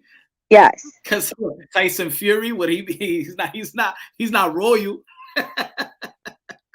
Not all of these boxers that talk mess. A lot of them talk mess. Yeah. And then there's they feel like there's no repercussions, and then when it doesn't align, when they're talk mess, that's what pisses me off. When they talk mess and it doesn't align with how you feel, then you want to attack the boxer. But if he's attacking something with your alignment, then you're like, yeah, okay, I'm gonna go after that guy now. Blah blah blah. I've seen boxers call other people like that guy's gay. Blah blah blah. No one says anything about it, but he says something different. I don't know that about his wife or something. Then all of a sudden, no, that's not cool. You shouldn't do that. It's like, well, which one do you want to be at? Like, you're saying he's not classy now, but he wasn't classy the first statement he made. Exactly. That's why I said she's not a disgusting woman. Saying why she's a disgusting woman, I don't know. I didn't like that. At least I told them I didn't like that comment. It actually pinched a nerve when I did read it. And then it just look at the trend, and then the Michelle Phelps one, and it's like you just tweeting this out of the blue. Why? What did she do to you? I don't know. But no, and like I said, we don't condone what happened. We totally don't condone that. This guy got punched, and she said what she said. And punch. Let me tell you this too. And we grew up in the streets, man. You're gonna provoke me, I'm gonna punch you in the face. This is how plain and simple it is. Yeah. Like if you tell me, do I have class? Yeah, I have my own perspective. I have my own loyalty. I have my own respect. I have my own perspective in all of that act. But in that arena when it's fighting and all this stuff, you got to put yourself in a situation that we are not the classic person. We didn't grow up and became doctors and lawyers in the first place. We came to punch people in the face, right. So you got to expect that when you provoke other people in their team, there's going to be a brawl. Nah, I don't know. This is my side of things, But I mean, again, there's 2 sides, 3 sides, 4 sides of everything. No, exactly. I tell you one experience. Even Tio said it. Not even Charlo said it. He goes, "Oh man!" After the press conference, and he goes, "Oh yeah, man. You could get a clip and stuff like that." And I'm like, I'm still new to the media stuff, but I don't feel as comfortable. I'm not that media guy shoving a camera to nobody's face. Like I just can't approach it. Like everybody, like I'll be sometime in media, and then everybody like, oh, shoving. Tell someone, no, Nito, what do you feel?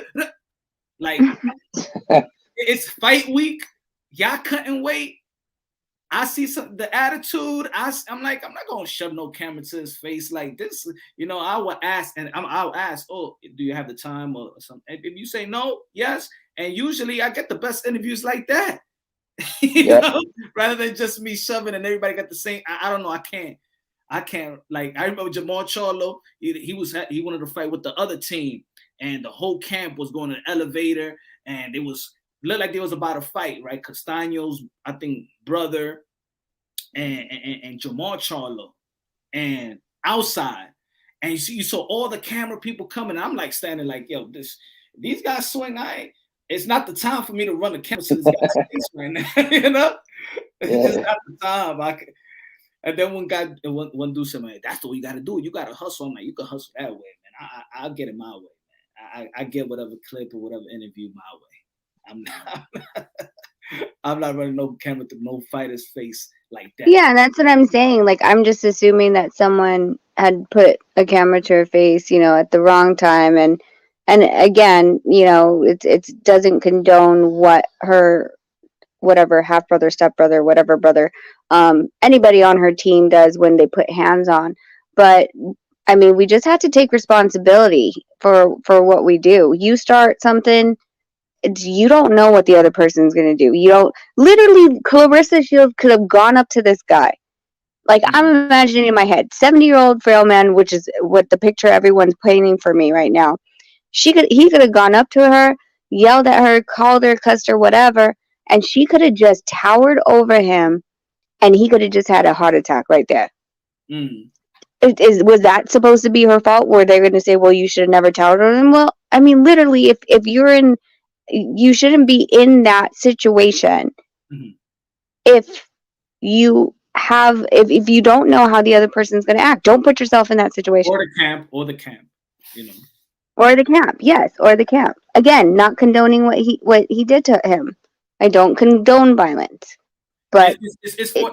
I'll be real. Like for other boxing content creators, that we in this platforms and people say a lot of stuff about fighters. That the fighters ain't the one that's listening. It's actually the family, the friends, the camp, and then you go out there and you try to work. You try to work and try to get some clips, and then somebody just come out of nowhere. Boop! Yo, what happened? Oh, you remember all those months you were saying online about my brother? It happened. It does happen more than people think. It does happen, and that's why, like, we're always, we have people, we have a group of friends that like help us out and watch our backs, because there's, I mean, shoot, the last fight with Nonito and Gaballo, there's no, it's known me and Sean have issues, and my guys were like, what do you want to do if he runs up? I was like, keep him away from me. I was like, but he never came up, right? It was like he was avoiding me the whole time anyway. Yeah. But, it's just, you don't know what, with the hype and the feelings and who said what, like, who's going to snap fight week? Fight week is where everything comes together and emotions freaking run high. Energy runs high. Adrenaline runs high. And things get really, really, that's why there's so many fights after the fight, right? Between camps. Because people, usually the loser starts throwing things at the winner's camp, and then it becomes personal, and then they start brawling in the elevators. Yep. You know what I mean? Well, it is it is what it is. Sorry, I'm back, guys. But look, it is the fight business. And I feel like it's not golf. It's not tennis. It's not, this fight business, when you see families, I've noticed this, Rachel, a lot. I've noticed sometimes the family friction with the opposition gets very personal. And I saw it with Deontay Wilder's family versus Tyson Fury. It got very personal.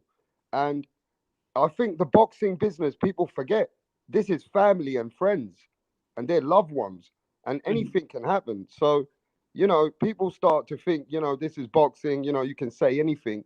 Well, every action has a reaction, especially if it's your loved ones, Exactly. And I mean, like, there has been a couple fights where the other side's family were extremely rowdy at, I believe it was the weigh-ins, and I remember telling my guys, I'm like, pull the kids, like they were pushing and shoving, and they're, Nonito was sitting there with the kids, and they're yelling obscenities to Nonito with the kids. I'm like, take the kids out now. I was like, because with them there, like, you don't know what would happen. And of course, Baba Bear gets really upset when these things are happening around his kids. Yeah. Right. And people, they do forget that. And then that's where the fights start. And then all of a sudden it's a fight outside of the ring instead of inside the ring. I it is a fight industry, but they also, yeah, like you said, they forget that these people that are coming to see them, yeah, there's fans, but most of the time it's neighbors, friends, family that's flying from all over to support you, and they're emotionally invested in your career. Yep. And that's why I admire the champ. Your husband. Especially when some people, when they try and trigger you off, they're trying to get to you. Maybe there's people who, opposition, which are trying to be rude to you, but he has to stay composed, because I think any man would not let their, wife or sister be, spoken to in a certain way. And boxers still have to keep their mind and composure. Yeah. Yeah, and that's the thing, like a lot of it, like there's stuff that's happened fight week before that he's like, he's told us already, he's like, don't tell me. And I'll tell him after the fight, because I already know, like I have to, and that's part of the problem. These family members, let's, for example, during the weigh-ins, both family sides are going at it. And then, they go up to the boxer room, like, did you see what that guy said to me? He called me a slut. And then the boxer's like, wait, who? So all of a sudden, his distraction from going from focusing on the fight is distracted by protecting his family now. Yeah. Mm-hmm. What y'all feel about these? Is these comments or tweets or post tweets alarming? Because this was really the thumbnail and the title of the show. Teofimo Lopez, he put up on Instagram, I wish I could leave from Earth and never come back. On Twitter, he tweeted, when I'm gone, maybe then I'll be appreciated. Do you feel like these tweets and comments that he has been putting lately is alarming? I didn't know he was tweeting that. I think it's a call for help. Yeah. I've been there before. Every fighter been there before.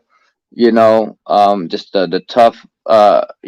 When you're getting to the lowest part of your life, everybody disappears. Yeah. Also, let me add this. He says, career's going great, but the rest of me is falling slowly. Well, I think, like, what he said in the ring after the fight, I think was a defensive mechanism for him not to fall into a dark, deep hole. But the reality of it is, after it sets in what happened, there's like Nonito said, like, where does everybody go from there? It isn't, he still has a career. He is talented. He just has to, regroup and then move forward. But to regroup, you have to find your foundation. And we have to remember all the things that he was already and probably is still dealing with, right? Mm-hmm. That medical condition that they were talking about, his divorce, right, is another one. And then he was having financial issues. Just because you got a big payday doesn't mean the financial issues go away. Now that you have a big payday and you got yourself out of that hole, you now have to make sure that you never go back in that damn hole again. Yeah. And that might be saying no to a couple of things that are being requested of you to pay for. Yeah. And I think that I said earlier, I think that it is really not boxing, because after the win with, I'm not saying it's not, but I'm saying that that's not the major problem, because after the fight with Lomachenko, that's his biggest win. That's his high. And leading up to the Cambosa fight in the summer, he's saying that he thought about in last year he thought about suicide 3 times.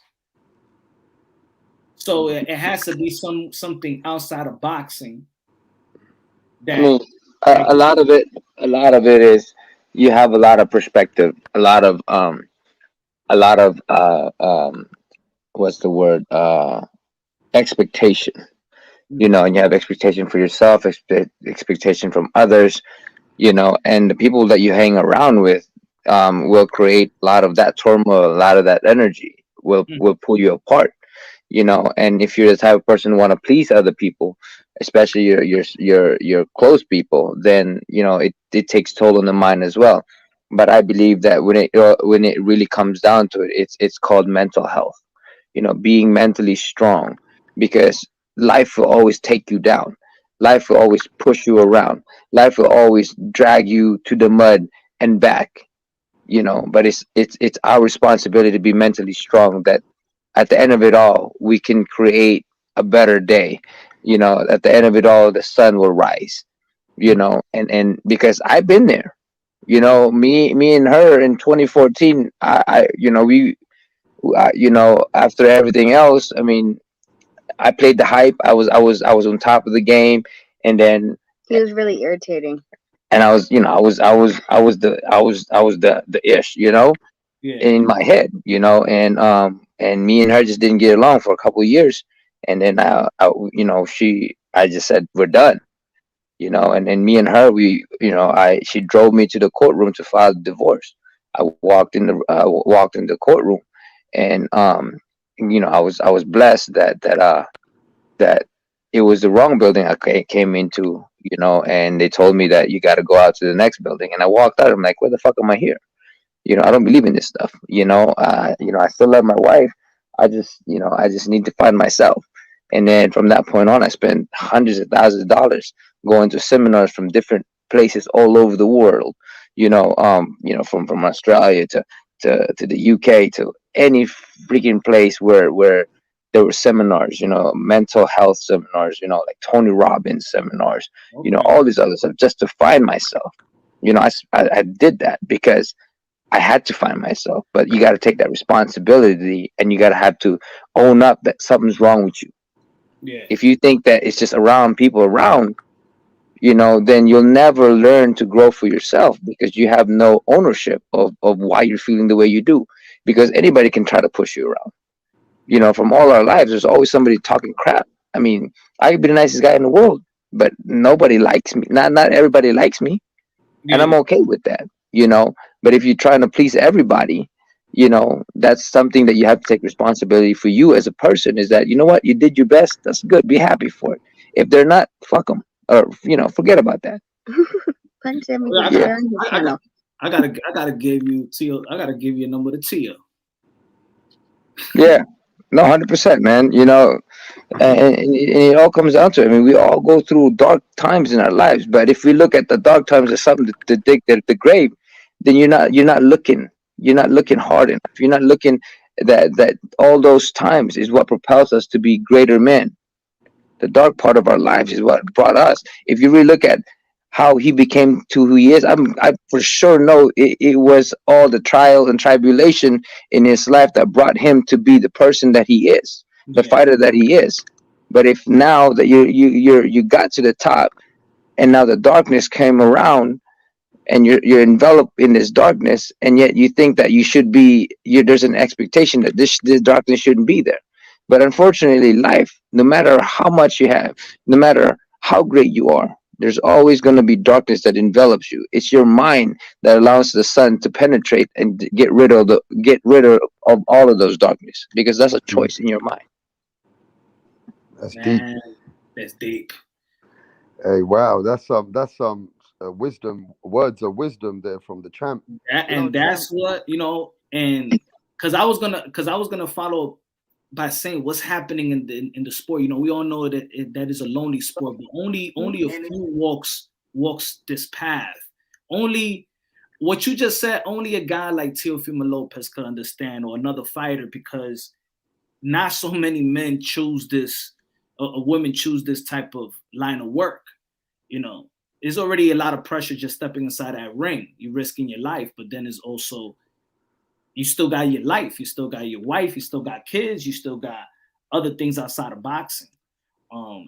So I mean, I think that's powerful words, and I hope that he does listen to it. I make sure that he gets this message. Yeah, I think that's the thing, is that, like, you have to remember that. I mean, God, I remember when he turned pro, and these guys, their whole life, right, their whole childhood, going into the amateurs and all this stuff, getting that first promotional signed agreement, like, this has been how many years in the making. And he reached the top and there's still more to go. But when you're riding that wave high, you don't know what happens when you fall off the surfboard. You're drowning for a little bit, right? Mhm. When all you could hear was everybody was praising you, and now everybody Counts. is booing you now, Mhm. right? Calling you a bum, telling you that you were no good, that you were all hype anyway, and all this other stuff, doubting everything that you just did. And if you are building your mental fortitude and your confidence based on other people's perception of you, Mhm. then that's already the wrong move. It had to have come within, and I know it was within him when he was coming up to this. Yeah. But he might have lost that and he doesn't know where it is anymore. He has to find that again. And since this has been such a long road, I know he can find it again. He just has to find it. And it's not going to be external. It's not going to be all, let's go grab all his fans to come and get him support. No, because that doesn't matter. It has to be him. And you're right. He does have a family, that supports him. But again, when his whole life was based around this, he forgot about what else is important in his life. Yeah. Yeah. You know, it's tough. It's tough. It's tough. And he's not the only one, but it's tough. That's why when he's posting this publicly, I'm like, all right, he must be thinking something. He probably having a tough time, probably argument, something like that. But that's not healthy to even see. And when you doing it, when you putting out there publicly, it's like you crying out for help. Like you don't have nobody in your circle to talk to, because you're putting No, it. I agree. Yeah, if you're putting it on social media, then all of this, you're like, you don't have a best friend or Mhm. someone that you can just be like, dude, I need a vent. Like, just let me vent real quick before, I do something stupid and put it on social media. And maybe he doesn't. Maybe he doesn't know at this point who to trust. And maybe at this point it isn't someone from his family. Maybe it really is professional help that carefully guides him and makes sure that, they tread lightly on the conversations that are too new until he's ready to face those conversations. Yeah. I think it's and I think it's also pressure. It's pressure, when people say, "Oh, he needs to fire his father," and this and this and that. I think that maybe sometimes there's the families or people close to him that was invested and also financially invested to even help him out. Because let's say I was saying earlier, I don't think Teofimo Lopez should get better so his career could keep going. No, he should just get better as a man, as a father, be right as a person, but not to, oh, you got to be right. You got to get it back so you could be this champion. Because if you just getting it right to be a champion, what happens after boxing? You're going to fall Yeah, back. but let's talk about that though. I mean, how many times have we seen that? And this is just an old mentality, right? When I used to fight and I lost, my dad would never say anything that was comforting. He would always be like, "All right, let's back to the gym." It was almost like it was not talked about. Like it was taboo to even talk about, well, how do you feel? Are you doing okay? No, we got to get back in the gym. We need to, if he's gonna, I believe I heard he might be teaming up with, his dad might be teaming up with Eddie Reynoso, right? Or Yeah. something. Mm-hmm. So, I mean, like, was he ready for that? Did we even have a discussion? Not what happened wrong in the ring, but are you okay? Mm-hmm. Was that question ever asked? Because that's something that old school mentality, they don't ask their sons that. Mm-hmm. You're expected to just keep going. Yeah. But really that check-in is very key, because that could be where it is. He hasn't talked about, because people are expecting him to just meet with Top Rank, move on, get help with training, and just continue the path as it never happened. It's like you're a It's still business there. product, like a business product. Yes. Yes, because Yeah. think about it. They said, okay, after the fight and even Bob Arum, we need to go after that, take some time off and then go to Cleveland, check your body and your brain. Everything is just to check for him to regain whatever that spot in boxing. But Yeah. it's not really about him, the man. It's the No. product. And But I do agree with you, Pudge. you know, in order for not even just one thing is performance comes when a man is mentally stable because he's there mentally. He can be potentially take out and express his potential by because he's there, he's mentally there, he's confident, he's all of that. There's no distraction in his mind. There's no doubt, and for me, um, that's what I learned to do growing into all these seminars and all this reading all these books, is because I improved myself. Therefore, I was happy. I didn't have much of anything else, you know, regardless if where my career at that time was going. I was still happy when I woke up in the morning. I was still happy. But then as I was progressing mentally, my performance started to get better because So, now I'm seeing myself. is Now it fair to I'm say, seeing who champ? I truly be. What was that? Sorry, champ. Is it fair to say, champ, though, sometimes when you take losses in life, what you're saying is you need to take time out to find yourself like you did. And go on. I mean, is it fair to say sometimes you need to take time out to actually dig deep to find out where you are before you get carried away and keep going with the plan in hand, just keep being the boxer that you are.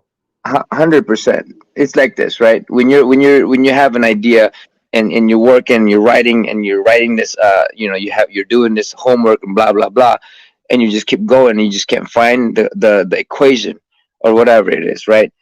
And the more that you try, the more that it slips away from you. And you see a lot of these fighters who constantly push the wall because they think that they're there, instead of stepping back and look into them themselves and seeing the situation for what it is, or relaxing the mind where it can truly see, in different perspective. That's a fair thing to say because it's very important to realize that in all efforts there should be rest, right? In all hard works there should be rest. That's why in life there's the sun, there's the moon, right? There's the night, there's the day, because we have to balance ourselves and our mind into that essence of work and rest. Because if you're just constantly working, working, working, and you see a lot of the fighters do that, and what happens is they get damaged. That's why for me, after the 2 years or nearly 2 years of layoff, I worked on my craft, I worked on my body, I worked on my mind, and I came back really strong. And that's the opportunity for you. If you keep pushing and pushing and pushing and pushing, you're not gonna learn to be better, because one thing that it does is you're strong physically, but the mental aspect has been drained. So you're saying that a How many happy times have you fighter, guys sorry, a happy fighter is a more focused fighter. a happy fighter, or more like a fulfilled fighter, right? A person who's fulfilled in every way, in that way, because being happy, I guess more of a mental is all mental, right? Because there's sometimes that you know life in itself is when you have balance, I guess is what I'm trying to say. Because you can be happy on this side, but then you can be somewhat distracted on this side. But when you're balanced mentally, I think the mental aspect of life, and owning who you are in that moment in time, and admitting to it, you know is where you can go and find your path even further. Because again, I've seen a lot of fighters who just keep trying to push and like, I gotta do this, I gotta do this, and next thing you know, they're getting hurt. But in that way, being happy, yes, being happy truly is one factor to do it. But you know just being, I guess, the mental growth, I think for me, it's always been the mental growth, how you can see life. you know it's not, you can't always be happy in every situation, but there's always a growth, right, in every situation. Acceptance. If you look at life in growth, for me, that's how I looked at life, is how can I grow into this, and asking the right question for yourself. Because instead of like, you hit a spot and you're like, why the hell am I here, why the fuck am I here, instead of like, you know what, how can I get myself out of here and get better, right? Asking the right question for Yeah, yourselves. solution based. You know, But that's a trait that you have to constantly ask yourself and change your mentality, because in every situation we ask the wrong question, like, man, why the fuck did that guy cut me off, instead of like, you know what, I'm glad that guy didn't hit me, or whatever, right? Or I'm glad that I'm safe, or whatever, whatever it is. Instead, we I mean, it's a difficult situation, when you're getting pissed off about something. But again, just getting used to asking yourself the right question of why things happen, or what it is, and instead of like being the victim of a situation. I want to let me ask you as a fighter, because we see this in the history of boxing. We see Mike Tyson go through what he went through mentally, suicidal thoughts as well. Roy Jones Jr. said the same thing. Sugar Ray Leonard. So Oscar De La Hoya. So Nigel Benn. yeah. So these are guys that was in the top of their game, but still have this, Tyson Fury. Yep. How much? And so as a fighter, because it's like, damn, Ricky Hatton. Ricky Hatton, damn, these guys So are many. nuts. How can they feel like, what is going on? And it's like, it's the boxers, it's the great boxers too. No, so I want to ask, how much? And you could tell us in the rawest fashion. Yeah, How and much do you? How quickly, much? though, Punch. I just want to Hold say. on, Rafta. Yeah. How much do you give of yourself? How much do you give of yourself that in this type of sport that you can't even identify with really, I don't even know how to put it. How much you give so much to the sport that you lose yourself? Well, the thing is, you got to be passionate, right? From the beginning, in order for you to get to a different level, you sacrifice. I mean, I didn't go to any of my stuff when I was growing school, man. I ran my ass off every day, So the passion, I'm connected to this thing, and that's why it's so difficult for a fighter to get out of the sport, because they're so invested in it from the very beginning. I mean, from just it's just the sacrifice that they go through, from blood, sweat, and tears. You know, and what do we give ourselves? We give ourselves our all every single time, regardless if we're not performing or this and that, but we're just so used to just being there 100%. And that's why you see a lot of the person, they you know they they get frustrated. Mm-hmm. They get frustrated. What's that? I was gonna say the other day when I said bipolar, is like, when they done with this guy, they gotta face this guy. Now they become this guy, but they don't really know this guy too much. Is that bipolar fighter for so long, and then the fight game stops, and it's, who's this guy? Like, who am I? Right. I'm out. Yeah, no, 100%. Like, I mean, me and her used to fight every time I fought. Every time the week after, because I still have that energy. I still have that what I've worked for months. And I just snap all the time at her. We used to fight at all the time, because I'm like, because I keep biting at her, I keep biting on her when just little things. But that's how we are. We put ourselves in there. And it's hard to get ourselves out. Now, for me, now that I've been doing it for a long time, it's I've been able to learn the trait of turning the switch on and off as fast as possible. As before, you take me a while to turn off the switch. Mm-hmm. And really, like, the one thing that I can say, like, you were talking about the peak of all these boxers, right? And that's where they felt like, that they had, suicidal thoughts or had really mental issues during that time. And I think, once you get to that height, right? So you set a goal and you get there, and then you get the goal and you're like, okay, now what? Mm-hmm. And I think it's that now what feeling of the sense of you're still missing some sort of fulfillment of where you are, because you thought it was going to feel some type of way when you got that goal, and it still doesn't make you feel like you're sitting on top of the world. Yeah, you're just not satisfied, and you're looking for that satisfaction of victory or whatever it may be. And that's why you'll see fighters who constantly tries to search for that satisfaction, and that's why they can't leave the game. In layman's terms, it's like busting a nut, but you ain't have an orgasm. Damn. Yeah, That's funny, We're bro. still yeah. hanging out with Thursday, guys. You know. That's right. That's right. That's You're called a funny. leak. Something, you know what I mean? That's not Elite. a leak. You know what I mean? No. Oh man.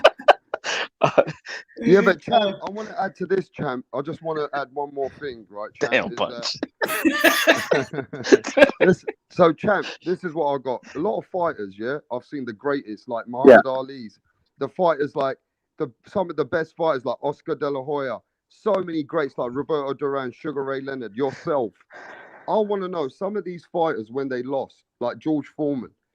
Is it true? Like, it's true. We're all men at the end of the day. And you guys are champion warriors. You've been training all your life to be the champions where you are.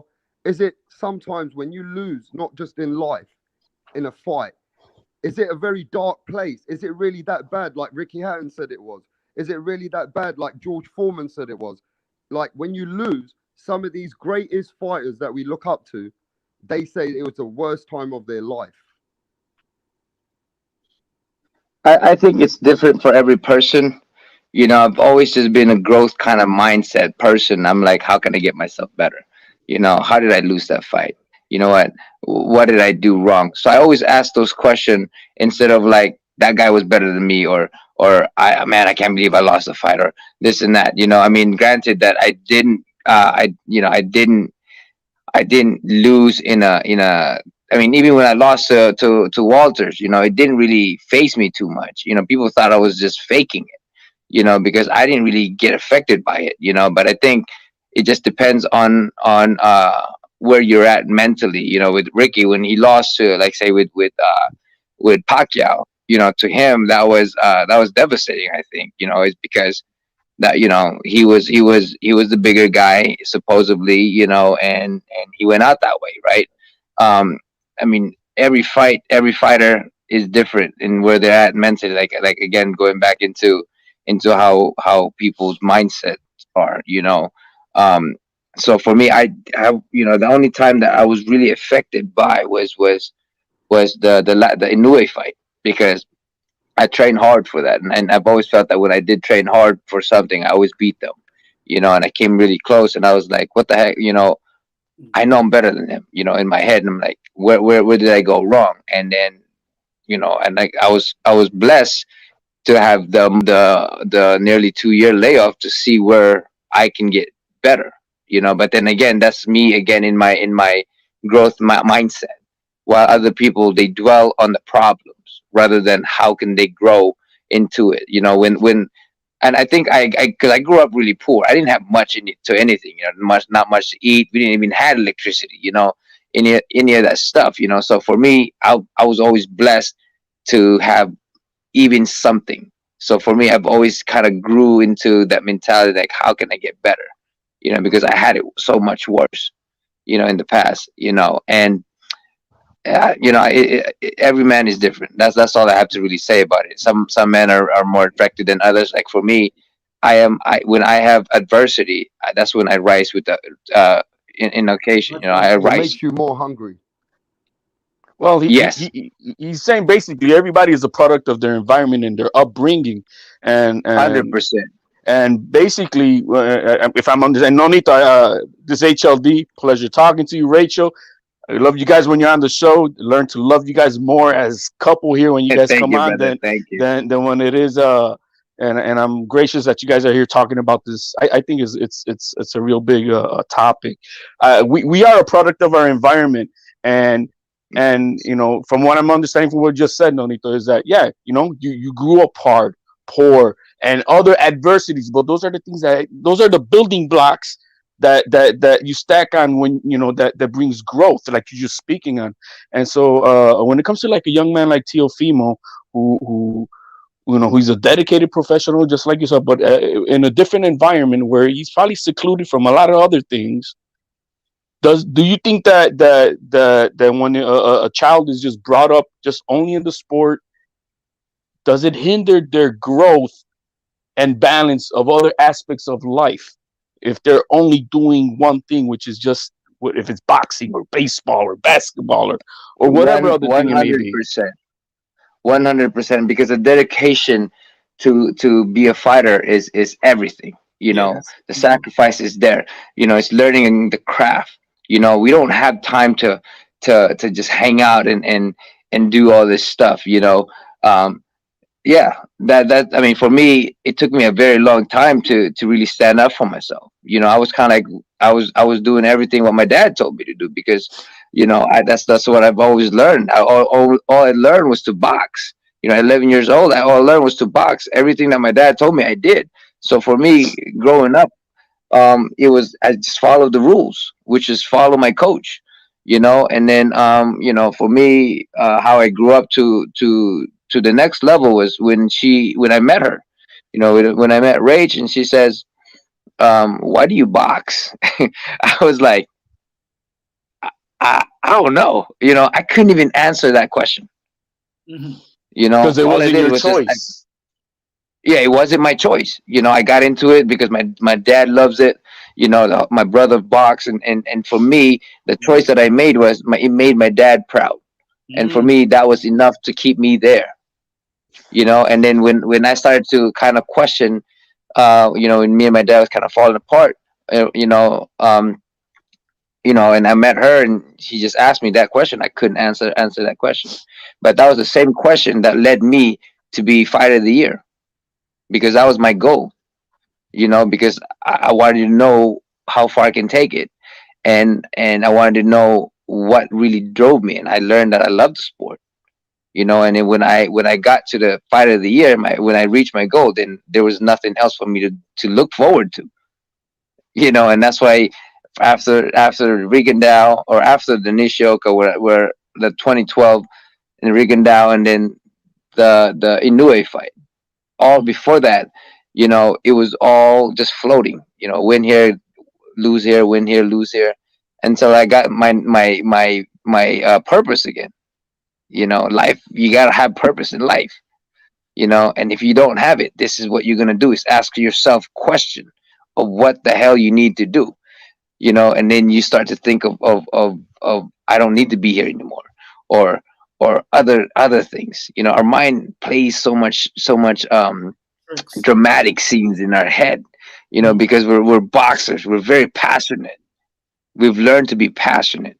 And of course, perhaps in the science of it all, with concussion and all of that stuff, you've been boxing for a long time, you'll see that there are a lot of depression in the mindset of a fighter, because maybe perhaps there is a study in it that that, I mean, like, from football players who kill themselves, or combat sport who kill themselves, you know or people who have constant trauma in their head that get into that level. I'm not really quite familiar with it, but I've read a little bit about it.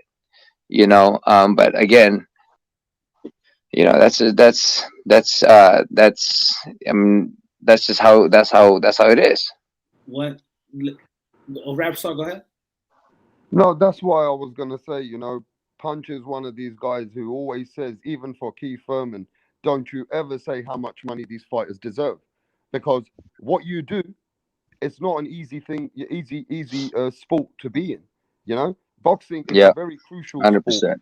and I gotta be honest with you, you guys deserve everything you get, because it's a sport that we all love and admire, because we know, true fans know that where you are is something which is very admirable. It takes a lot of brave, it's guts. And I got to tell you, just like you're explaining it, Nanito, there's great days and then there's bad days, but you got to know how to balance it.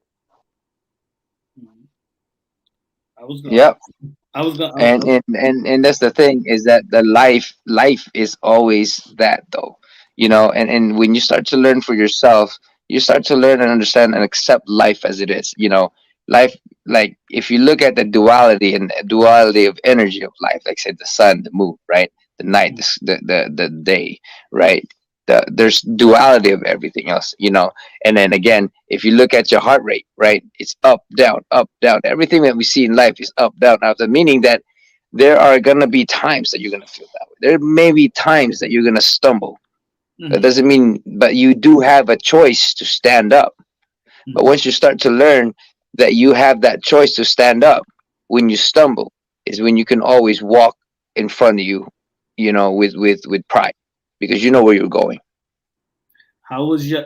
So did you have a good relationship with your dad when it's not boxing? Just father and son, no boxing, just everything else? Or was it just me, my dad? It was boxing. It was just boxing. It was really no relationship. I mean, even in high school, when I get out, he picks me up. Me and my brother picks us up and from school, and then he takes about an hour nap or two, and then we go to the gym. And then 3 hours to the gym and back. That was the routine every week. It was always boxing. Like, if it wasn't boxing, like, there was just no conversation. If there was no boxing, it was just awkward. And if there was no boxing, there was fights instead. We argue, because we don't know what else to do. So boxing was kind of putting everything else together, the whole family together. Yeah, might be a little. It relates to what you're saying. It could relate to the things that we've seen publicly. When Teo had the interview last year, and he was, tearing on that ESPN interview, and he said that he wished his father could just turn it off. He's always with the boxing, and he just wanted to be just regular dad. So yeah, and it's very, very tough, because that might be a pre-tell of what he's feeling right now, because when with his loss, it's a big loss, right, for him. And he's getting pressure from outside to change out his dad, but he loves his dad and he trusts his dad, right? But then his dad is not being his dad right now. He doesn't need his dad to be his trainer. He needs his dad to be his dad. And if he said that before, it could be pray tell of where we are right now and where his mental state is right now. He just needs his dad, not his trainer. But is that's a problem right there, because Nito, if I may ask you, maybe a little bit too personal, but did your dad know how to be anything else but the trainer, or did he know how to be a dad? It was just a trainer. It was just a trainer. Maybe that's all they know, right? Like, that's all they know. I mean, one way or another, there's gonna be a falling out when when the boy becomes a man. Yep. But is it fair to say, though, Nonito, that when you're in this business of boxing, to be the champion, to really dedicate your life to it, is it true to say at some point you become a product of the environment of what you are? And it kind of reflects to the people around you. And it's similar like to Teofimo Lopez right now, that everybody expects this out of him, that everybody who knows him only knows him at boxing, that even his loved ones are only, his dad is pushing him as the boxer. Do you feel like it gets to become that guy, you have to give that much to the sport? I mean, you always got to give everything to the sport. I mean, if you don't, your life is on the line. So you always got to give yourself inside that ring. But you are a product of, in life, you're a product of your environment.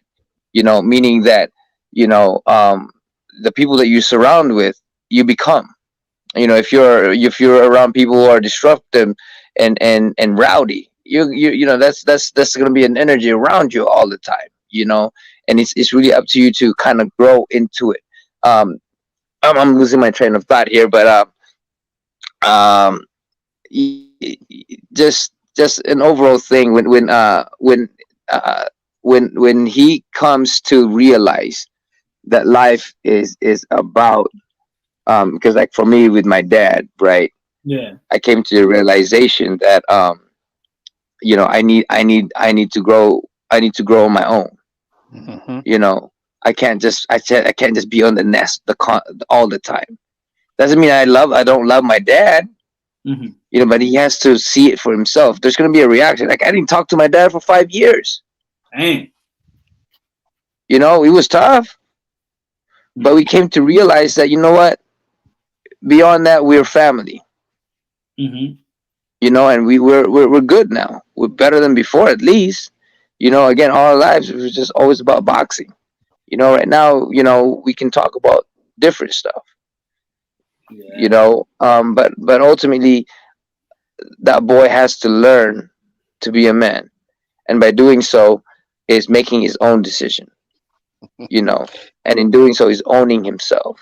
Nothing against his dad, but he needs to learn to be able to become a person of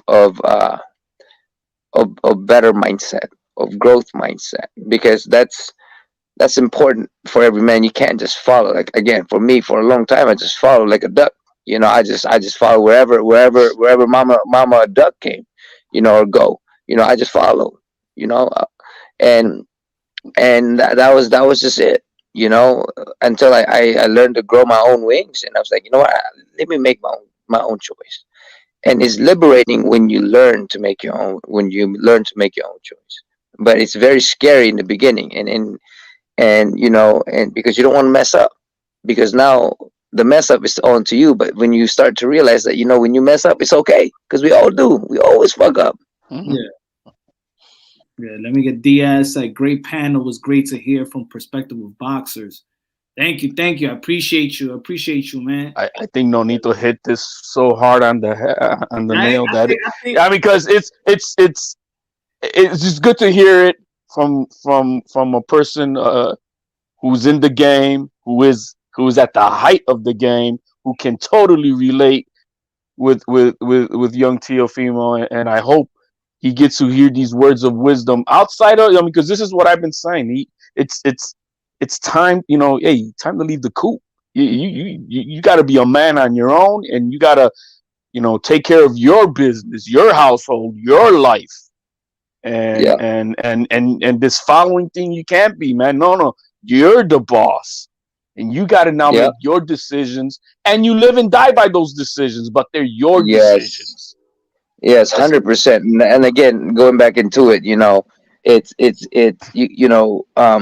just because you left the nest doesn't mean you don't love your parents. Exactly. You're loving yourself. When you love yourself, you learn to love everybody around you even more. I think a lot of us have gone. I mean, I think most of us do. I mean, when I'm trying to leave, everybody has a different mommy, situation. no, it's okay, mom. You don't gotta, do nothing for me. Stay home. I'll see you next Sunday. Don't worry. You know what I mean? Or dad, yeah, no. I got this, man. I'm gonna cut my grass. I don't need you to do this or whatever it is. Or I got a flat tire. Yeah, I'm changing it. Or whatever it is in life. It's my responsibility. I'm the man now, and I'm gonna take care of mine. I don't need mom and dad for those things. I need mom and dad just to be my loving parents, and that's it. Yeah. I think it's because since this was built also with the father and son, and let's just assuming that's the problem as well, packed in with different type of stuff. That since you build this as a the fighter, the trainer, your father and son, but also the sacrifices that he must have made, right? And get to the height of the boxing world, which what that brings the height of money. So and ego. Now that we're at that, if you fire me, then that 10%, some other trainer gonna get it. But I've built this, and now I'm cut off. I think also financial, unfortunately, comes into play. What do you think? But that doesn't really have to be in that situation if you can have a conversation, right? And it's easier said than done, of course. But there has to be a path of understanding and respect from both sides. Just because you're my dad doesn't mean you get to tell me everything and I have to follow. I did that all my life. Everything my dad told me I did. But it wasn't allowing me to grow as a person. And then of course, when rage came into the picture, then I learned to kind of speak on my word, and it was awkward as shit at first, to talk to my dad, to communicate with them and stuff like that. I'm like, to talk, I'm like, and then he was like, don't tell me what to do. I'm like, I'm not trying to tell you what to do, I'm just trying to tell you the facts. But you get what I'm saying? There are that hurdles because of what they built throughout the years, that the habit of their reaction and the habit of their conversation is going to turn the way it was. but doesn't mean that he has to. You just gotta learn to I guess, I don't know, try to change up, try to change it up, and standing for yourself. I'm like, hold on, Dad, hold on, don't talk to me like that. Listen, I love you, but let me make my own decision. If you want to be with me, let's work together, but don't let's do something that's different or whatever it is. There's always greater communication and respect, especially when you talk to your dad with respect, but with a man's energy. You can only give respect back. At least that's if my son if it was like that and talked to me like a real man, I'm like, okay, son, I got you. But again, the dynamic is different than everybody else. Yeah, it's tough as Respect, but well, with though, Nanito, with because conviction. it's tough though, Nanito, because you got little boys yourself, right? Yeah. Right, I got little boys. Now, imagine this. At the end of the day, you bring them to the heights of wherever you sacrifice certain things in your life, like what Teofimo's dad has done, just like other dads have done, and your son's highs and your lows. Now, regardless if the relationship is not the best, you bring your son that far. Sometimes that relationship gets so strong that even though what's best for you, you start to think it's not without each other because that connection. So it, I know you're saying that if that was your son, you're happy to say, okay, son, if you want to make a better No, decision. Raps, I 100% agree with that. But what I'm saying is, in order for him to have that conversation, because again, when you have that conversation, it's gonna turn into how the old conversation is gonna be. As much as you want to stand up for it, it's gonna turn into that. Like when I had my conversation with dad before, I'm like, don't talk to me like that. I'm like, I'm not trying to talk to you that way. You know what I'm saying? Like they will look at it like Yeah. you're still that little boy. But then what I'm trying to say is that when you can act and tell and impose upon them that you're a man now, then perhaps there can be a bigger respect coming from them towards you, because now you know what, I love you, pops, but this is me. I'm a man now. You know what I'm saying? And I think that, I don't know how the dynamics are, but a man has to do it. It's his responsibility as a man to not. What do you mean? When he yelled at you at the gym, remember when you got pissed off? Yeah. So there was this time where we just got married. It was right before the Mithelani fight. And this was one of the turning points. We were already married. And I was in the gym.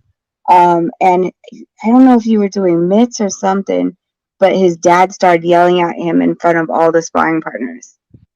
And like I was a little boy in front of everybody, started yelling at me, like I was your little boy. yeah, and Nonito picked up his bags and he walked out. I mean, like, those are the things of those dynamics where it's like you have to, like he was saying, is like now he had those conversations with him, like, listen, we can work together, but you gotta respect that I'm a man now, and you can't belittle me and treat me like a little boy in front of everybody, in front of everyone, and do that. You're a man first. And that's something that you have to establish. That's something that he has, or every fighter who has that relationship. They have to establish that that's who they are. It doesn't mean that I'm here to disrespect you, but I'm here to tell you that I'm a grown man too. But I want to be with you in this trial of in this career, in my career. I want you to be here with me, but you have to be man enough to speak on that. You get what I'm saying? It's a tough thing to do, but I did it with my pops, and all my life, man, I did everything he told me to do. Every time he yelled at me, I was like this little dog with my legs between with my tail between my legs. Every time. Maybe it was her. I was like, I can't look like a dog with my tail between my legs. I gotta man up. I gotta man up. Hey, she made you grow up, hey there, Nonito. Yeah, she got me some balls, man. Some knockers, man. She got me some huevos. It was all the way to the point. Women always does that trick, don't they? That's right. No, but it was even to the point when we were dating. We're both from the Philippines, but he speaks a different language, a different dialect than my family does. And they, they have different, slightly different values and act differently than we do. And he came home from the gym one time and he was like, yeah, so my dad told me to break up with you. And I'm like, okay, all right, bye. Because for me, like, I'm like, I didn't let him finish that sentence Wow, because that sounds I was just, familiar. I was like super irritated. I was like, I don't even know why you tell me this. But the end of that was he told him, he was like, no, I'm not going to. So I think that was the first time you stood up to your dad, Yeah, the right? first time I stood up to my dad. Everything he told me, I did. It was because I followed him all my life. Boxing and everything. So, I've always followed his word as golden. And then that was the first time I said, no, pops, I'm gonna do what I'm gonna need to do. And yeah, You set that's your and like boundaries, and it's something I right. think And that I we said, I all. said, I said, hey, pops, get my balls back. I need my balls. He like the wholeness, man. Hey, mine was bigger than this. What you talking about, man? Give me Yeah, like this, not my balls. Look at my big balls, man. Give me my big balls. My balls ain't that wrinkled, man. This is not my balls. She ain't taking me with these. Yeah. She ain't taking me with these pebbles. Man, we bad, bro. I mean, we gotta lay that alone. I'm like, this balls is hanging all the way down to my knees, man. This is not mine. Those pebbles are yours, man. Those pebbles are yours. Oh man. Oh man. I am truly grateful that you share your story, Nonito. It's I think not only for hopefully Tio gets to listen to or not, but anybody else in life, this is just the way it is. Yeah, I mean, especially you have that connection with your dad. I mean, they've always been that kind of dad son kind of turmoil all the time. There's always that thing going on. But again, it's not being disrespectful. Like, hey, pops, I got all the respect for you, but I mean, you speak your mind. You know what I'm saying? And I'm a grown man now. And I would love to make my decision. If you would love to advise me in my decision, I would love that. Stuff like that, right? To connect Yeah. with the father that I'm a man, I want to make my decision, but I would love your advice with my decision going forward ahead. That way you give the respect to your father, but then at the same time you give the respect for yourself. Well, they say a good father is a father who wants the best for their son, right? So if a son feels that this is the best path, then the father should be, encouraging and support their son. Yeah, no, 100%, man. That's But definitely. that's hard to do when you're Teofimo Senior, Angel Garcia, and people, which there is no Teofimo without Teo Senior. There is no Danny Garcia without Angel Garcia. This is a different, everybody has a different situation. Personality, character. You trying to say But like, you gotta put into perspective too that these parents, these fathers, came to the understanding that they were doing the best for their sons, and they get used to it throughout the years that they're doing it for the best for the sons. So when the son speak of something, no, you're gonna do what I'm telling you to do. I brought you here, but that's what I'm saying, out of respect to that, and I mean, there's always a solution to every problems. Well, and it's perspective too. Like, I would want to believe that they are doing their best for their sons in their perspective. But what's best for their son is what their son believes is best for them as well. So they have to be able to respect that decision. But sometimes you look at that Kenny Porter situation, Champ and Mrs. Donner. Look at that Kenny Porter situation where Kenny Porter was very straightforward about Sean Porter. And he was like, Sean Porter didn't give 100% to me. And I knew that my son lacked in this situation. So I stopped the fight. So he basically the world of boxing said, how could you do that to your son? How could you say that your son wasn't prepared like a champion? And he said, well, I know my son. So, some people, they didn't even appreciate Kenny Porter's, the way he spoke about his son. I didn't. I didn't appreciate it. As a father myself, I didn't.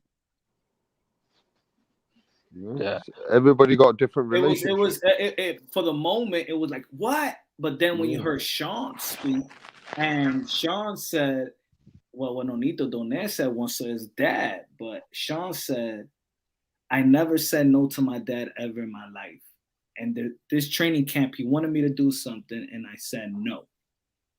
I'm not gonna do that. Yep. I don't know. Now, did he give it his all? Is it Sean just saying that not to make, because he saw the backlash that his father was getting, and he's gonna say not to, I didn't give it all, or things of that nature. The way that he looked in the fight looked like the same Sean Porter. Of course, not the same result, but it's tough. We're not in the gym.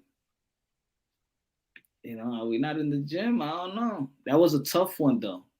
I feel like he had more to give, but his father knows him best.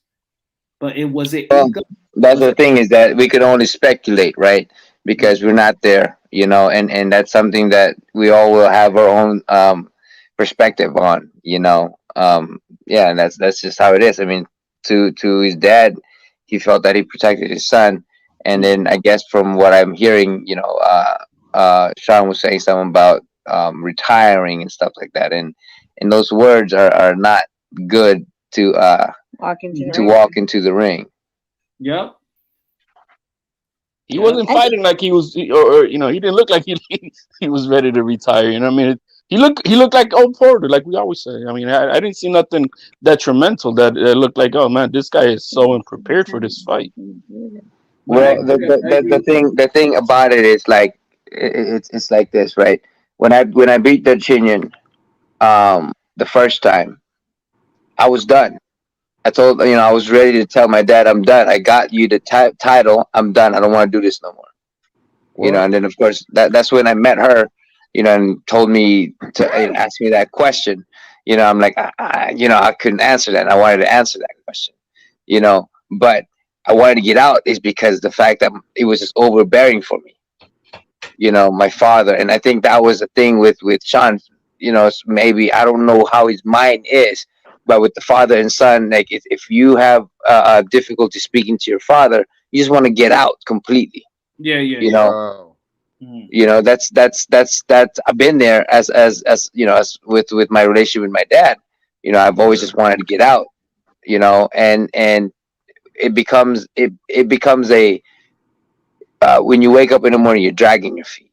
When you go in training, you're dragging your feet, because you just don't want to be in it anymore because of the relationship. It's like you just don't want to be a burden. It's a burden, exactly. Instead of training to fight, you're training because God, I feel like I got no choice. You're expected to, yeah, and that's a tough place to be, especially if you're afraid of disrespecting or hindering or hurting your parents, or whatever the situation is that in that moment, to tell them what what you want in your life. Yeah, and and especially if you grew up looking up, idolizing your father. That was me. I idolized my dad. So it was very difficult to speak to him. When I fought in 2000 Olympic trials, I was an alternate, and they gave me a scholarship. And my dad didn't want me to go to college. So I'm like, why? And he wanted me to turn pro. I was like, man, I'm why do I need to go to school then if I'm not going, to college? And I did everything, but I mean, I couldn't even. I couldn't even tell him why. That's the thing was, it was internal. Like why? I couldn't talk to him about it. I kept telling my mom to tell my dad to like, Mom, I'm done with boxing. But then there's that expectation, and there's that respect, and there's that level, and then maybe perhaps a relationship is like that with Sean. But you know, again, from his dad, he knows his son better, you know, and I can understand that as well, you know, because he's dictated his move throughout his life, like my dad did for a long time. You know what I mean? Oh, and rightly so. He may have known, but my point that I was as a father is just throw him under the bus in front of God and everybody, like you did. Kind of like when your dad said he yelled at you in front of all the sparring partners. So that's kind of like what Yeah. poor Yeah, Nino yeah. did. No, I understand that too. You know, That part was like, and then in perspective too is like you know the fight, the the pressure, and of course the situation the way it did. You know, like when you're angry about something, you just want to talk. Like how many times you get angry, you're talking all kinds of crap. You're telling things that you shouldn't be saying, right? In you know, and things like that can happen. You know. Yeah, but Nanito, I mean, tell you what it looked like, bro. It looked like a man which was Sean Porter went in there, gave his best, and it looked like his own dad was not impressed with him. And everybody was like, huh? His own dad was like, I'm not impressed. That's why I stopped it. And that's the whole impression that his dad gave. And his dad was not scared about it. His dad said, look, I know my son, and that's just the way I feel about this now.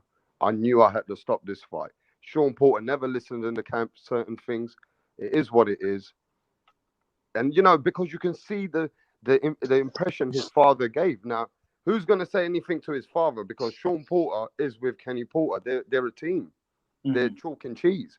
But Yeah, well, that's the thing is that that's something that they've established between themselves, you know, and the relationship that the dad is always right, you know, and when he sees Sean Porter saying no, I can't do this, and I'm not gonna do that, then you know, for his perspective, I'm like, you're not listening to me, and I feel like this is just my personal opinion, of course, because I wasn't there, right, you right. know, you know, perhaps he was saying something that you know what, he's not working hard because he's not listening, you know, So just because he's learning a he new adjustment from his son of telling him no, and he's got to learn how to deal with that.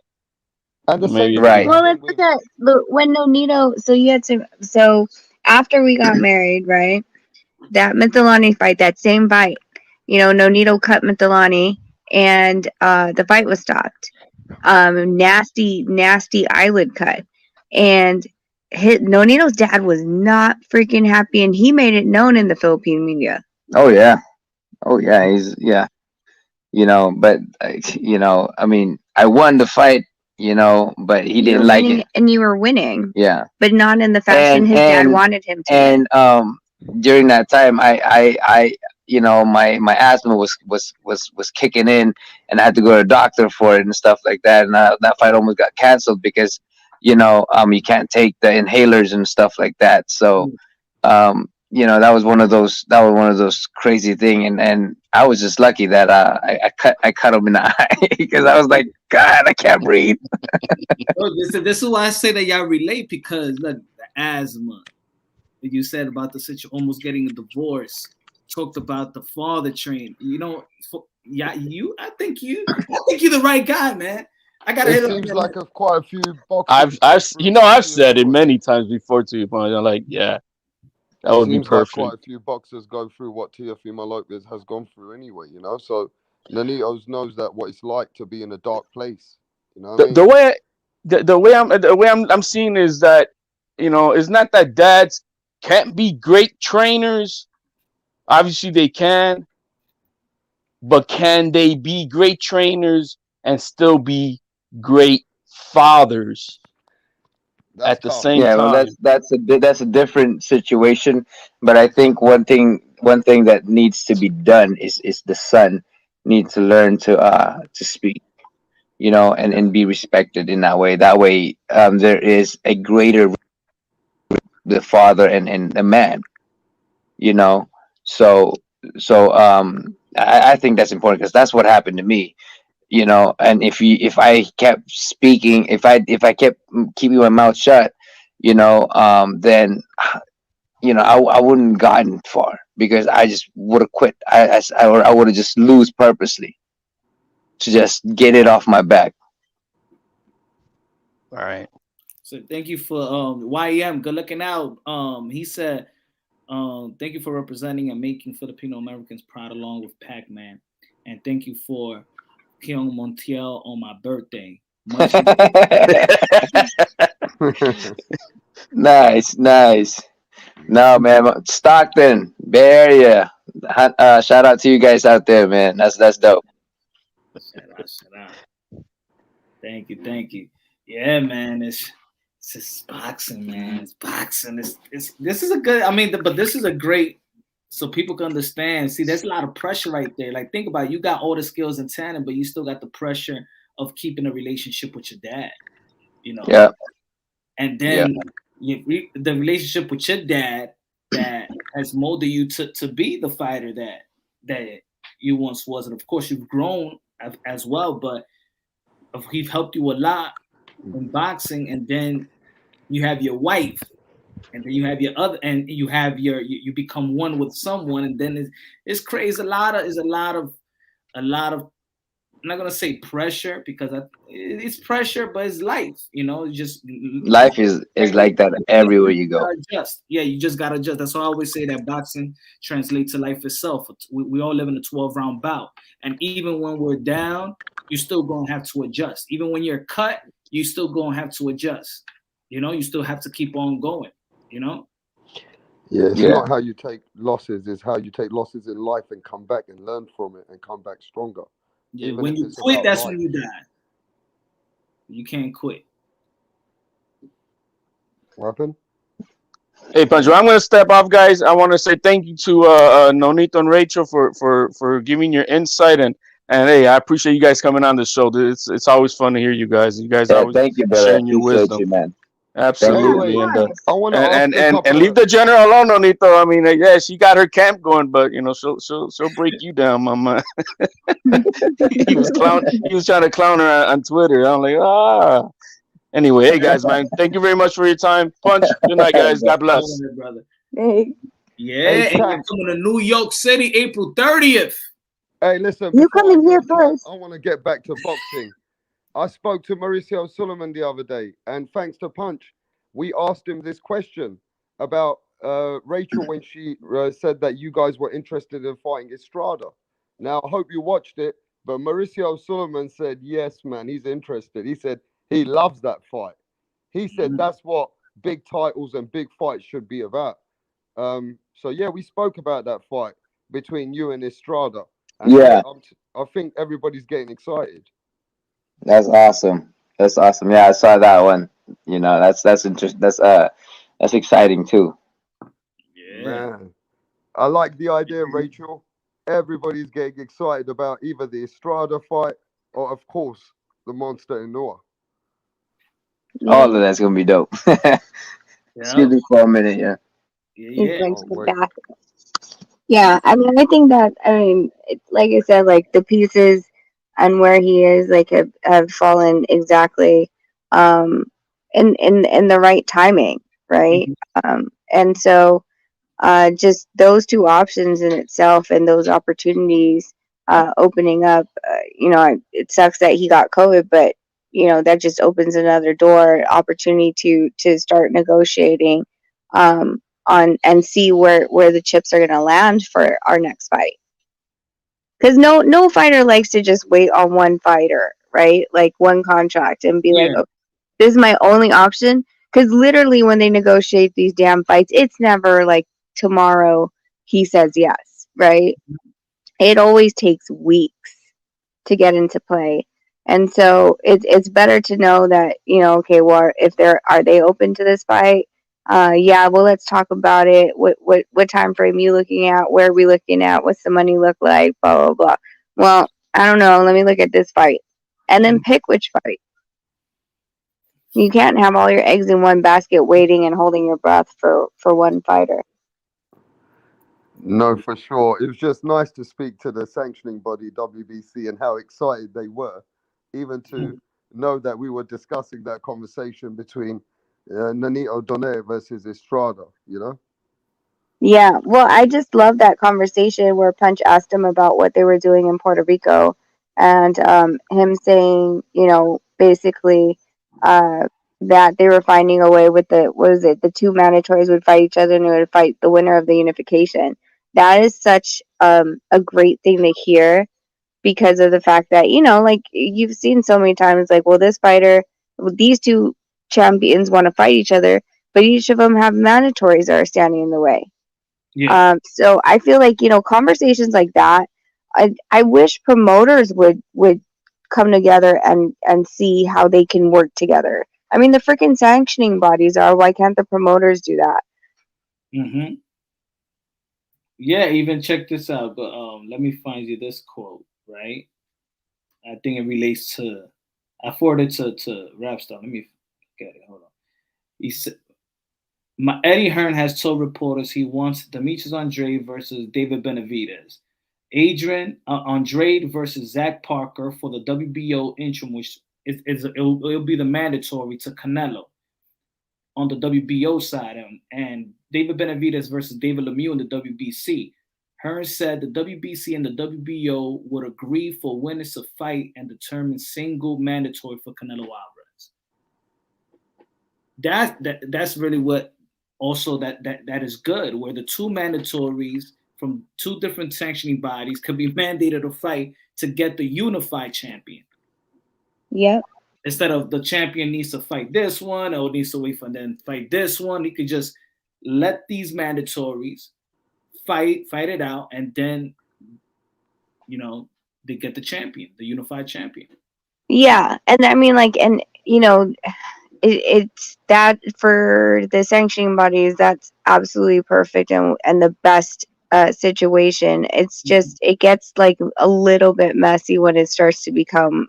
I feel like it gets more messy with the promoters, honestly, because let's say that here's a unified champion, and then now you knocked out all the mandatories. Well, then you have to figure out, well, whose network is it going to be on? Who's going to promote it? Blah blah blah blah blah. Right. And that's why I said, like, when Rick was saying, like, oh, the fighters can demand, I'm like, who? I don't know what world you're living in that the fighters ever can demand them to do anything, really. I mean, you can demand it, and they'll just tell you to sit your butt down, and you can wait another 6 months. Since you want to be demanding which way your career, you can ask, but honestly, like, that's never worked on it for us to demand the Abner Mars fight at $3 million. We tried to get that, and it didn't work. And that was a huge fight. I don't know if Abner Mars wants to run it back, though. Nah. No, he's not going to come out of retirement? Yeah, did he even retire? He just never fought again. He never said he was retired, right? I don't think so. He just had that eye injury. Yeah, he just had an eye injury. I'm sure it's healed by now. He ain't gonna come back and fight. Yeah. When's the last time he fought? What year? God, babe, when's the last time Mars no fought? idea. Abner Mars last fight. Let's see. Abner Mars' eye. Blind eye. I can't even find his box rec right now. Where's his box rec? All of it is talking about his eye. I want to talk about his eye. There we go, box rec. See, there's people who have asked, what happened to Abner Mars? It actually auto-populated my freaking Google search. All right. Yeah, he's 2018, Santa Cruz. He's been inactive for years. Yeah. 19. 4 years. How many? 4 years. Yeah, 4 years is 4. That's it. I would say that's it. Semi-retired now. You're done now, isn't it? 4 years. Queso would say, "You punch, you never answered me. How fine is Serrano? She's fine. She's a queen." Respectfully. Yeah. Punch got good interviews from. Respectfully. Yeah. I went to the media day yesterday. It was good. It was classy. It was good. It was classy. Even a lot of respect, Punch. A lot of respect. Thanks, man. Yeah, a lot of respect from the women too, isn't it? The women respected each other. Jake Paul seemed like he's really, very respectful on the press conference. How did it go? It was great. It was great all around. Everybody's respectful. Both fighters are respectful. The promoters were respectful. Jake Paul was respectful. That was a different side of Jake Paul. Yeah. I think it was good. I think the build up to this fight is going to be so good for women boxing because I think they're going to talk about, other potential fights. And I do really think that the women are going to have probably as equal the best fights. They're going to have Undisputed with this one. They're going to have Reese and Chantel Cameron. That's Undisputed. Cecilia Brake is going to be back and fighting. You got Jessica McCaskill going to be back fighting. And then they competing. I haven't seen a boring, like, out of the elite women fights. I haven't seen a boring fight. No. Nope. Right, I'm happy that our fight, Jesse's fight landed on that fight. We were talking about today at training. Well, I was talking about it. He was not breathing very much. Catch his breath. So it was. Is it going to be the co-main or?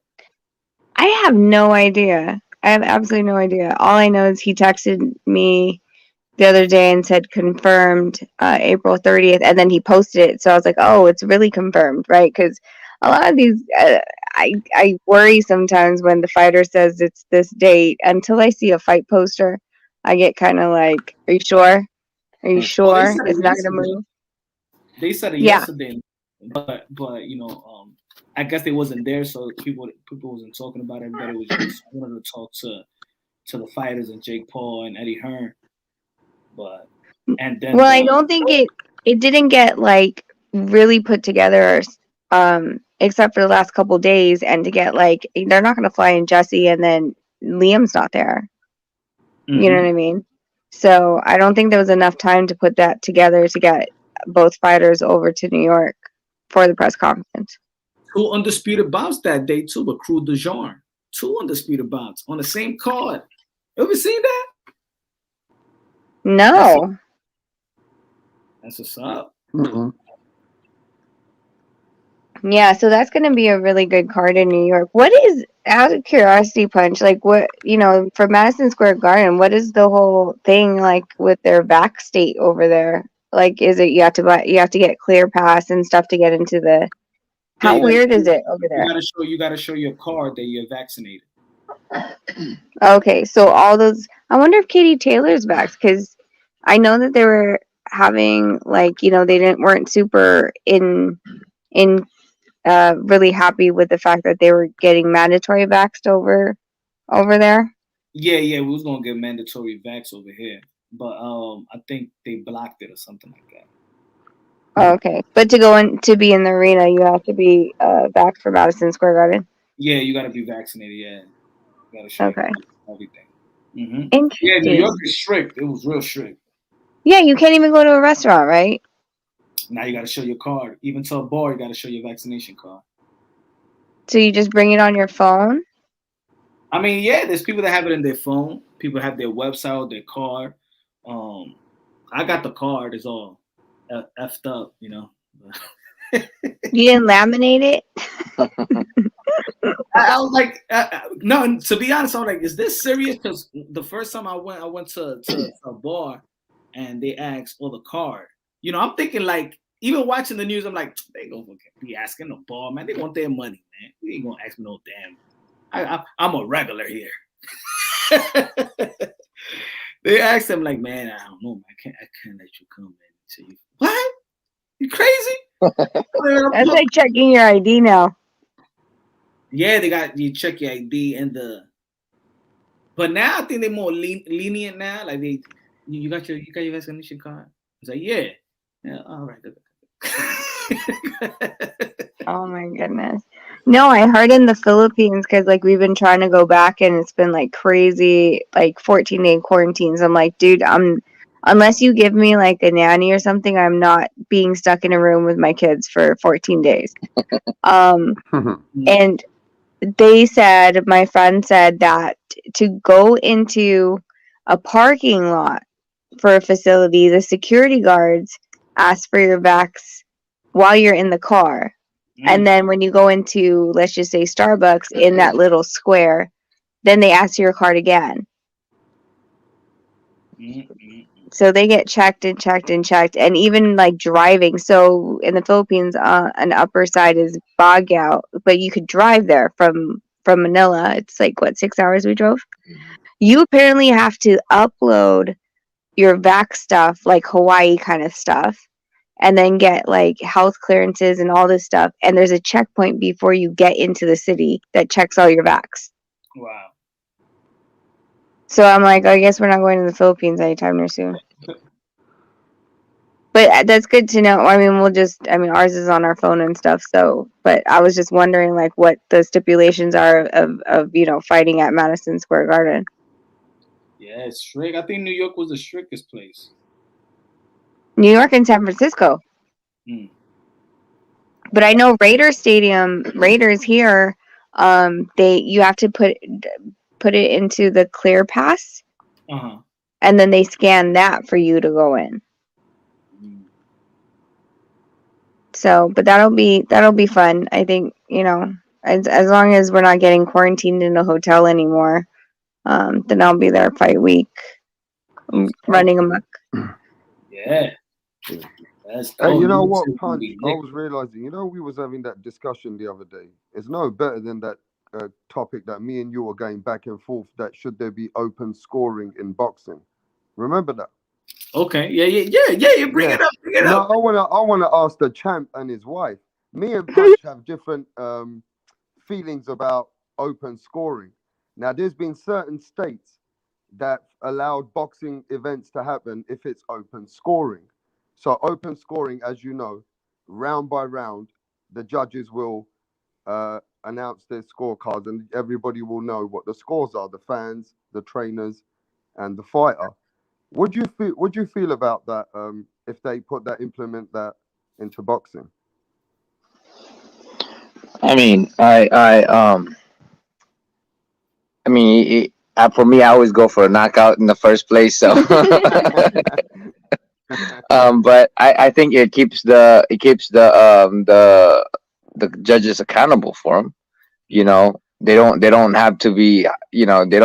They don't be crossing it out or racing it or whatever like that. That's right. Whatever they've already stated, they can see it already. I don't really care so much about it. Again, I just go out there and I don't rely on anything else. But I believe for the fans, it'll be really good because they'll understand and it keeps them accountable. If they scored the round, 10 10-8 or something, and it's supposed to be just a 10-9 or whatever, or just even some ridiculous shit, right? And then I'm like, how the hell did he do that? Now people are pointing finger at him, right? And I think they should put their face on all the cards, so that they can be responsible for that, because they're the one that's setting all of this stuff. I mean, it's fucked up as it is, because they be taking some fight when all these guys like myself, we work our asses off, and then they're just gonna take the fight away. I would want, being in the corner, I would want to see what the judges scorecards are. I literally, okay, first of all, I'm damn short. It's really hard for me to see the court. They make you sit on these chairs, and the ring's like really tall. I can barely see the damn what's happening. I'd rather almost freaking watch it on my phone so I could see the best angles. But even at that, the refs don't see the best angles either. They're three of them for a reason, on different perceptions, different angles. But it kind of, I feel like if I see the cards, then you're just more clear in your path as far as going into, let's just say, the 10, 11, 12th round, right? And you almost start to see a trend, right? You'll start to understand how this judge scores or how that judge scores based on seeing it after the round. It's okay, so this guy was running around but tagging him with just jabs, not power shots. The other guy, hit him with pretty good power shots, but this judge is scoring him for all the jabs he was doing. Yeah. Right? So you start to see the tendencies of what they're leaning to. Do they favor the boxer? Do they favor the puncher?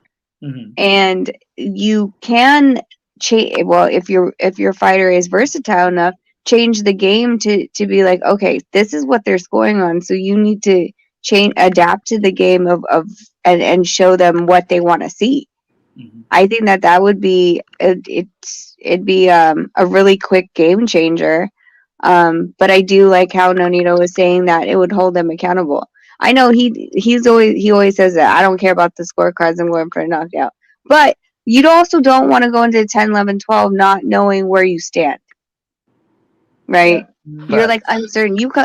I mean, how many times have we all seen a fight and we're like, what exactly was that? What happened? Where? And then you have to go and replay the fight. Honestly, if you know it right after the 3 minutes and they post it, you're like, okay, I agree or don't agree. But then you see the trend of where the scorecards are. You're not surprised anymore. But from a television aspect, they like that anticipation, right? They hold their hands. They hold that and the new or and still. And it's like this whole 30-second breath hold until they announce the winner. Yeah. So I can see from a promotional standpoint that they want to hide that to make it seem, exciting. Because no one's going to care about the scorecard reads if you already know the scorecard because it's on the TV. True. Now. Hey. Now. They're on my side, Punch. Carry on. Wait. I gotta make my point. I didn't disagree. I said half and half. I said it's good for the fans, but yeah, I said the scenario because what he was saying, I was saying, yeah, but you're only thinking about if it was one judge. Now it's 3 judges and one scorecard is different from this scorecard. They all different scorecards. Yeah. So let's say 2 judges have you winning, y'all entering the 9th round, and the 2 judges have y'all winning by one judge got you winning by 1 round, the other judge got you winning by 2 rounds, this other judge got you losing by 2 rounds. So you got 2 winning and 1 losing. Now, yeah, it's good to know the scorecard, but you don't know which judge is really looking at who really. At what? So for which judge will you adjust your game plan? All right, we're winning with these scorecards, but we're losing with this scorecard. So we're going to do, okay, maybe I have to be more aggressive to get this other judge, to get me into the winning column. And I said, Rapstar, how about, let's say you was fighting, you was boxing, right? And this judge just like the aggressive fighter. Then you're like, okay, we got to get more aggressive. It looks like with this judge, we got to get more aggressive. So the next round, you get aggressive.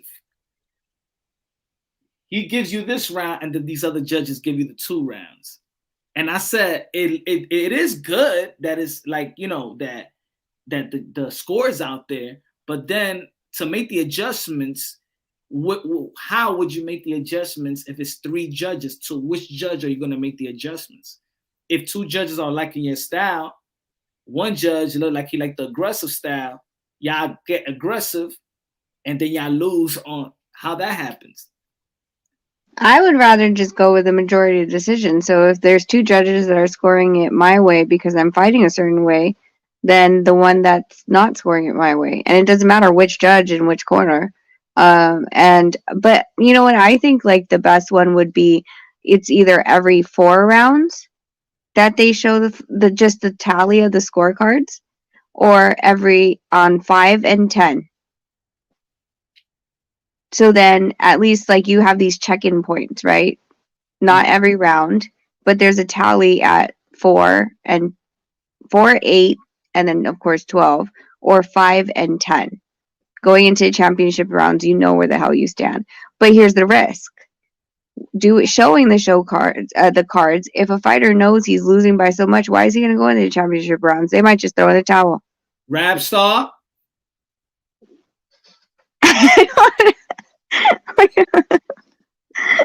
Yeah, taking a piss now. Huh? He's on mute. He's on mute. Get Yeah. yourself out of mute. Or whatever you do, you're gonna pose this question and run off. Nah, because I said that. I said, if they know the scorecard and they behind like four rounds, if they don't got that punch in to get the knockout, they'll just quit right there. Yeah. You would just bow out and be like, you know what? I can't knock this guy out. And I can't outbox him. Well, no, I can't knock this guy out. I can outbox him, but I'm already losing on the cards. Mm-hmm. Well, what did Rapstar say? I don't know. He's not. What'd you do? Kick him out? Huh? Did you just kick him out? Nah. Look like he'll probably come back in. Come on, Rap, come back in. You hurt his feelings. Metro PCS. He doesn't have Metro PCS over there. Yeah, Metro PCS. Or something like that. He lost data. Yeah, you probably like that data, right? Got that Virgin phone with the green screen. But what did he say? What was his like? He was like 100%. No, he was I said half and half. For the fans, we will love it. But I said for the fighter or a trainer, it could be I said for a trainer, they will have to adjust. A trainer will maybe adjust, and I just gave how a trainer will be like, okay, we're winning on these scorecards. Hold on, and this scorecard is stupid. Fuck, I'm gonna make the adjustment now to and if a fighter is looking at the scorecard and he's just sitting there and be like, oh, how they have me? What? Now get out of here. But this go all right. If I was a fighter, I'd be like, I'm just gonna fight the way I fight, Yeah. It'll be then I'll be as a fighter, then I'll just the scorecard will dictate and not the game plan anymore. Yeah. Well, I'll tell you this. When I was fighting in Taekwondo, when I started, it was paper scoring. You didn't know what the score was, right? Then they did scoring where at the end of the round they would put up their fingers and give you the scores, right? But then after that, they did electronic scoring. And the coaches would get so pissed because they would look at the screen to see if it scored. And it changed everything. Now it's fully electronic and they can see everything, but it's changed the game so much because I've seen fighters get knocked out because they look at the score, and then get their asses knocked out because they weren't looking at their opponent. They were looking at the freaking scoreboard. See? So that's what I'm saying. Maybe 4-8 or 5-10. Yeah, but that score, that round by round, and because even in the first round, I got this round. What? They give it to him? Oh, hell no. I think it will be too. Where you go? Man, I had to go get me a cup of tea. You know what I mean? I had to go get me a cup of tea and me English muffins ready, bro. You know, this ain't Rap Stars. Punch drunk. Can't just get a cup of tea. You'll pose a question, you run off. No, man, what happened, man? It just cut me off. I don't know what happened, bro. I don't know what happened. You know how the connections are. You know, you Americans. I don't know your bench. You know, this connection between England and America is only temporary. No.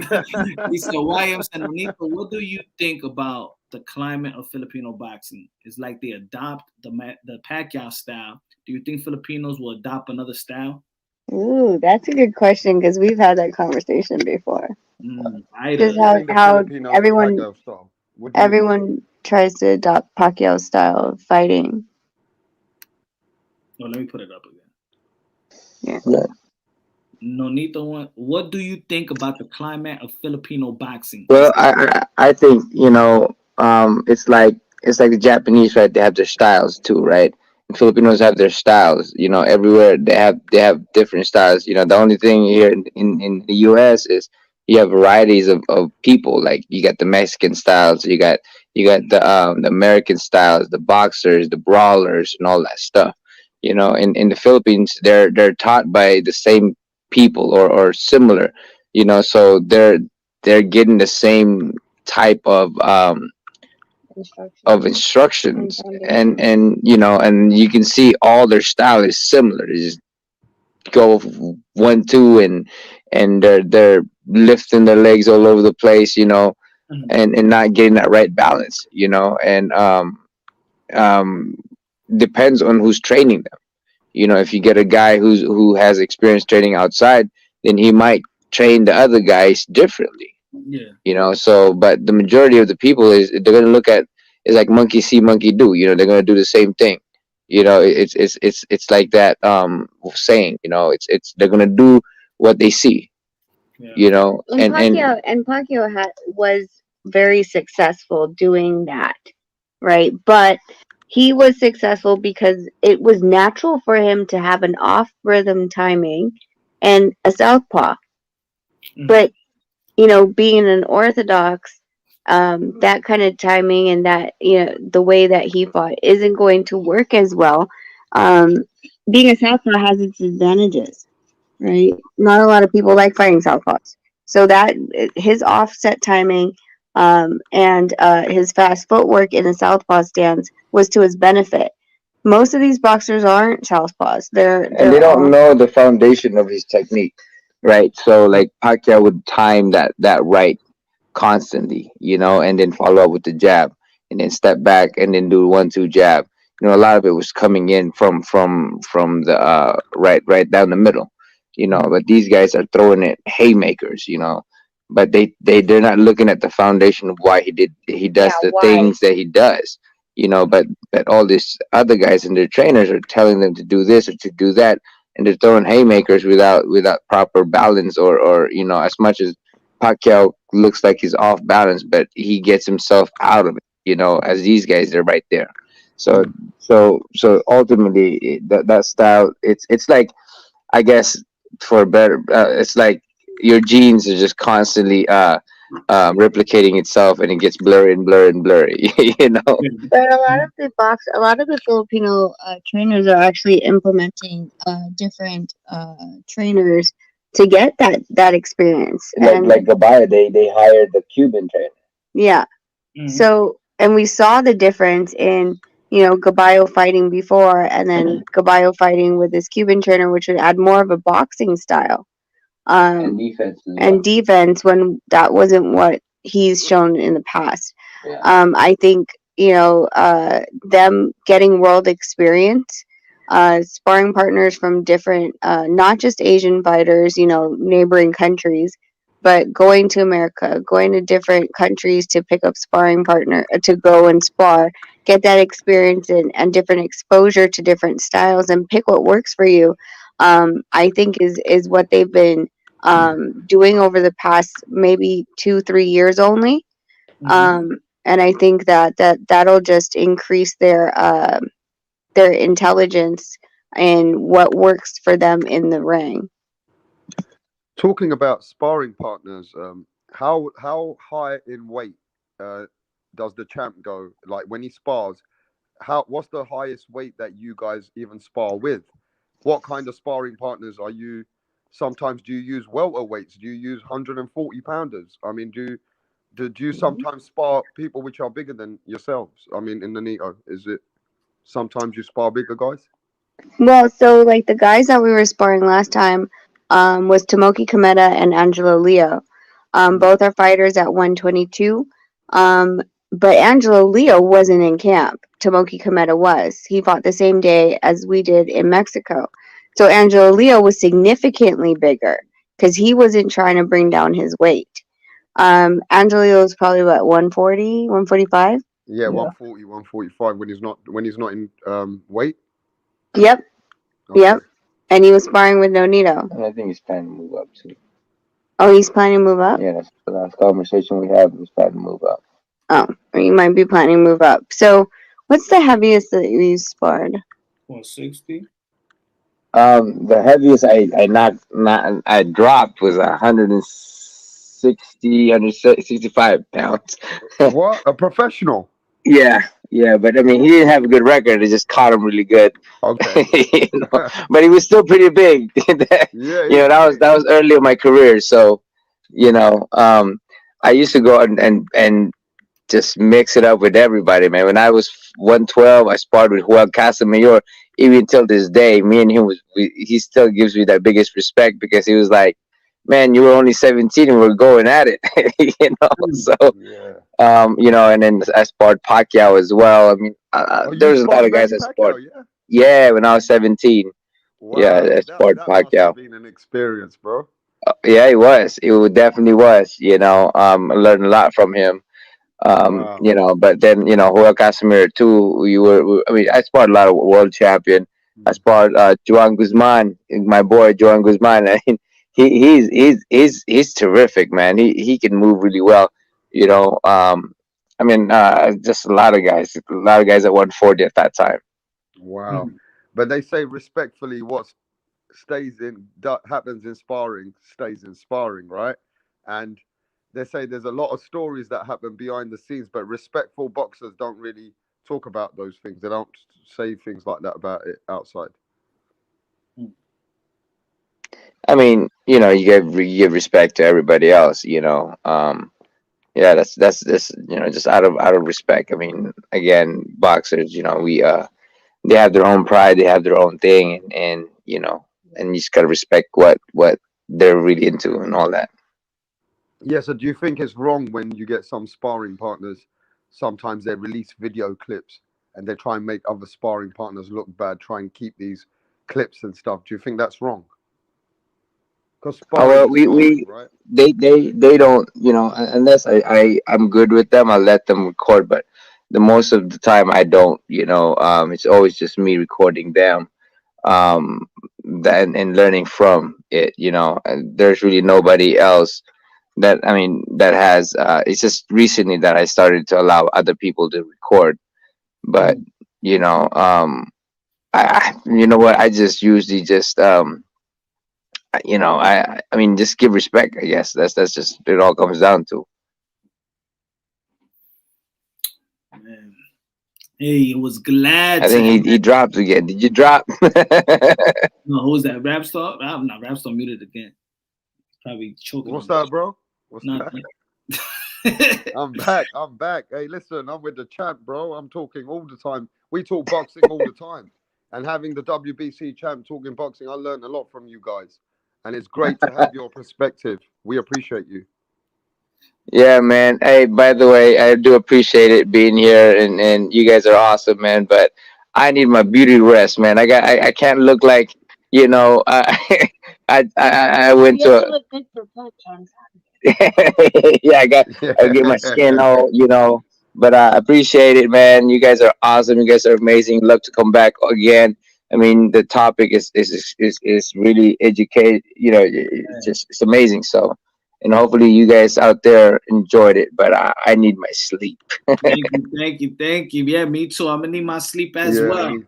All right, champ. All right, champ. Rachel. All right, fellas. Thank you, champ. Good night, guys. Good night. Mr. Moonshine, once again, another great one. Expect the unexpected. You just don't know what's going to happen with Mr. Moonshine. It's all boxing. I'm out of here, bro. All right, brother. Thank you. Everybody in the chat, man, God bless you. Have a great morning, night, wherever you at. God bless.